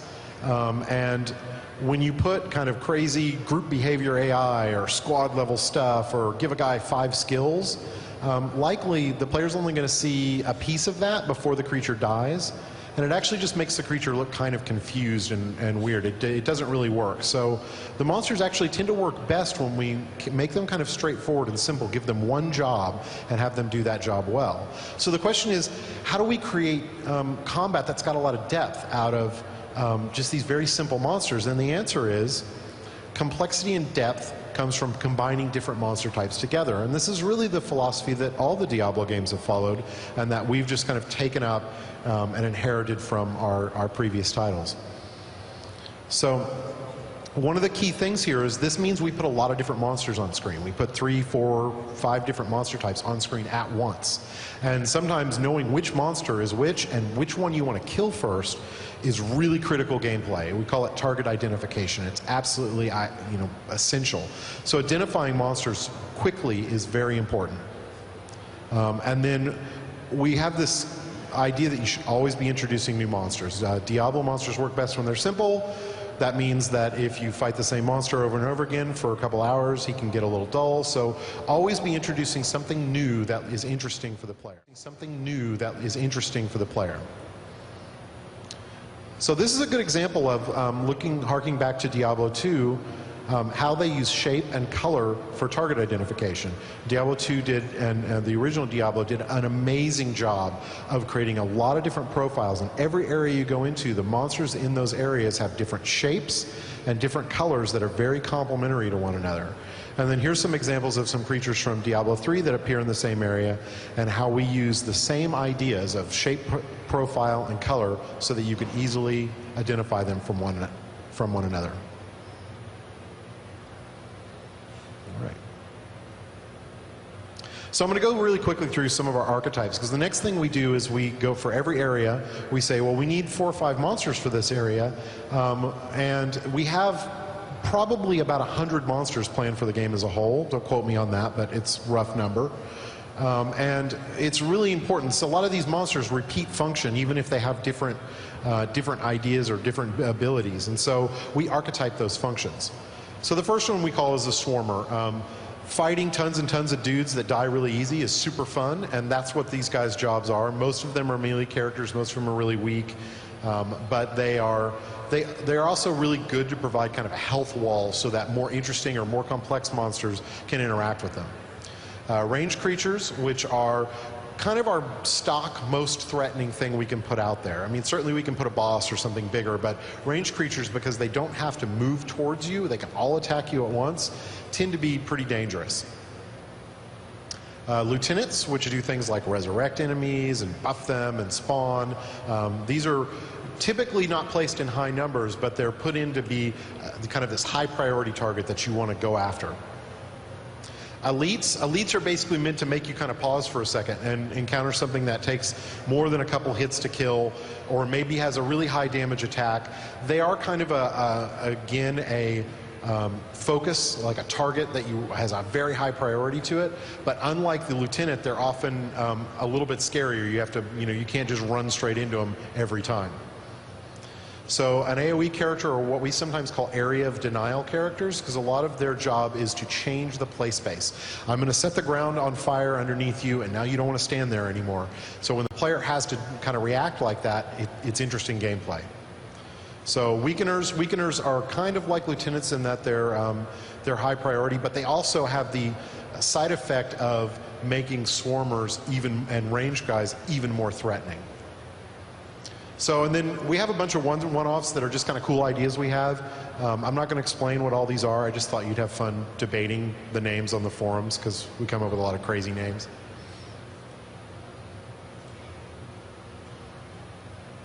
So, spreadsheet, yeah, because we really wanted this presentation to be exciting. So, spreadsheets are not just the tools of bean counters. If there's any kids in the audience, learn your math if you want to work in video games. It's important. So we use spreadsheets, this spreadsheet in particular, we call it the monster progression spreadsheet, and every one of these colored bars is a different area, and it just kind of shows how we plan our monsters from area to area. And when we do that, we look at shape, color, and archetypes, and we make sure that we have a good mix in each one, and that each one complements. And then as we move from area to area, we're also introducing new challenges and new monster types at a really good rate, and this is our tool to do that. I'm going to walk you through the monster pipeline that we use. It's basically the process by which a monster gets into the game. The first step is to start with a concept, and the concept can really come from anywhere. It can come from somebody on the team who went on vacation to Hawaii and saw something interesting and had a monster idea visually. It could come from, someone played through the latest level environment and they said, this desert environment really is lacking in, a particular, a wasp. Or it could come from someone who just has a mechanical idea. This sketch comes from Carl Lavoie on our team, who said, "I really want a monster that'll just leap off of walls. I don't care if it's what kind of monster it is. I just want it to leap off of the wall. I think that'd be a fun mechanic to play with." And so the initial idea comes from anyone on the team and from anywhere. Once we have that initial idea, we need to flesh it out. So we'll start with that initial concept and flesh out all the other details about what that monster might involve. All this is done on paper. It's very multidisciplinary to try and just flesh out and make sure everyone has a picture of where we're going. After we have that, we're going to do a very rough art pass on it. We don't want to spend too much time on the animations because maybe the abilities might change. We don't want to spend too much time on the look because we haven't seen it in the game yet. So this is just enough to get a prototype into the game as quickly as possible. The next step is to actually hook it up and give it some of its basic abilities. Again, this is a rough pass. The goal is to prototype the monster. Jay mentioned the archetypes. You've got your spawners and your swarmers and your range, and we're just trying to just get the rough brush strokes in to try and figure out whether or not this monster is going to be fun. We drop them into the level, and this is our first time that we actually get to see how the monster looks in the game. This is a very important step. This is where we might actually do a little bit of back and forth. This is a chance where we've had a chance to see how does the monster look, behave, and interact. How does it look against the environment? How does it behave with the creatures and with the player? And how does it interact with the groups that it's been spawned with? If we're happy with it at this point, then that's when we start looking at doing the more detailed polish.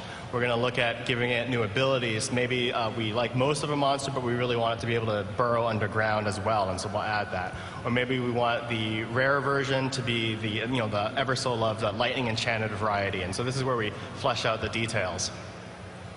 And then finally, when we're happy with that, is the monster creation process is the final art. So now the animators can polish up the animation now that they know exactly how fast it's going to move.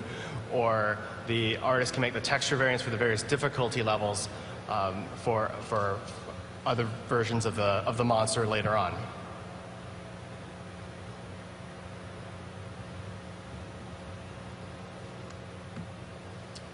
All right, now that we've heard how we create monsters or the process we use, let's talk about specific monsters. The sand wasp is a natural creature. It's not demonic. We wanted to showcase it because it's interesting in that it kind of shows that the world of Sanctuary or the world of Diablo is a very dangerous place on its own. It doesn't need demons to kill you. It plays a support role. This is a swarming creature, like Jay and Wyatt were talking about. This is a creature that is not very tough on its own. It's very much used in conjunction with other creatures. If you find this creature by itself, you just kill it. It's not really a problem, but when you get a bunch of them together, you get what we call the bullet hell effect, which is a slow-moving wall of damage or death. It's very hard to deal with. They're also very handy or very deadly when they're supporting any other creatures, because they're just throwing these flying barbs at you while you're trying to fight some other melee creature or something. Do you want me to just control it? Or? Yeah. And now Julian's going to talk about how he did the effects. We really wanted to support where design was coming from in terms of this bullet hell idea. So we started by, just with the rapid fire attack idea, we started with a whole lot of different kinds of projectiles, and none of them really kind of stuck for one reason or another. And then we got this idea, well, where does this skill really come from? And the other thing it's really trying to evoke is this old-timey arcade action idea. And so we hit on this idea, well, what if the sand wasp actually birthed other little mini wasps that flew at you? That would be really cool, and it would really support where we're coming from. And of course, we got that into the game, and the team didn't quite understand where we were coming from. So I was like, well, how can we communicate, even to the rest of the team, exactly what we're trying to get across and why this is such a cool thing? So I came up with this. The best way to do this is with graphics. So I came up with this little demonstration again that says everything, I think.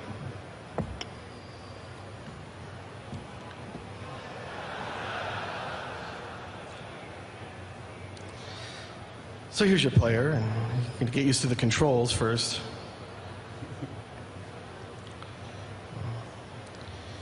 You just need something to attack.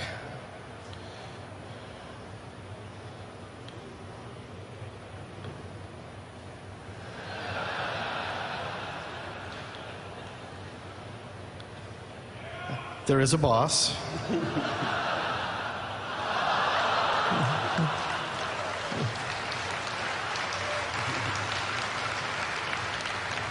And the boss is brutally hard.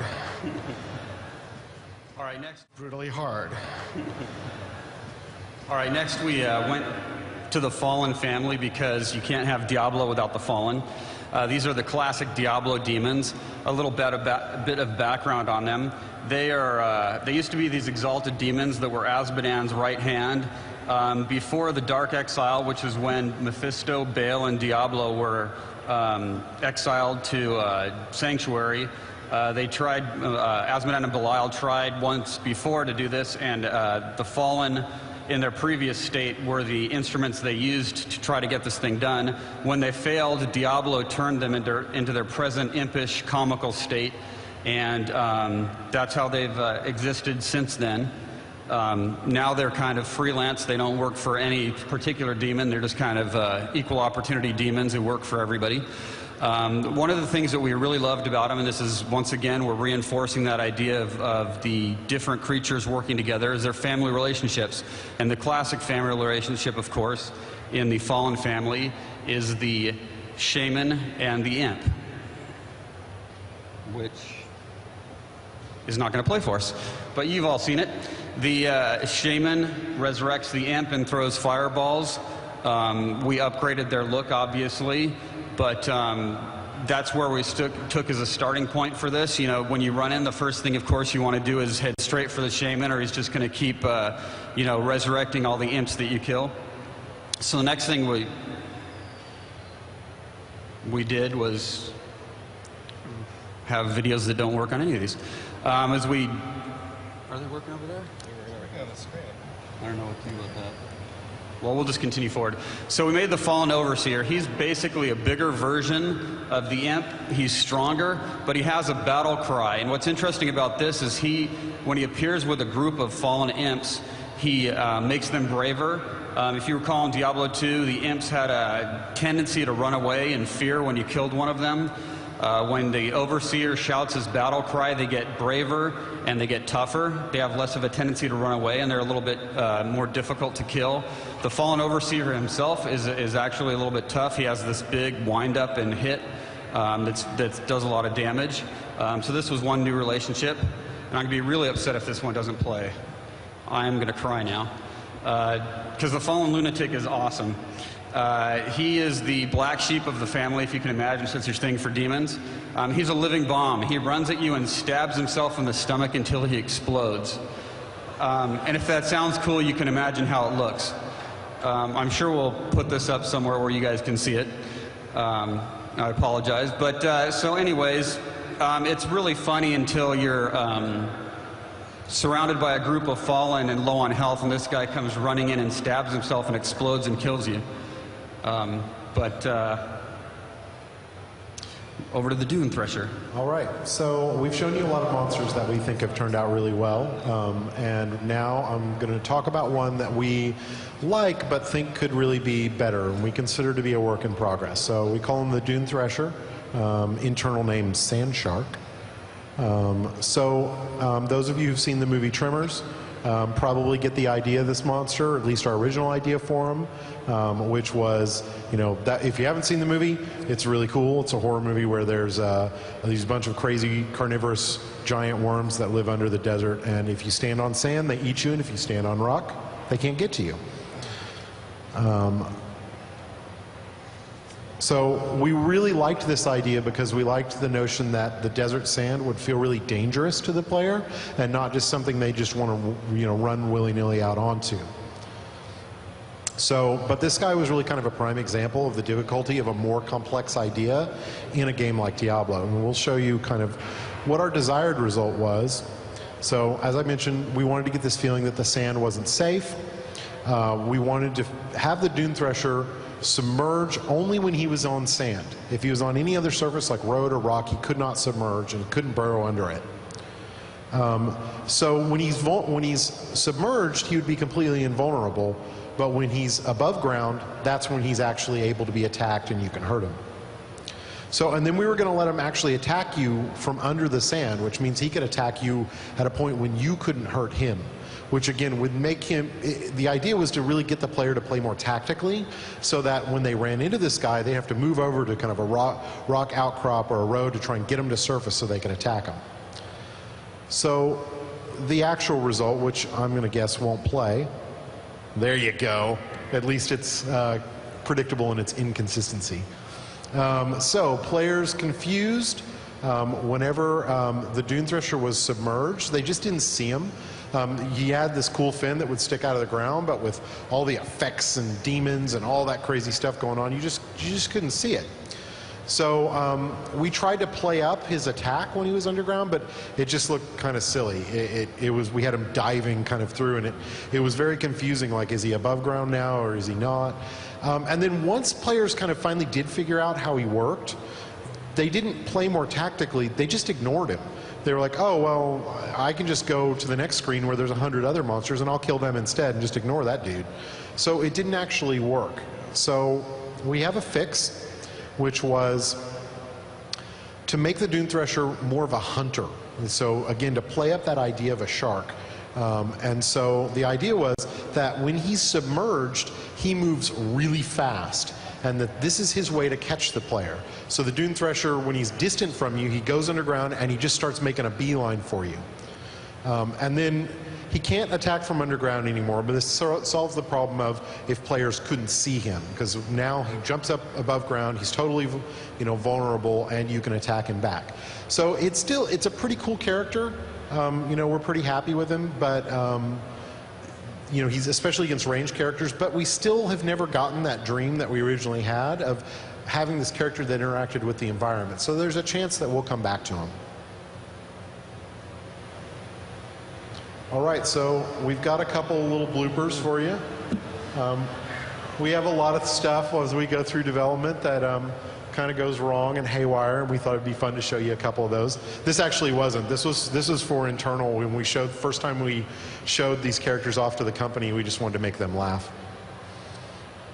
So this is one of the quests. Varna has been poisoned. She's not doing very well. She's supposed to stop now, but she didn't. Even when she died, she didn't. Yeah, it wasn't good. Something wrong with her. We're not quite sure what this is.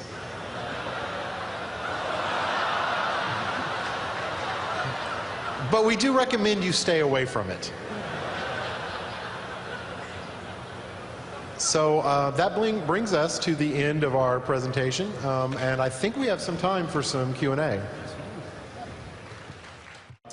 I want to give you guys, first of all, a little bit of background on what it takes to actually make a game from the art side. A lot of the stuff that we do is obviously a team effort. And what I mean by that is it takes a huge amount of work by everybody to get the stuff to you guys. It's usually a lot of cooperation between different departments. You have design, programming, and art working together. And especially on our team, there's a lot of artists that work very, very hard to get the stuff to you guys. So while we're up here, there's still a lot of guys out there that are obviously doing all that work. It's not just us. Also, focuses on gameplay first, and that's huge. Everything we do is about gameplay in a lot of ways. So we go through a lot of things that sometimes we think are really, really cool, but if they sort of break because of gameplay or maybe don't make for the best play experience, we usually end up tossing them. There's a lot of iteration that goes into it, and everybody here is really committed to that. So a lot of work oftentimes doesn't get seen. We'll show you some of that, so you'll get to see some of the things that actually didn't make it into the game, and also some of the reasons why. Overall, art direction goals for us are stylization over realism, and the reason why we really care about that is because in a lot of ways we feel that if something's too realistic, we're not allowed to, or we can't really give you guys the best experience, meaning if we push a little bit more for the stylization, we really, really exaggerate silhouettes and we exaggerate the character work or the animations or the effects for that matter, it makes for a better game, and that's obviously really, really important to us. Create a painterly feel for the world. I think if you guys played the Blizzcon build, you'll see the exteriors. They're beautiful, and the exterior team did an excellent job on that. And last but not least, we want to stay true to the dark and moody feel of the game. We're obviously huge fans of Diablo 1 and Diablo 2, and we want to make sure that that experience that people have come to enjoy really comes through still. In a lot of ways, obviously that's what we do in art to try to support that. And last but not least, we want to make it awesome.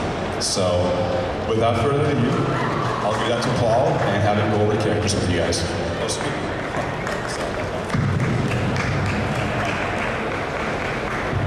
Sorry, guys. Not quite yet. So, every idea on the art team obviously starts with the concept team.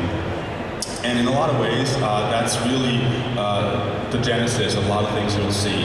And we have an incredibly talented concept team here. You'll see Josh, Sojin, Trent, and Vic. These guys are amazing artists. They're absolutely off-the-hook talented. And a lot of the things that you guys are going to fall in love with are really coming out of their heads and out of their talented minds. So huge give it up for those guys, please, because you'll see their concepts throughout the presentation. And now I'm going to give it to Paul. There you go. Thanks, Risa. All right. Well, before we get started, I just want to take a couple seconds here to just give props to the character team. This is one of the most talented teams I've ever had a chance to work with. Yeah, seriously, give it up for these guys.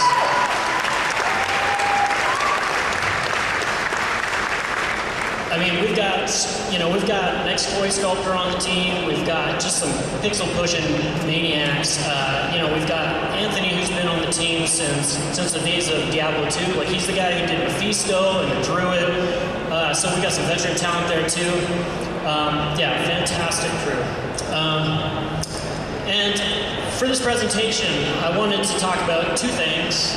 and I thought I'd start with the evolution of the Fallen. Hopefully I'm not ruining it for anybody. Most of the times you didn't see your characters this close back in the day. These are the Fallen from Diablo 2 and 1, are the tiny little guys there, and how we kind of turn them into the new and improved Fallen. So, who are you going to see? We have the Shaman and the Grunts. Everybody remembers those guys. But we've also got a lot of new faces in the Fallen family. We got Fallen Hounds, which are kind of like the demon pit bulls of the family. We also have the Fallen Lunatics, and this image is courtesy of Chris Haga. If I could get a round of applause for Chris Haga.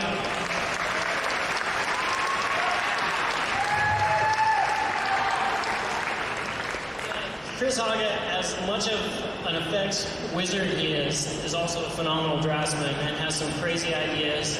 Fallen Lunatic, you won't be able to play them in the demo yet, but when you do see them, these guys, they run at you madly, they stab themselves in the chest until they explode, doing area damage. Just awesome.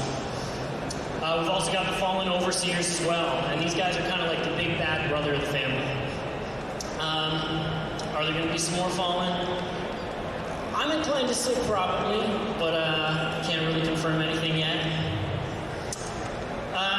So I'm going to take you through the process of how we do these guys. These are some early concepts, and one of the great things about being part of Blizzard is that we have these core values, and one of them being is that every voice matters. So when we go back to look at a character like the Fallen, we'll say, hey, let's get everybody involved, and everybody gets a chance to draw something up. So you can see a few early concepts here. Some that got a little silly, some that got maybe just didn't quite fit. And again, Chris Haga comes through with some awesome drawings. And really just kind of nailed this fine line, because when you think about the Fallen, they're demons for sure, but they're also like the silliest thing you're going to see in the Diablo universe, like aside from maybe like spear-wielding cows. Like, these guys are it. So we kind of took a look at that. We moved on to the modeling phase. And you can really see actually how low poly this stuff is. And the reason for that is another one of those core values is to serve gameplay. Gameplay first. You'll probably hear that a number of times here. And the thing is that we want as many of these guys on screen as possible. So it's just mass carnage out there. You're just killing wave after wave of these guys. We're also very conscious of things like silhouettes. We want these characters to be instantly readable when you see them on screen. Once we're happy with how the modeling's come out, we'll go ahead and unwrap the characters. We try to make sure that there's room if design comes at us and says, oh, hey, we want to have clubs instead of swords. We got to have room to make sure that that happens. And then we'll go ahead and paint these guys up. We're very conscious again about making things readable from game cam. You want to be able to see what you're looking at. You know how to defend yourself right away. And once we're kind of happy with how the texturing is, we wrap it to the character, and you've got fallen imps in the game. You also hear me talk about as fallen grunts and fallen imps. Sometimes we talk about them a little differently, when they're in development. Again, serving gameplay first. How many fallen is too many fallen? This is an actual screenshot. A mistake, but a screenshot from one of our playtests where we just let a few too many of them loose. I think we're going to tone it back. No!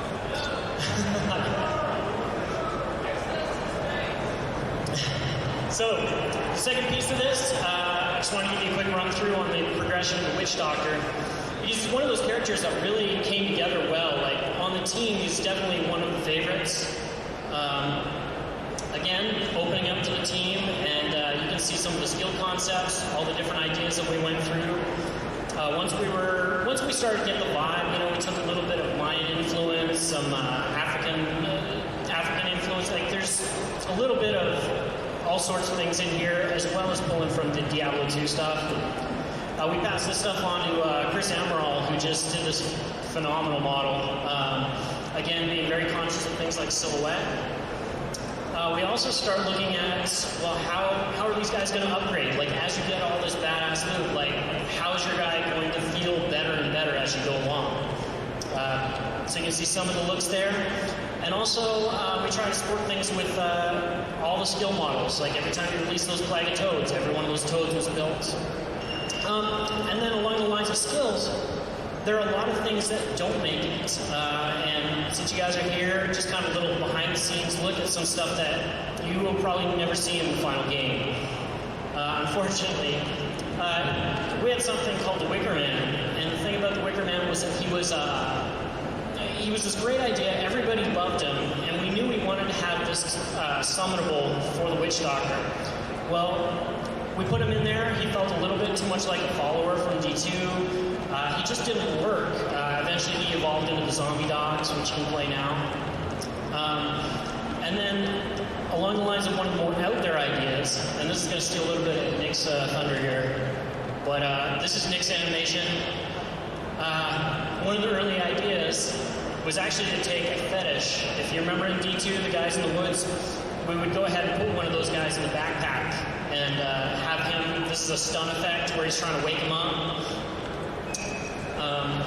So we tried a lot of different things, but again, in terms of how you would upgrade your armor and stuff, we had to make some changes. And so he went away. It doesn't make him any less cool, but just thought I'd show him to you here. And with that, actually, I'm going to go ahead and pass this on to Nick to talk a little bit about animation.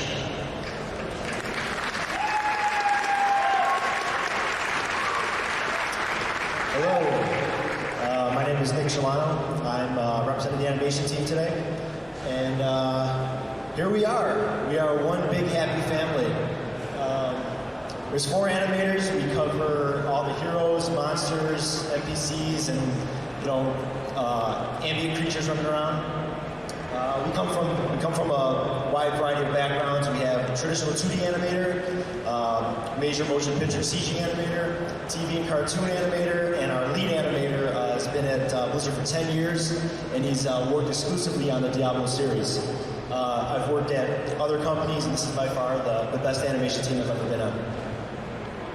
So the animation, it starts at the concept phase, and our concept team, they're awesome. They come up with these crazy ideas, and this is where we really get amped up when we see stuff like this. We see this is the concept for the Siegebreaker, and we see it, and we start thinking of all these crazy ideas to come up with. This guy is big, he looks like he's going to destroy the hero, and we want to make sure that we kind of stay true to that. I mean, he looks like he could rip a hero in half and crush him into a million little pieces. After the concept phase, goes to the character team, they build it, it'll go to the tech art team, they'll rig it, and then it comes back to us. And we get to do what we love the most. And this is why I became an animator, and this is the best part about it. We get to read design docs. It's awesome. So yeah, we read, and we read a little more, and we come up, we see what the skills are needed, and we really get to understanding what this character's supposed to do in the game. And after we read all these words, we realize that Jay wants awesome, so we're just going to give him awesome. And this basically puts us in the phase where we actually get our hands on the model and the character, and we start posing it out. And this is a bit of a, we iterate a lot with the poses. And you see the Siegebreaker here, we're trying to stay true to that big, hungry, like badass guy who can just destroy everything. We're trying to find his character in these poses. And we bounce it off the animators and other character artists, and when we finally come up with something that we really like, we move on to the animation phase. And here at the animation phase, this is where all those ideas come to life. We want them to rip things apart, we'll animate them ripping things apart. We want them to stomp and have crazy damage and hit you hard, this is where we animate it. We go through the process to cover locomotion, get hits, attacks, deaths, everything. And this process up until now is also true for heroes. Heroes, though, are about maybe double or triple the amount of animations. And while we have a little more freedom or creativity with the monsters, heroes are very dependent on gameplay. When you guys are playing the game and you're clicking through skills, you want instant feedback, and we have to support that for gameplay. So we have to make our animations, quick and fast if needed. And as you'll see after this Siegebreaker gets destroyed here, which is pretty cool. you'll see the monk. And the monk is a fast, quick hero, and we had to support that with animation. We had to make all his martial arts moves very fast, very quick, so it worked for gameplay. And today we got a Blizzcon exclusive. You're going to see probably the most dangerous skill in all the Diablo universe. This thing can destroy any demon, anything that comes on screen. You ready? Are you ready? It's coming up. Boosh, rainbow kick. Rainbow kick, everybody. Yes. It'll just clear house. It's awesome. Now we have tools, obviously, that are made for us and that we buy, but one of the key tools for an animator is reference. We went to the zoo here and we got some footage of tigers, and the concept teams comes up with these great monsters, but they don't exist, and we have to kind of anchor them and build on top of it. So what we do here is we look at a tiger and we kind of use it for the siege breaker, but we're not copying. We're using it as a foundation. We still want to make a unique animation for the siege breaker, for our world, and this is just like a foundation. It's just laying the pavement to build upon. And the same goes for human characters. Here's my coworker Nan, and he animated the wizard. So he knew exactly what he was looking for. He knew what he wanted to capture for the character, and he referenced himself. And then he lays it down as a foundation and builds upon it for the wizard. And that's a bit of a glimpse of animation. I just want to give credit to Nan here. He put this video together. He did an excellent job. And also, today when you guys are playing the demo, you see a cool animation. This is basically the process. Thanks.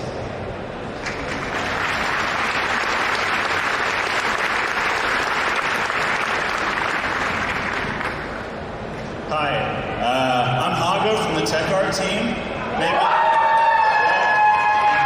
I promise it won't be boring. Wait, how many of you guys like Diablo? Anybody? I love Diablo, man. Come on, what was that? Yeah. Whatever, I guess I'll just start. All right, Tech Art team, here we go. That's all of us on the Tech Art team. If you can find me on this picture somewhere, it's a little bit Where's Waldo, I don't know if you guys can see me. If you can find me, come and get me after the show. I'll give you a free SOJ.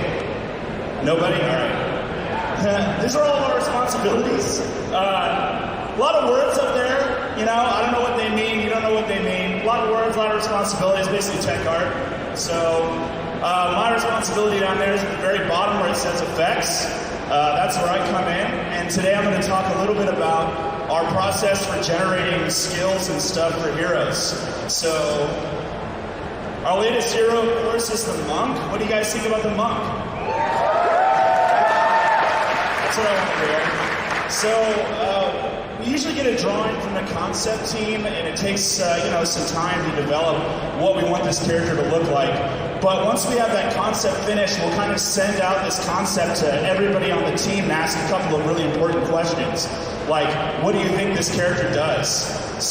And typically we'll get back 100 or so responses of different ideas for what this character can do. And these ideas, they can come from anyone. They can come from QA or the janitors. It doesn't matter. I mean, good ideas are good ideas, and that's really what it comes down to. So, next phase. Once we have 100 or so ideas, we'll have a kind of a culling and planning phase meeting, which I call the funnest meeting on earth. It's not bad for a corporate meeting. So we'll take from that 100 or so skills, and we'll pick maybe 10 or so to get the hero really off the ground and to get kind of an example of what he does. We'll pick maybe 5 that are kind of surefire, and then 5 that are maybe a little right in the line, things that we think push the boundaries of what he can do. And of course, we have to fulfill the design goals. So I'm going to give you guys a little sneak peek at some early versions of the monk skill Way of 100 Fists. So here in this video, you can kind of see like the very first implementation of what this skill looked like. And it plays all right, it's kind of like, I don't know if you guys see the video, but it just, I don't know, it's not looping. I'm going to make it loop. I'm going to make you guys watch it loop. Whatever. Okay, so basically the skill, you're supposed to like dash in and then hit like 500 times and then explode the air with your fist. So this little video here doesn't quite really get that across. So we're gonna add some sauce, Oh, did I loop it? Next. Okay, here we go. Refinements. So as you can see, what we've added here is we've added some get hit stuff, like the monster's falling over, he's responding. It feels a little bit more like an explosion. He's supposed to be fast and rapid. That's what he's supposed to feel like, right? Like a Kung Fu master, it's supposed to be awesome. So it's kind of like, and then boom! That's what it's supposed to feel like when you play it. So I don't think we can describe that word very well. Next. This is definitely where we add a dash of awesome. So we use like lens flare filters to generate all of our effects. We put every lens flare you could possibly imagine all over everything, because generally that makes it pretty sweet, right? So here you can kind of see like I think this is the version we have in the game right now. So what do you guys think? Do you like it? Well, that's pretty good. I hope you guys like it. Okay, so here's kind of like a compilation video of all the different skills we have. And this is generally, once we have our 10 skills in or so, we collect feedback from all the people that play the game, which happens to include all of you guys here today. So if you happen to see me around, tell me whether or not you like the skills or any changes you'd like to see. So here we go. This is kind of a compilation video. And that's generally how we do effects. What do you guys think? Do you like it? You like it? No, you like the monk? Come on, yell. I can't even hear you up there. That's what I want to hear. Thank you. Excitement. All right, so now we're going to move on to the dungeon team. Thanks, guys.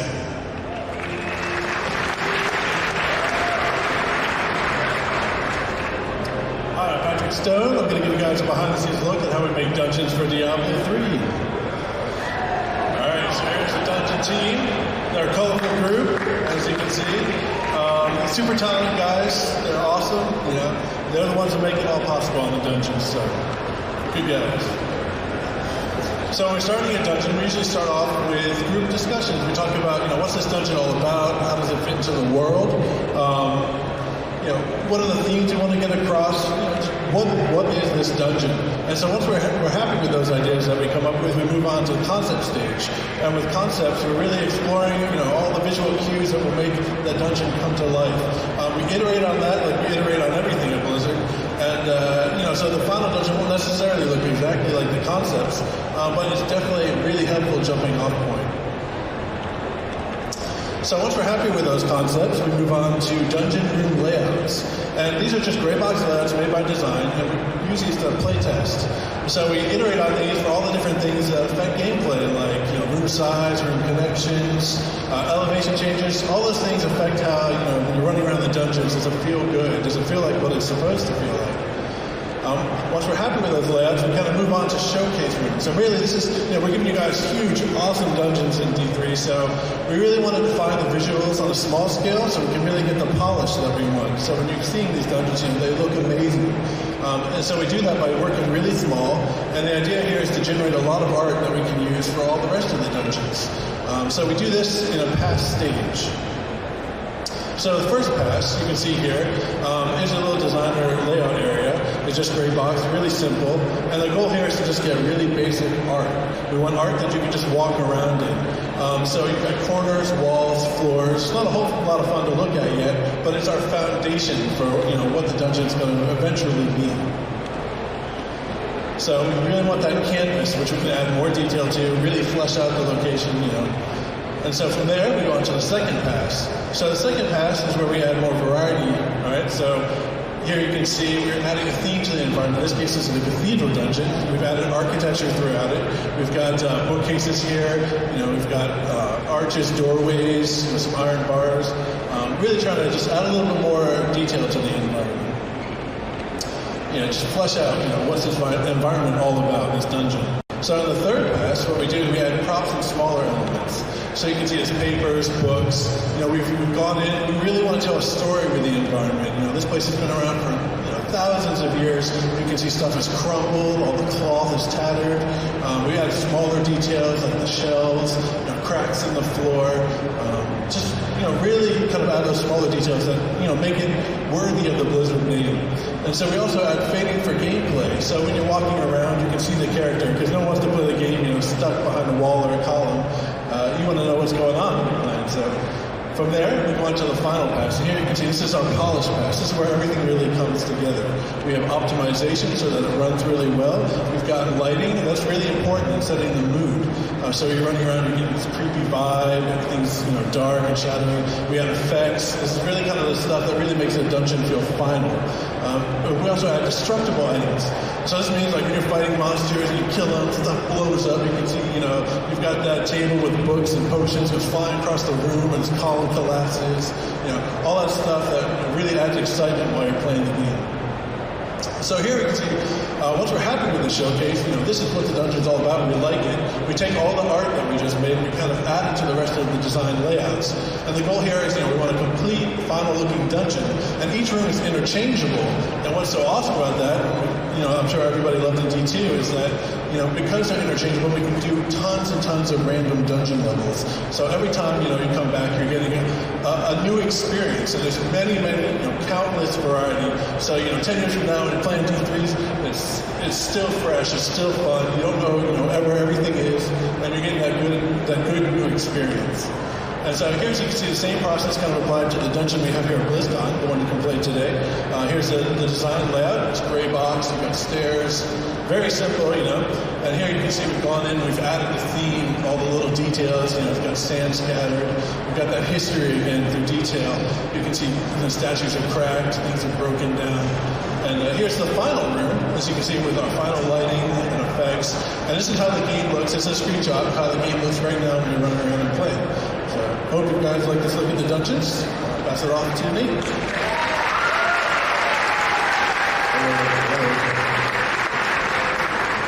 My name is Nate, but first, Haga. Isn't he awesome? I'm an artist on the D3 exterior team. I'm really excited to be here. Judging by how warm and sweaty this is, we're all very excited to be here. So this is the rest of the exterior team. They're up here in spirit today. Apart from being what I consider the best, most talented Nerf dart marksmen in the gaming industry, they also do it all. They concept, they model, they texture. These guys are responsible for bringing all the gameplay spaces that aren't dungeons to life. So today I want to talk to you about the Stinging Winds. It's a zone that's playable here at Blizzcon. Our big goals for the zone were we really wanted to maintain a very hostile, aggressive environment that was still visually appealing, making sure that any zone we do is first and foremost a Diablo zone, but still maintaining the painterly look that we have going on throughout the rest of the game is vitally important. We wanted to make sure we pushed the depth and dimension of the zones in ways we just couldn't do in D1 and D2. And like the rest of the guys, we start off with concept. What the concepts do is it's kind of a rallying point that everybody can understand the visual target and something we can all agree on and iterate quickly. And basically we keep working on the zone until it meets and exceeds the concepts that we approve. As you can see here, we have some of the development art for the rocks you can see throughout the zone. We spent a lot of time on, making them as awesome as we could. And but when we work on a zone, it's not just the terrain and the natural features. We also think about who lives here. What do they do? We thought it'd be really great for the zone if there was like a mining operation. And we started thinking about kind of the native cultures, and then we thought, well, what do they do when they go home? Like, where's their home? And we came up with these kind of like native dwellings that you'll see populated throughout the zone. We polished about 4.5 square kilometers. That's playable here at BlizzCon. It was awesome to see. It's awesome to see it all come together, and you need to think of it as just a 4.5 square kilometer canvas, just like smear blood and loot on.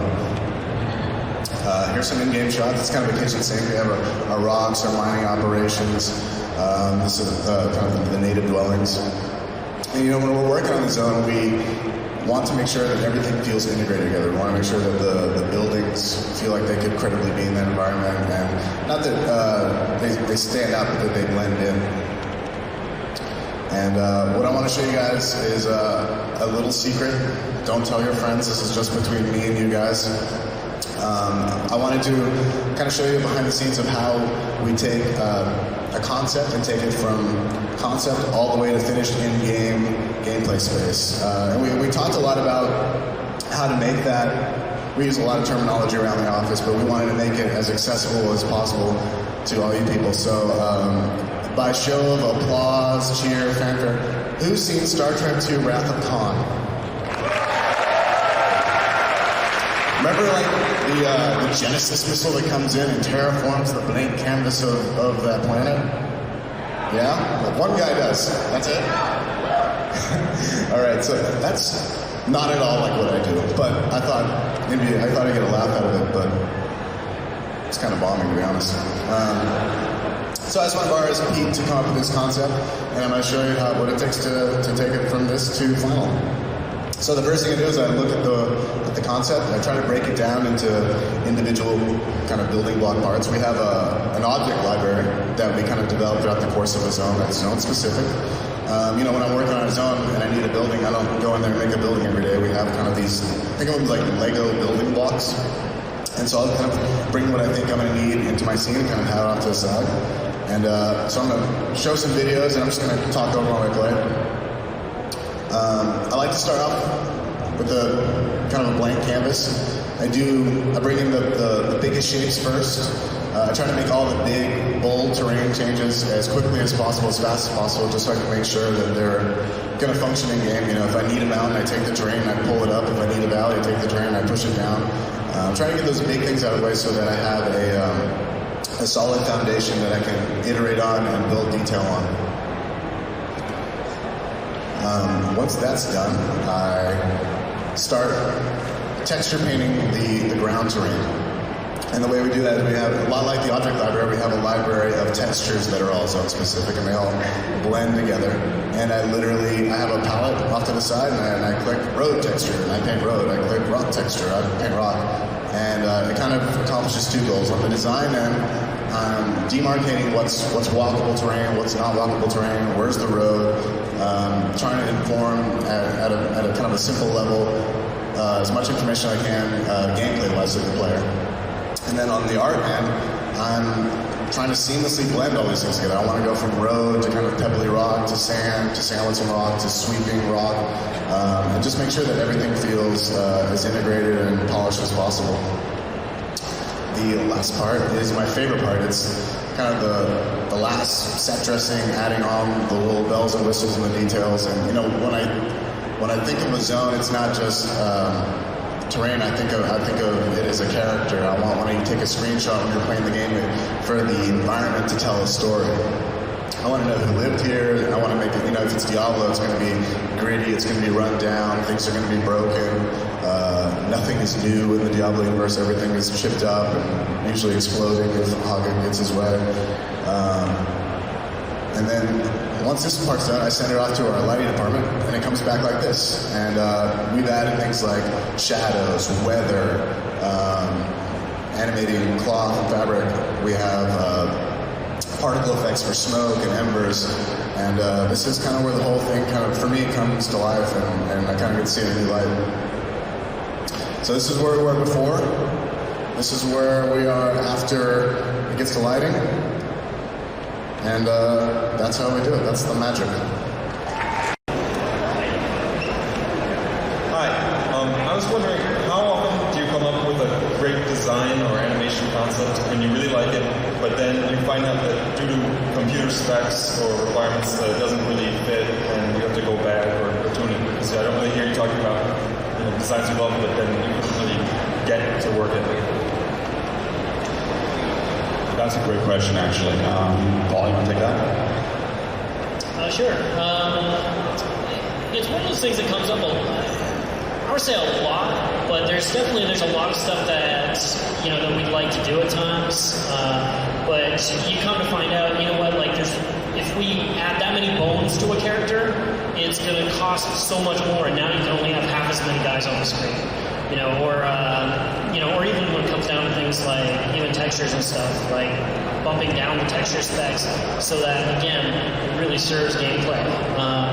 So it's something it's always in the back of our minds, but we also don't let it trip us up. If there's something that we're really, really excited about, we're going to push it through anyways. And like in the case of the Wicker Man you saw, that evolved into the zombie dogs, and ultimately I think they ended up cooler.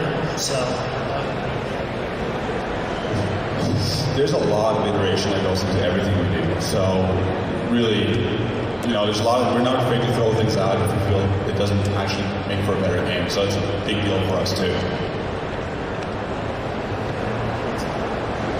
This question is for the exterior team. I have a question about the world of Sanctuary. I've seen a map that you guys have on the main website, and I'm curious how much of that is actually going to be seen? I would love to answer that question. Honestly, I can't. That would be something that one of our designers would probably be best to answer. Yeah, the thing though is that obviously D3 is set in the Diablo universe, so a lot of the locations you're playing, you can probably see little hints of it here or there. We definitely want to make sure that fans of the series, as we are going to get their money's worth. We want people to feel like, wow, I've seen this universe before, I've walked through it, and sort of get that idea. How much of that we're doing, we can't really give away yet, so. I can't say that anything we do, we're going to make it as awesome looking as we possibly can, so rest assured, it's coming.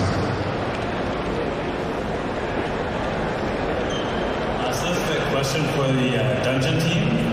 Diablo 1, the art for the dungeons is very dark, gritty, and atmospheric. Are you going to be leading that kind of direction for the dungeons in Diablo 3, or is it going to be more the same from Diablo 2?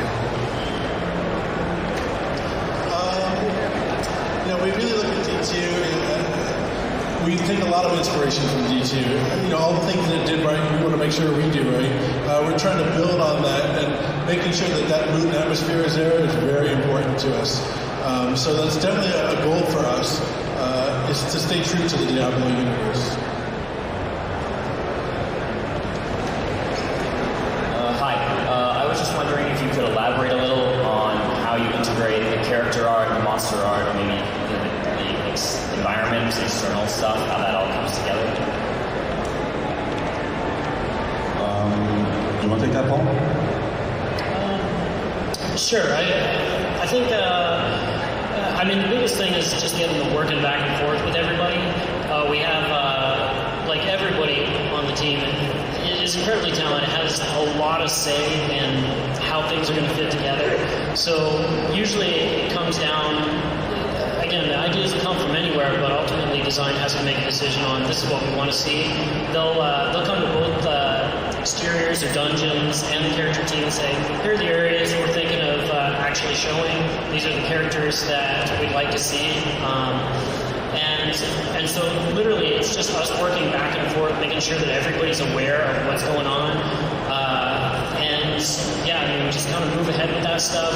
A lot of how it works together, to really make it pop and make sure stuff feels fleshed together, comes with things like lighting.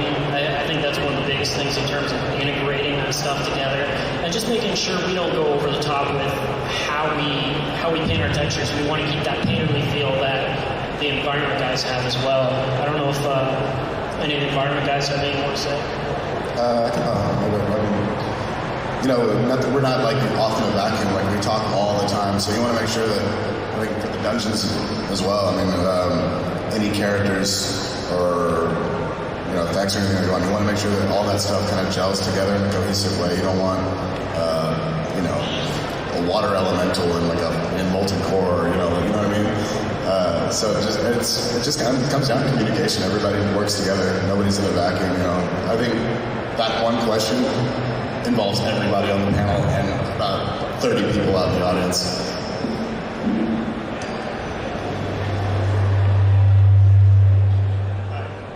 So you haven't talked yet about item art, and so my question was, one of the things that disappointed me about Diablo 1 and 2 was you get a unique item and it had great art on the inventory screen, but it didn't make your character look any different. So my question is, does every unique item have its own art, and will it affect your character on screen so you can tell I'm wielding the super axe of awesomeness or something?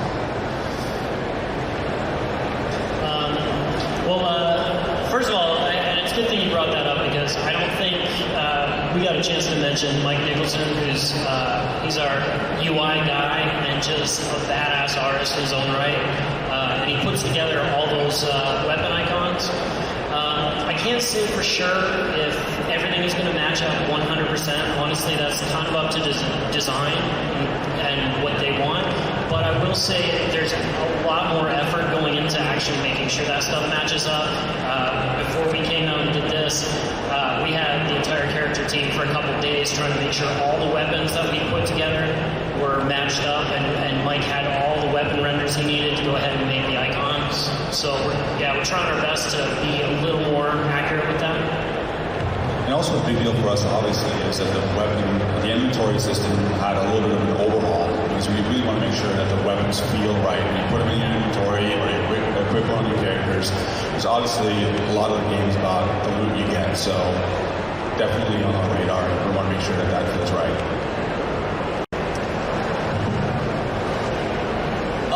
When you redesigned the Barbarian, how much thought went looking back to D2, or was it kind of start from the beginning?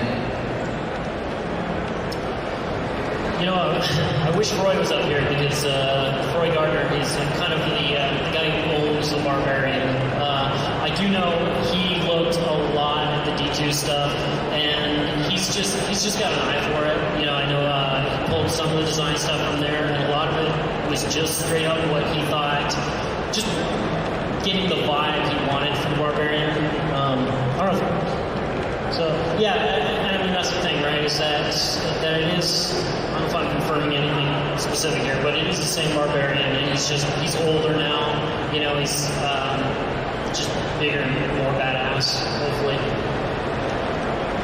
And there's something that people usually don't quite realize. I wasn't here for the Barbarian when these guys designed them, but there's a lot of iteration that goes into doing their heroes. We really go back and forth a lot. The concept team spends an inordinate amount of time on designing every little aspect of it. We fine-tooth comb it. The whole team's involved. There's a lot of stuff that goes into it. So nothing is really done very easily, if you want to say it that way. Like, we really make sure that we feel that it's the best we can possibly make it. Hi, I've been really impressed with just the general combat in Diablo 3. Like, it just feels amazing. And one thing that was mentioned in the tech art segment was it kind of seemed like you guys just do moves on the art side and then try to fulfill design goals. So I was going to ask, what types of goals might those be, and how do you guys work together to make sure that art gets to do what they want to do, and does art feel limited and all that? Well, it's a really it's a collaborative environment. So generally, we try to make it's usually pretty easy to design goals. But we really just want the skills to feel awesome and reinforce the fact that you're involved in the fantasy of being, in the monk's example, a martial arts master. So definitely a lot of back and forth. It takes a lot of time to get the combat right, but I guess I hope that answers your question. I think one thing that we tend to do is, on the animation side, we get a design for a skill or a move, and we do that. And there's, I'll go over to Haga's desk often, and we'll kind of collaborate on, like, this was my idea to make this design skill work, and what are you going to do effects-wise? And he'll be like, well, I had an idea like this, and we'll kind of mix it together and try to come up with like what feels awesome, looks awesome, and still fulfills the design need. And generally speaking, it really starts with a design meeting with a bunch of artists involved and sort of throw just crazy ideas out, like Haga was mentioning during his presentation. So it then goes obviously a lot of back and forth on the whole thing. I had a question for the exteriors team. You were showing us a map. Are all the worlds going to be static, or are there going to be a couple to choose from depending on the game you were playing, like Diablo 2? I'm going to answer with a vagary yes and no. Like, there are static parts and random parts, and it's kind of up to the design, up to the design team to determine how much and where the randomness happens. So honestly, like, I'm not the best person to answer that question. Let me add to that as well. Basically, one of the things that we loved so much about Diablo and Diablo 2 was the fact that it's so random. It gives you a lot of replayability. People got a lot of mileage out of playing that game for a very long time and have a lot of fun doing that. So that's one of those parts that we really pay a lot of attention to. Want to make sure that still comes across in Diablo 3. And so we have random quests, we have random dungeons, and obviously random boss encounters and monster placements. In addition to what just Nate said, there's also going to be random placements within the exterior environments too. There's also going to be parts of it that are a little bit more on the static side. So it's a little bit of a mix of everything. Hi, my question is really where you guys draw your inspiration from. Obviously Diablo 1 and Diablo 2, but are there any sources of literature or movies that you guys drew from pretty heavily? And also, has everybody ever told you kind of look like Pugsley?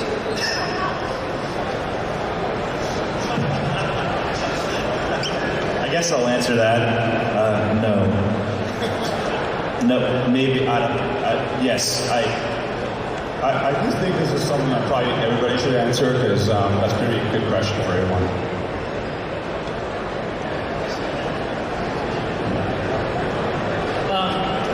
I can definitely say on the character side, and I hope I'm not speaking too much for the concept guys, but I work pretty directly with those guys as well.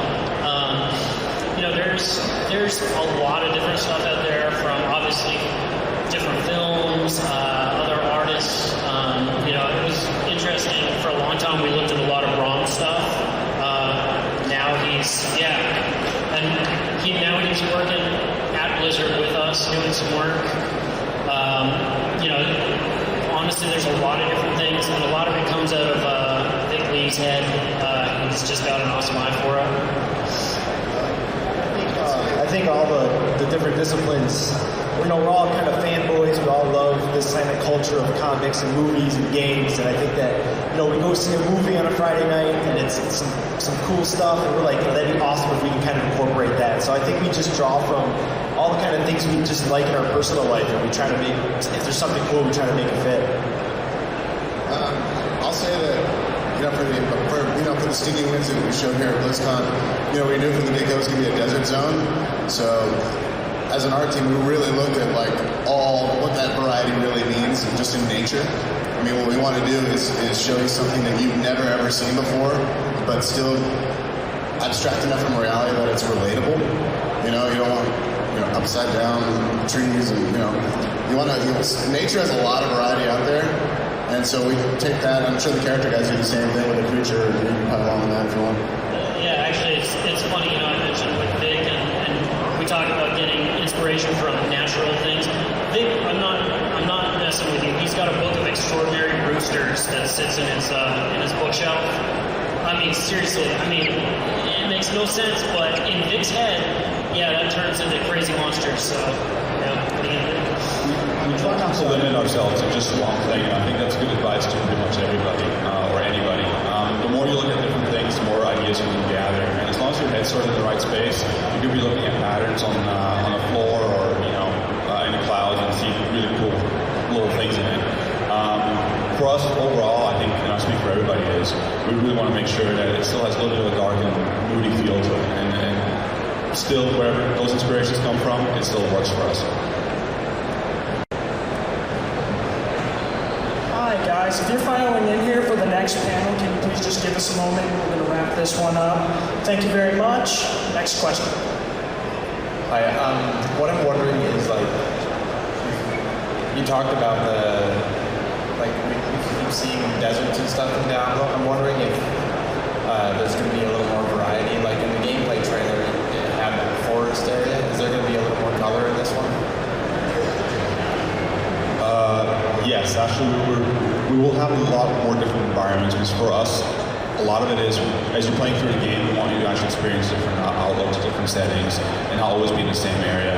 And what we're seeing right now is obviously just little snippets of gameplay from different areas that we're showing, so absolutely yes.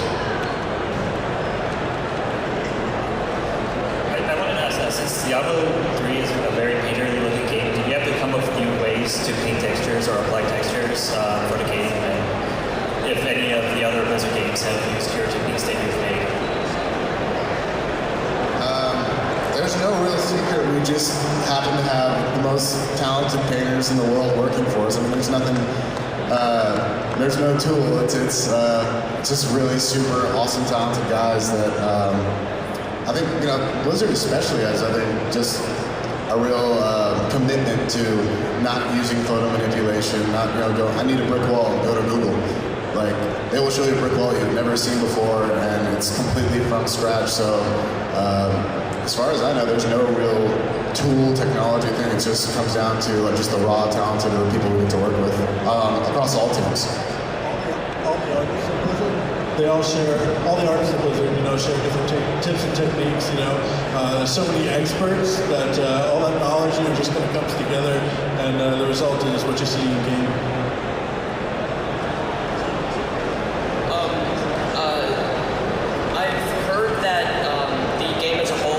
Several art iterations. Can you tell us a little about the art styles you went with before the current one?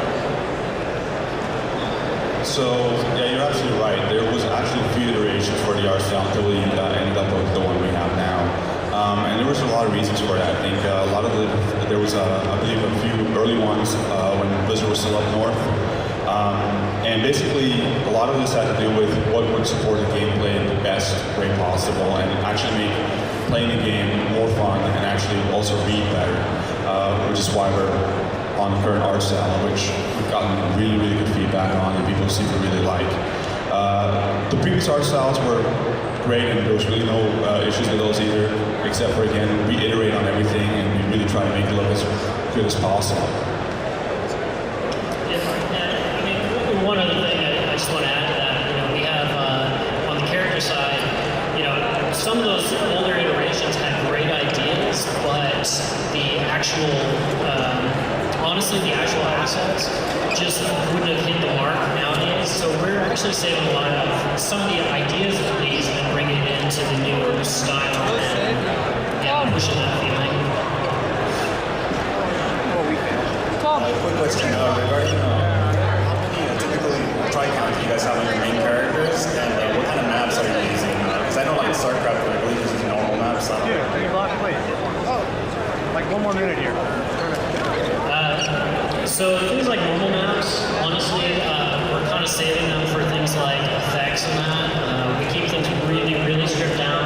I can't really give you an exact number on stuff right now, unfortunately. But I can assure you they're really, really low, but with the best in mind, because honestly, it's about the gameplay and everything we can do to kind of scale that back a little bit. You know, we'll put all the bang for the buck into things like effects, into the actual gameplay of stuff. So yeah, it's pretty low end. Well, all that stuff too, you know, when we look at all that, we really want to support our style. If it doesn't support our style, then it doesn't make sense. So. Next question. This is more of a Diablo team-specific question rather than a Blizzard question in general. I was hoping you could describe a little bit more, expand upon the relationship between character models, environmental models, and actually like the AI team. What happens if you know, a particular creature is dropped in but has a problem with the environment? Who ends up usually having to, you know, bend and changing their end? I almost feel like it's one of those questions that, again, everybody could answer. It really is a sort of ping-ponging between the different departments. A lot of this customization, design has a lot of say over it, obviously, and they have a lot of control over it.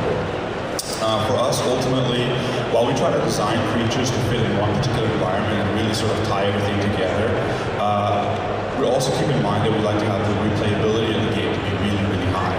And we found from some of our playtests that if we tied monsters or creatures too much to one environment, it tended to get a little dry because you could anticipate what was about to come. You know, you sort of had an idea, oh, I'm going to encounter these creatures or these monsters. So there's a little bit of variability from that point of view. So that gives us a little bit more leeway from our point of view. Ultimately, though, again, it is a collaboration. You know, we sort of go back and forth, and it always involves all the disciplines. That's the thing. Thank you. I have a question.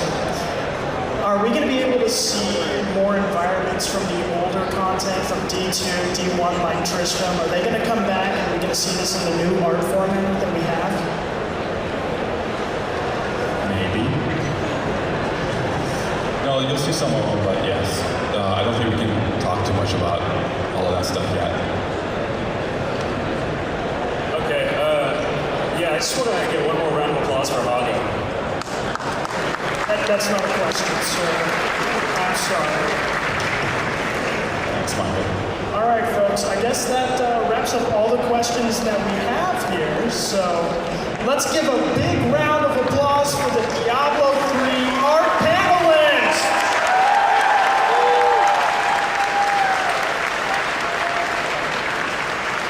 Thank you very much for coming. All right, next. Well, we've got a lot of stuff going on. We are still working on StarCraft 2. It's coming along great. We've got the single-player campaign that we're showing here at the show. We're trying to finish that up and get it out the door along with the new upgraded version of Battle.net. We've got a new expansion for World of Warcraft we're working on called Cataclysm. We just announced yesterday. Let's see. We've got Diablo 3 in development. We have a new unannounced MMO. We're not trying to make a sequel to World of Warcraft. We think that there are a lot of different things that you can do in massively multiplayer gaming that haven't been done, and we'd like to evolve the genre. So some people will want to play both, some people will have a preference one or the other, but we're not trying to kill World of Warcraft. When we first launched World of Warcraft, or any game really, you have no idea what to expect in terms of what the reaction is going to be, what the life cycle of the game is going to be. Our attitude is, especially with a game like World of Warcraft, we want to continue evolving the content, keeping the game interesting, and supporting it as long as people are interested in playing it.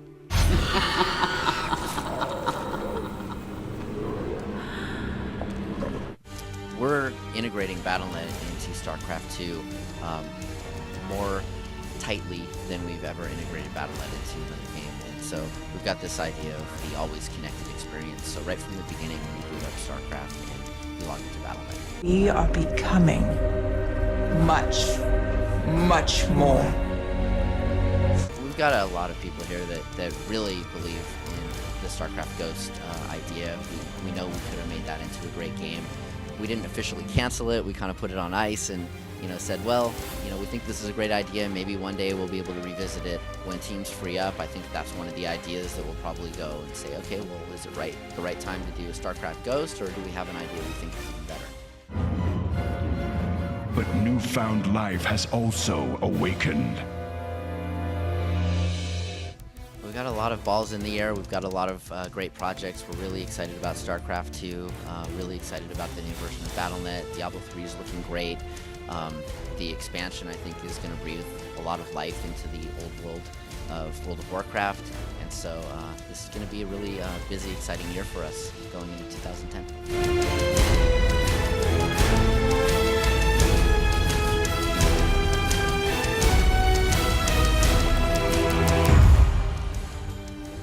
Hell, it's about time.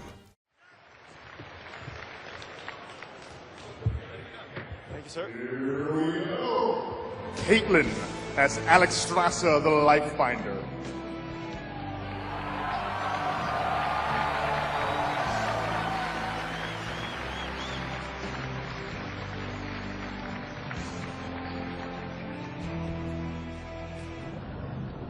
Lacrimae is a warlock pet succubus.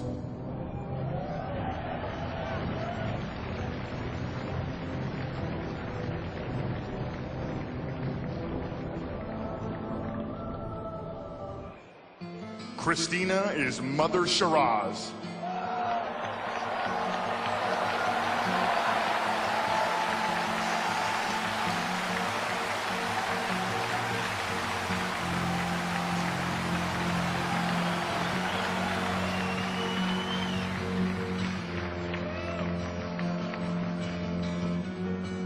Frank Ilowski, Human Warrior Newbie.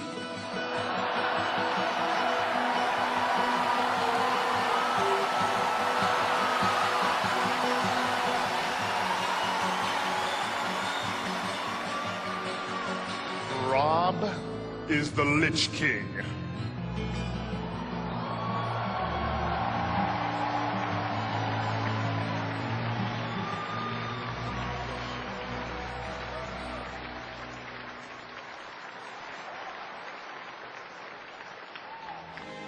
Bryce, the Restoration Druid.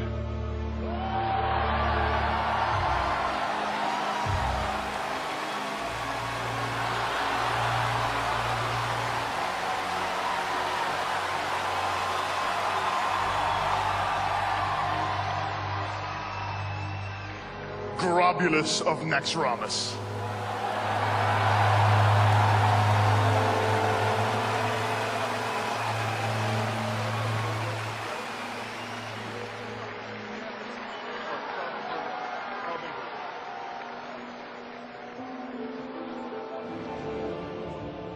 Guido as Tier 8 Paladin.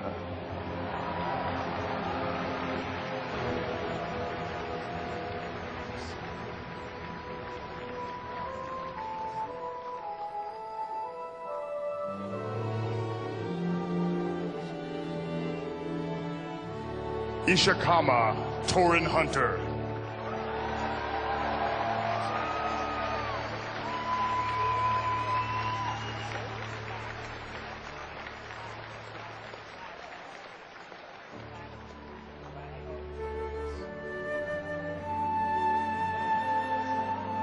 Cynthia as priest in Sanctification Regalia with Ironmender and Valanir.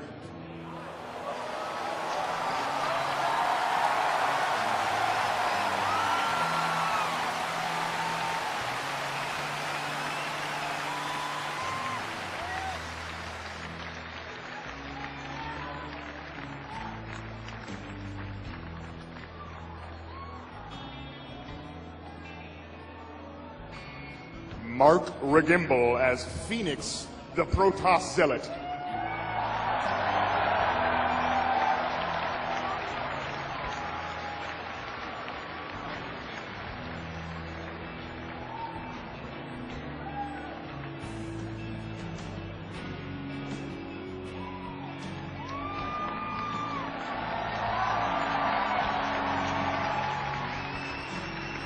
Megan as Sylvanus Windrunner.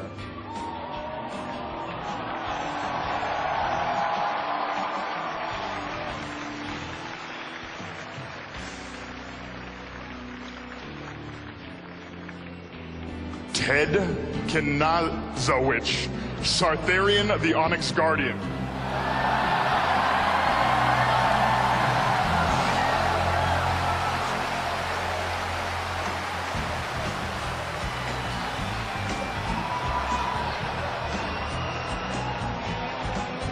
Zachary Kel'Thuzad, Master of Naxxramas.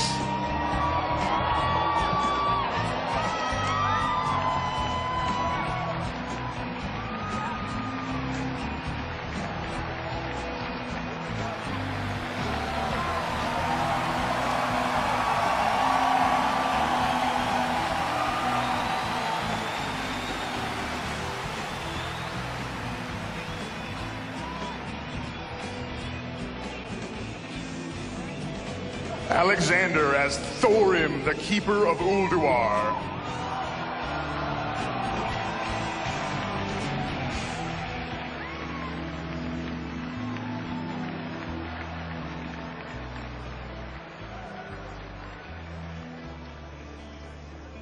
This is Holly as a WoW Meeting Stone.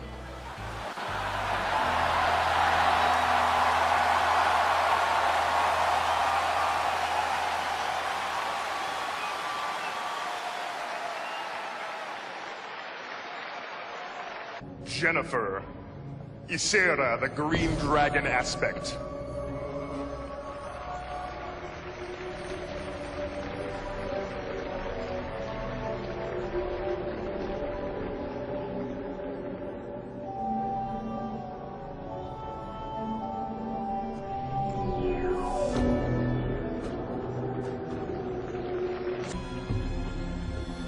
Brian, Draenei Shaman in Sky Shatter Regalia.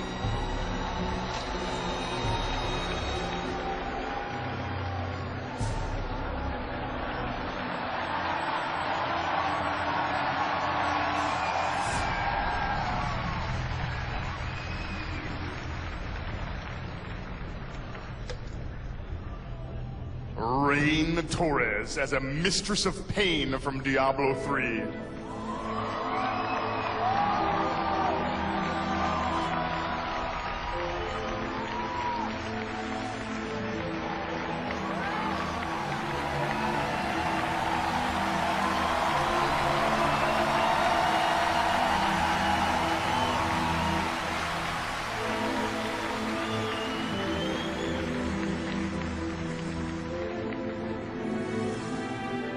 Second place tonight, ladies and gentlemen, is our friend Zachary over there with Mr. Bigglesworth. So that means Lorraine Torres is the grand winner!